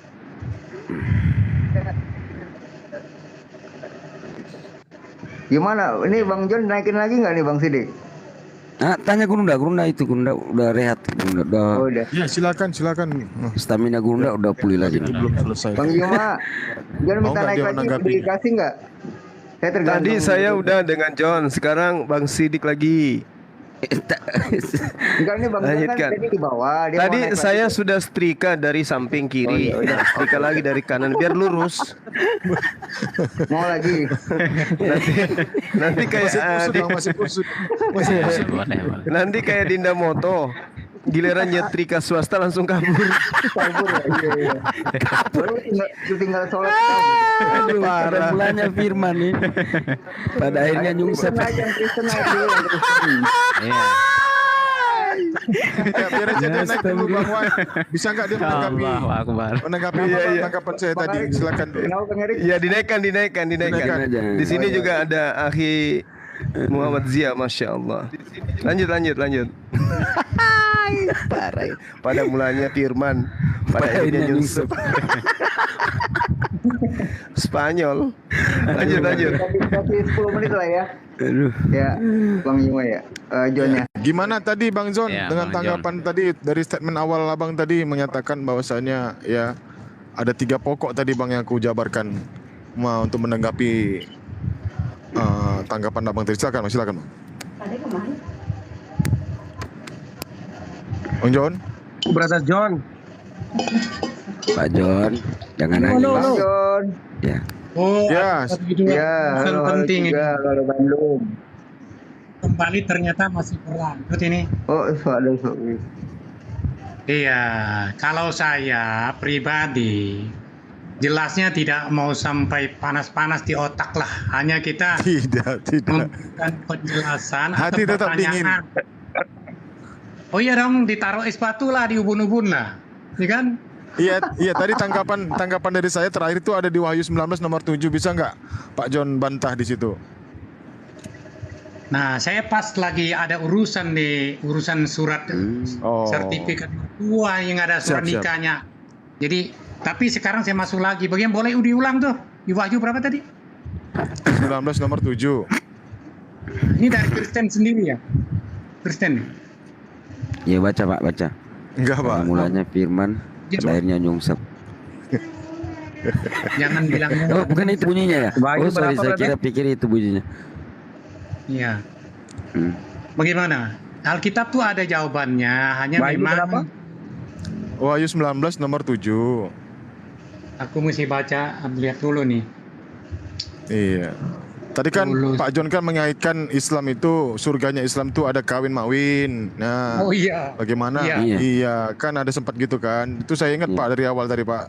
Oh iya. Jadi ada sekitar 2 jam yang lalu Pak, sampai sekarang saya ingat. Bang Erik tambah 1 Bang Erik. Wahyu 12 nomor 7 Bang Erik ya. Memang repot begini bahasa Alkitab dengan bahasa perang di kita mesti tahu istilah-istilah atau kiasan atau ilustrasi itu ya.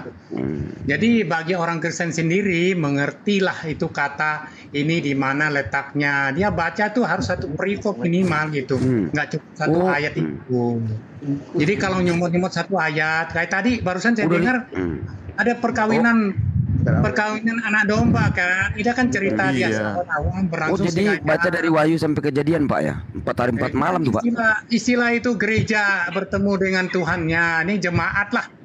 Kan kita tahu itu, kita orang-orang Kristen yang percaya pada Yesus sebagai Tuhan Juru Selamat. Istilah perkawinan anak domba itu perpaduan antara Tuhan dengan anaknya lah gitu. Kan begitu ceritanya. Nanti ada penguasaannya. John, saya mau bertanya di sini domba apa dan anak domba apa? Cerita. Jadi istilah perkawinan Revelation 19:7 di sini domba itu. Brother John, tunggu dulu. Di sini domba itu apa dan anak domba apa? Oke. Jadi kalau kita kaitkan di Perjanjian Lama ada isi pengampunan dosa itu kan bangsa Israel membawa seekor anak domba lalu ditangani oleh seorang imam untuk mendamai dengan Allah karena dia telah berdosa kepada Allah. Setelah disembelihnya darahnya pergi ke mezbah. Itu cara kerjanya. Setelah itu dosanya diampuni oleh Allah melalui Israel. Kan gitu. Jadi kalau anak domba, saya mau cerita di sini domba dan anak domba itu siapa? Kalau domba-domba itu saya mau cerita, saya mau bertanya di sini domba siapa dan anak domba siapa? Anak domba Allah itu adalah bicara tentang Yesus sebagai pengganti korban penyembelihan. Anak domba itu tunggu dulu brother, slow pelan-pelan. Anak domba di sini artinya Jesus. Oke. Yang domba siapa di sini? Domba itu jemaatnya lah, anak-anak Tuhan lah istilahnya. Setiap orang Kristen itu yang percaya kepada Allah di dalam nama Yesus diberikan kuasa untuk menjadi anak-anak Allah, kan begitu. Jadi posisi kami ini adalah layaknya disebut anak-anak Allah gitu. Jadi bukan anak Allah, lu beda ya, dibedakan tuh. Bahasa Indonesia tuh terbatas, miskin. Adopsi dari luar itu sampai hari ini, besok-besok ada revisi bahasanya lagi disesuaikan keperluan. Bahasa Indonesia terpaksa harus menggunakan revisi lagi. Tolong ditutup kameranya, menghormati ini orang-orang itu semua, orang tua. Jadi anak domba Yesus. Bukan anak-anak muda sini. Anak domba Yesus. Disebut anak domba itu, anak domba Allah itu tersembelih di atas kayu salib sebagai bapaknya domba siapa Pak? Bagaimana? Anak domba kan anak domba Yesus. Bapaknya domba yang mana? Kalau saya katakan anak tangga itu ya bapaknya siapa? Kan gitu aneh. Istilah bahasa Indonesia kan anak kalau ada anak kan berarti ada bapak. Bapaknya kambing atau apa? Enggak begitu. Bagaimana sih? Kan anak domba. Bapaknya siapa? Bapaknya domba juga atau gimana? Langsung dianalogikan ke binatang kan lucu. Nah istilah makanya itu yang tertulis Pak, anak domba. Itu mau ribut lagi. Makanya gini, sulit dipahami. Gini ya. Kan ada anak Pak ya. Sama saya kan. Kita orang Kristen sudah tahu ya, seperti 2 Petrus 3 ayat 15. John, kamu tidak, John tinggal dulu. John tidak malu cerita seperti itu. Jesus itu nauzubillah domba. Iya. Sama sekali tidak. Ini istilah. Malu atau tidak kamu? Istilah yang diistilahkan. John, kamu tidak malu. Nauzubillah cerita Jesus seperti domba. Kamu tidak malu atau tidak? Ada satu malu dalam hati kamu. Kamu malu atau tidak? Saya diistilahkan domba tidak malu. Kenapa? Iya, kenapa kamu tidak malu? Dalam kamu hati gak ada iman. Itu alasannya kamu tidak malu. Di mana tulis dalam Bible Jesus seperti domba? Bagaimana? Di mana tulis? Jadi begini Pak, Anda tidak memahami. Kamu cerita sekarang domba, anak domba itu kamu John cerita seperti ini. Anak domba itu Jesus, nauzubillah. Di mana tulis dalam Bible Jesus itu anak domba? Kamu tidak malu cerita seperti itu. Orang Muslim lebih hormat Jesus dari Anda. Begini Pak. Di mana tulis dalam Bible berkata? Begini Pak. Anak domba. Di mana tulis? Begini Pak, begini.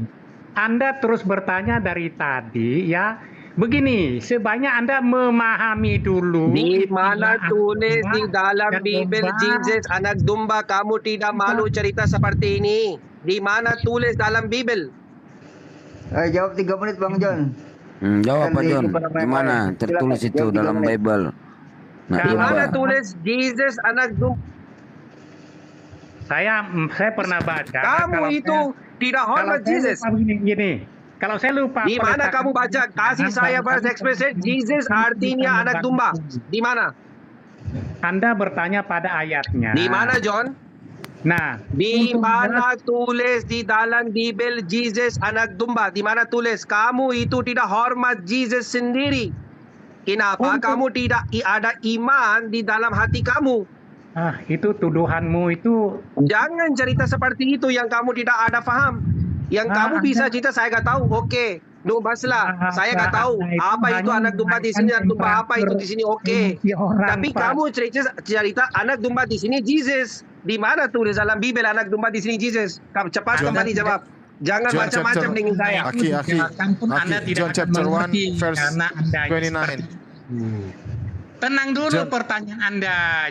Jangan seperti orang menyerang kayak brand saja. John berapa, brother? John chapter 1 verse 29. Pertanyaan Anda, beri aku kesempatan untuk menjelaskan. Kalau saya tidak hafal ayatnya di mana letaknya, ada teman bisa bantu. Tapi saya pernah baca, maka saya ngomong. Anda harus memaksa saya menunjukkan ayatnya. Tidak, John 1:29 tidak cerita. John 1:29 tidak cerita juga. Jesus itu anak domba. Di mana cerita? Nah, sekarang saya tidak tahu letaknya di mana. Anda bisa tunjukkan. Anda hebat, Anda hafal, silakan Anda bantu saya. Di sini saya baca ya, John 1:29. Silakan. John testifies about Jesus. The next day John saw Jesus coming towards him and said, "Look, the Lamb of the God who takes away the sin of the world." Itu statement John. Coba kan Anda ini statement John, bukan Jesus. Terjemahkan bahasa Indonesia dengan jelas. Iya. John itu. Iya, ini saya baca Indonesia itu. Ini statement John bukan Jesus. Saya minta statement Jesus, bukan John. Masa saya layar brother host. Jazakallah. Nggak ngerti nih pertanyaan setengah bahasa Indonesia tuh ngawur saja, bingung. Ya tunggu dulu. Sekarang saya translate bahasa Indonesia untuk Anda. Ini statement siapa? Yang mana? Yohanes bersaksi tentang Yesus. 29. Keesokan harinya itu Yohanes melihat Yesus datang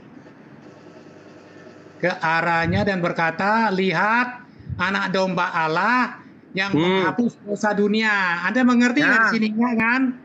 Ini statement Jesus atau orang lain? Itulah anak domba Allah. Statementnya siapa itu? Statement John. Itu statementnya bukan Jesus atau bukan Tuhan. Pak John, itu statementnya Yesus sendiri atau orang lain? Meong.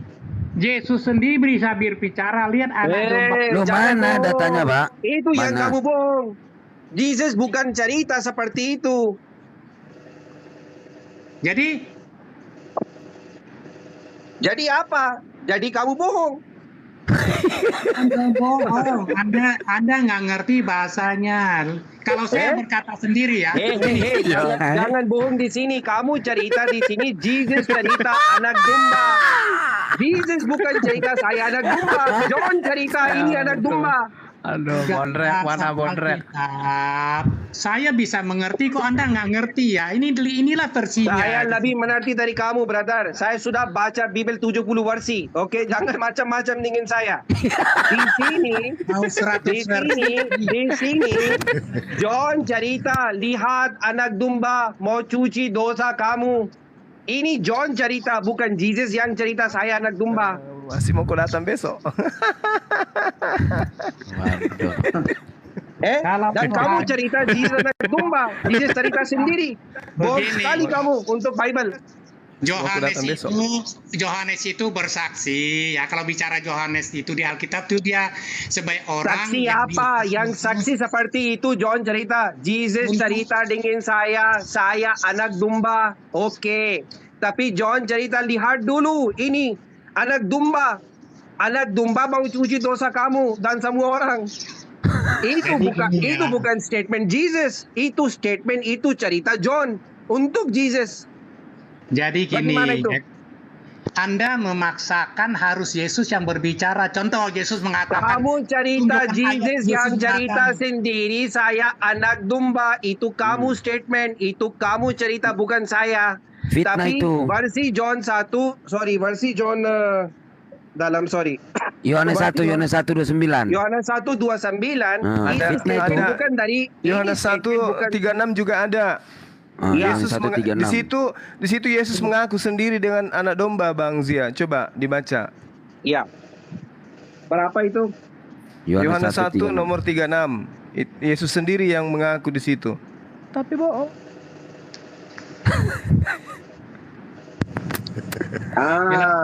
Itu di sini tidak ada juga, brother. When he saw Jesus, lihat 36. When he saw Jesus passing by, he said, "Look, the Lamb of the God." Ini bukan statement Jesus.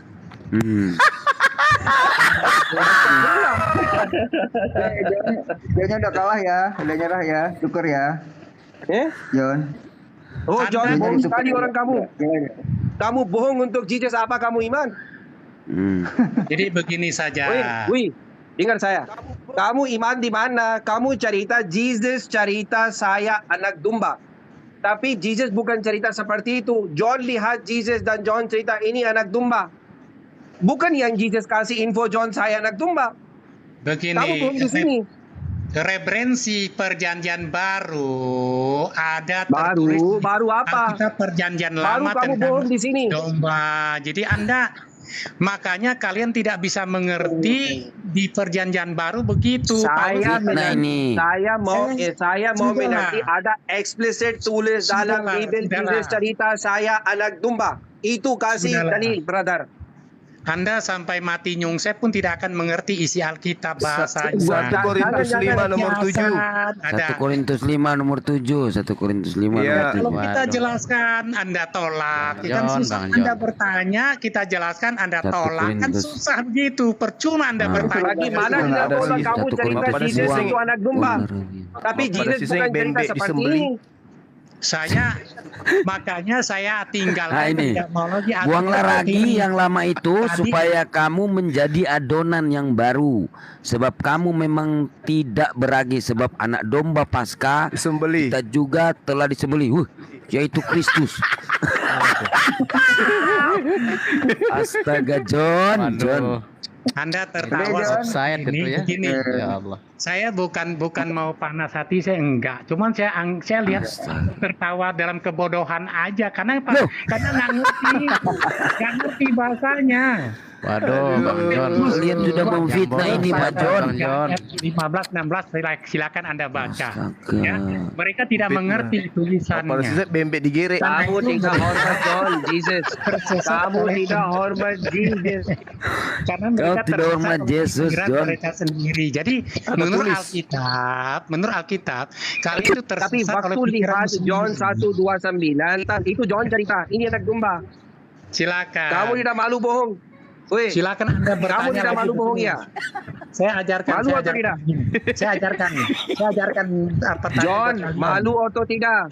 Kamu tidak hormat Jesus. Bagaimana itu? Saya ajarkan pertanyaan kalian supaya komplit untuk debat yang orang Kristen. Tanyakan, ya Yesus satu hari berak kencing berapa kali? Nah, tunjukkan ayatnya kayak gitu. itu terjadi. Udah nangis ini, udah nyungsep. Masalahnya gini, Bang John. Wahyu 22 nomor 1, Wahyu 19 nomor 9, Wahyu 12 nomor 11, Wahyu 7 nomor 14, Wahyu 14 nomor 4, Wahyu 7 nomor 4. Yang mengatakan Yesus itu anak domba kan pengarang kitab saudara. Yang kita minta Yesus ini ngaku sebagai anak domba itu di mana? Sedangkan ketika dihakimi Yesus di pengadilan, Ditanya oleh imam-imam Yahudi, apakah engkau adalah anak Allah? Apa yang dikatakan oleh Yesus? Engkau sendiri yang mengatakan, tetapi anak manusia. Nah, Yesus mengaku sebagai anak manusia. Anak dombanya ini di mana Yesus mengaku? Betul. Sehingga dia harus dipersembahkan kepada dewa Molok karena dia adalah anak domba. Itu di mana tertulis? Silakan Anda berasumsi. Ya, saya ngerti. Saya tidak kurang 14 tahun saya memperhatikan pertanyaan yang antri banyak. yang sifatnya ini. John, silakan kasih bukti di mana Jesus cerita saya anak domba. Silakan kasih bukti. Kalau tidak kamu John, kalau tidak ada itu saya tunjukkan. nyungsep kamu. Tidak usah percaya. Memang kalian tidak percaya. Memang pertanyaan seperti ini menaikkan ini aja lah penonton biar ada hasilnya kan. Saya masuk ini udah mulai kan ya, udah mulai. Merajuk. Enggak, udah mulai kata-kata yang udah keluar dari ya nggak bisa seperti ini. Karena begini, kalau pada mulanya firman pada ayatnya nyungsep begini jadinya. Bang Sidi, coba bacakan Wahyu 5 nomor 9. Jangan dibilang kita fitnah nomor gitu. 9. Iya. Jangan kita dituduh fitnah, enggak bagus. Bukan fitnah. Kalian bertanya kita jawab. Dan mereka menyanyikan suatu nyanyian baru. Katanya, engkau layak menerima gulungan kitab itu dan membuka materainya karena engkau telah disembeli. Dan dengan darahmu engkau telah membeli mereka bagi Allah dari tiap-tiap suku dan bahasa dan kaum dan bangsa gitu ya. Nah, itu dia dibeli darahnya itu untuk siapa? Nah, ngerti nggak? Kalau kita jawab kalian ngerti nggak? Kan itu kan bicara bagaimana Yesus yang telah tersalib, ya kan? Ya, telah disembeli dengan darahmu. Engkau telah membeli mereka bagi Allah. Nah, itu dibeli gimana maksudnya? Ke siapa? Kan Tuhan tidak mau darah manusia. Ini pernah saya jelaskan, penebusannya itu oleh firman itu sendiri yang menjadi manusia sebagai pengganti. Brother Zuma, tunggu dulu 2 menit ya. Saya mau kasih satu bukti dan lanjut. John, listen dulu. Persepsi Anda, Jesus itu Tuhan, Jesus anak Tuhan. John, persepsi Jesus itu anak domba. Apa yang benar? Jesus atau John? Jadi gini ya, perlu Anda paham. John 1:29. John cerita Jesus anak domba. Kamu persepsi juga Jesus anak Tuhan. Siapa yang benar di sini? Yesus mau disebut anak Allah, anak domba, disebut anak manusia, disebut nabi, pakai data Bang John, pakai data, disebut utusan dan semuanya. Pakai data, buka ayat-ayatnya begitu banyak. Begini, bawa datanya. John persepsi Jesus anak Allah, bawa Allah juga. Jangan persepsimu saja. Begini. Apa yang kalian berpendapat tentang Yesus adalah manusia, baik nabi, baik utusan, baik apa Jesus semua itu anak Tuhan, bagaimana Jesus anak domba? Persepsi Anda itu kontradiksi dong. Begini, ayat yang kalian tunjukkan tuh tidak ada salah. Jesus anak domba atau Jesus anak Tuhan? Tentang manusia, tentang kemanusiaan. Jesus anak domba atau Jesus anak Tuhan? John, Jesus anak domba atau Jesus anak Tuhan? Kasih apa yang benar di sini? Mau disebut anak Allah ada artinya tersendiri, mau disebut anak domba ada artinya sendiri. Itu persoalannya yang harus anak domba artinya apa? Cuma dijelaskan anak domba artinya apa? Anak domba artinya apa? Anak domba Allah itu artinya kita mengerti langsung dikaitkan apa yang terjadi di perjanjian lama. Kalau bangsa Israel berdosa, dibawalah seekor anak domba yang kudus yang belum kawin dibawa ke Imam untuk mendapatkan dosa. Izin menambahkan ya Bang ya, sedikit ya Bang ya. Izin silakan Bang. Kalau Yesus itu anak domba Allah itu dipersiapkan nanti tersembeli di atas kayu salib seperti itu. Sekali tersembeli buat seluruh manusia, tidak perlu lagi datang ke daerah Israel sana, jauh-jauh dari Indonesia. Bang John bentar ya. Bang John bentar. Tenangkan Roh Kudus, tenangkan merpati yang ada di dalam diri. Bagaimana orang miskin, ya kan? Iya, bentar. Minta Pak John, Pak Johannes. host bentar aja, bentar besarin. Kalau iya. menganalisis sendiri nggak akan mengerti sampai mati nyungsep sampai nggak akan ngerti. Udah, nggak ada datanya. Silakan Bang Chris, bentar dulu Bang. Jadi bentar ya Bang John, abang-abangku semua sebentar. Nanti aku silakan abang-abangku lanjutkan lagi. Jadi Ya. Yohanes 1:29 ya kan, ini kan Yohanes nih. Pada keesokan harinya Yohanes melihat Yesus datang kepada ia berkata, lihatlah anak domba Allah yang menghapus dosa dunia.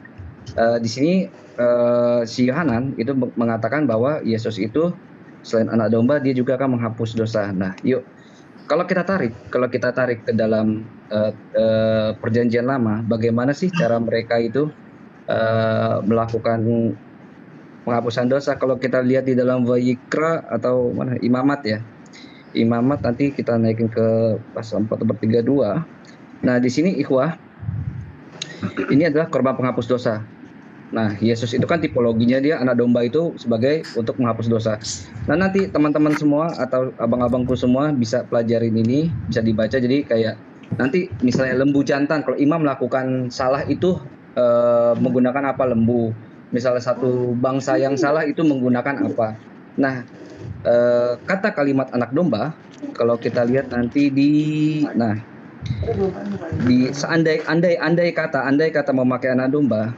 Oke, jika yang membawa seekor domba sebagai persembahannya menjadi korban penghapus dosa, haruslah ia membawa seekor betina yang tidak bercela.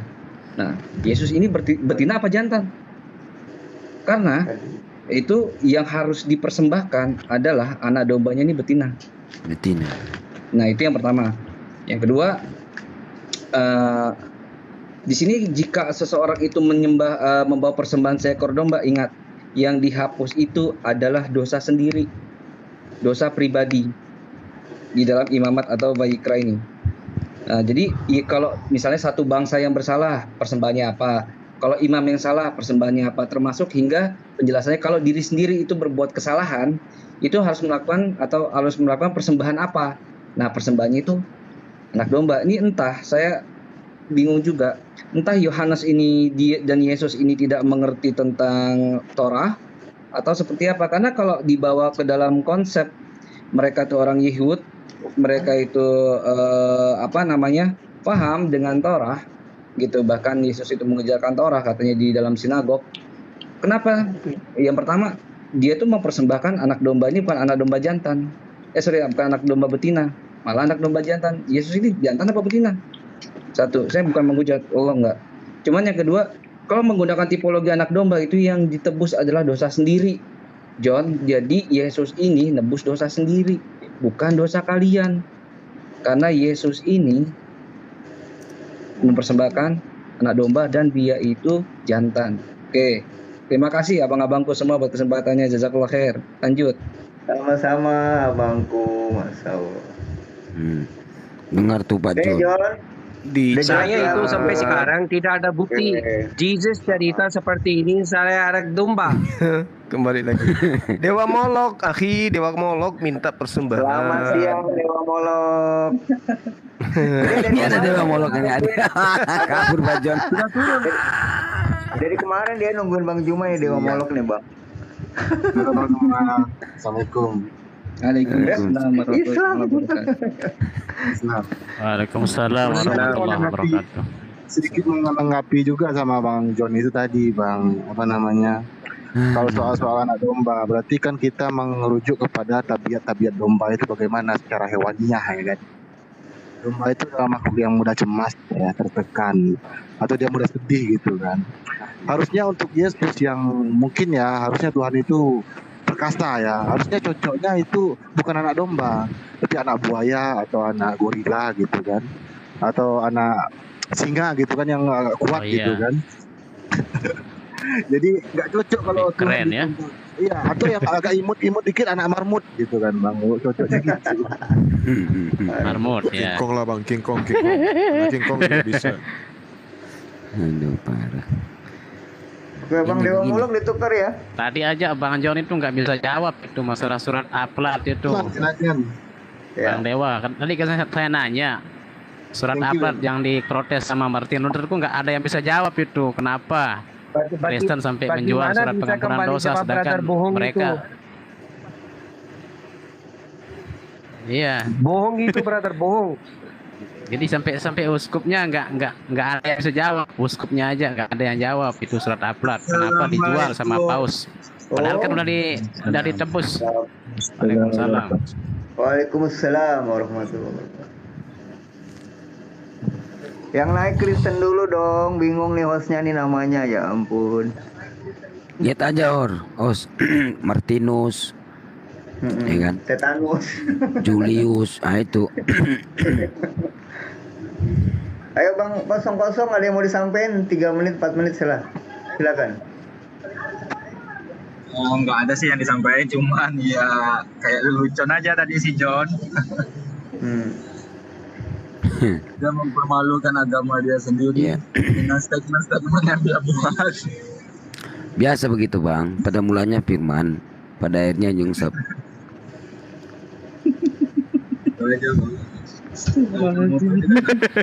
Lagi pada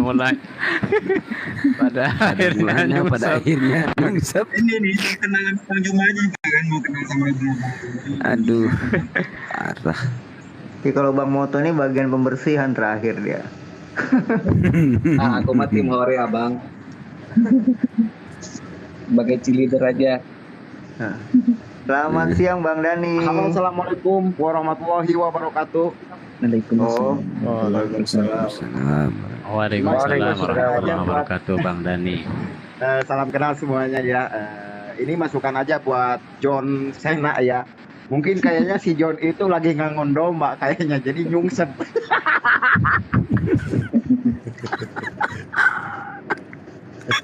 Cuma segitu aja masukannya John. Kamu itu memang Iya, apalagi yang berkata Yohanes.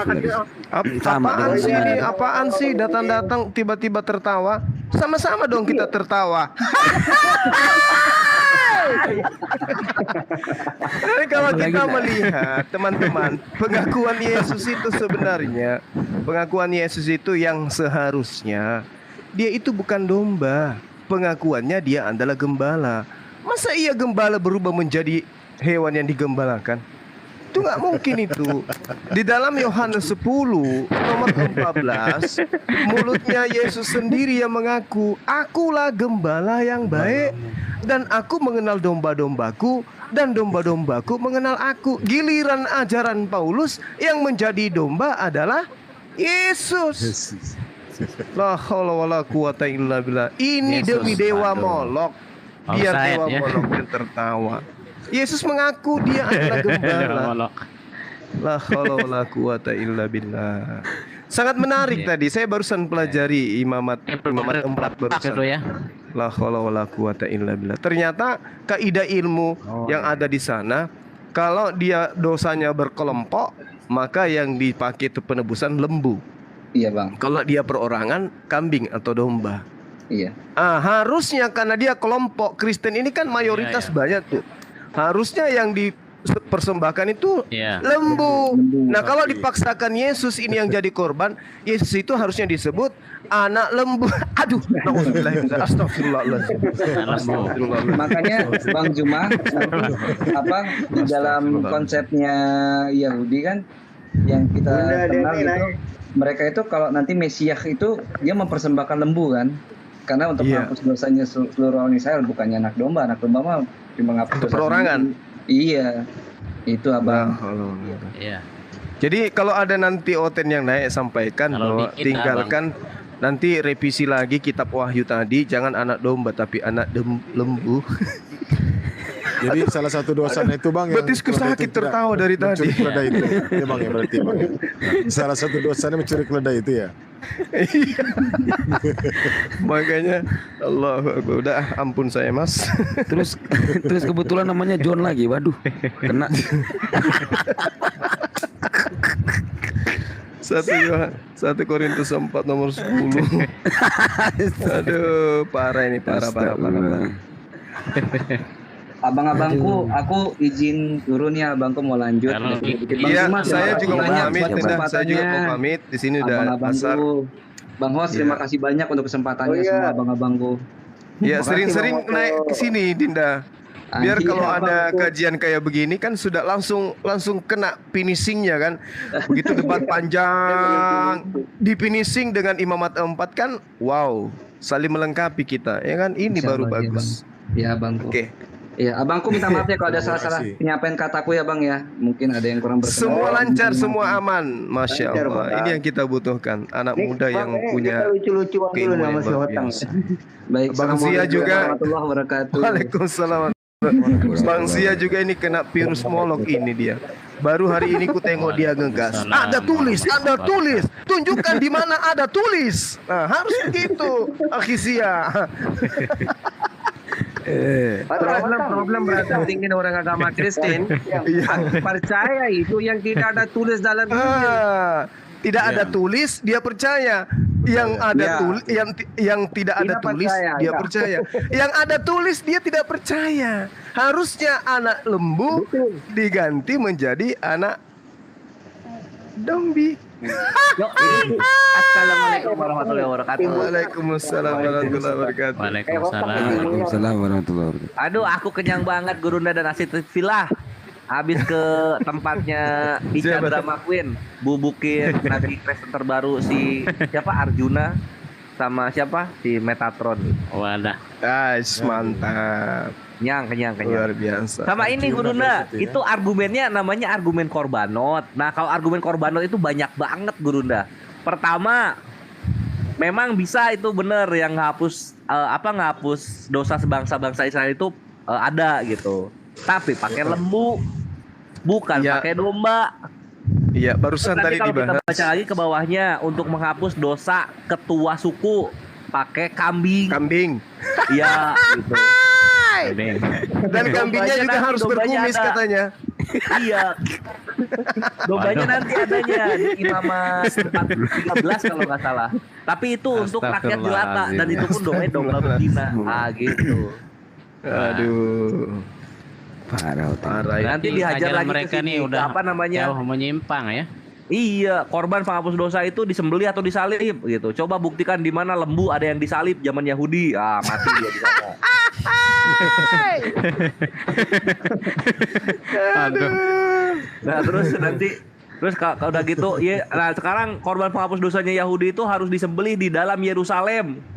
Di dalam bait suci, nggak boleh di luar. Nah, sekarang Yesus disalibnya di mananya bait suci gitu. Nah, lagi di situ ntar. Wah, berantakan mereka. Parah nih. Nah, terus nanti ada lagi gini Guruda. Korban penghapus dosa itu harus dibakar jeroannya. Sekarang pas Yesus udah mati, jeroannya dibakar nggak? Ah, mati lagi di sana. Allahu Akbar, Masya Allah. Itu ada si Roma Aritonang itu katanya, Bang. Iya lagi.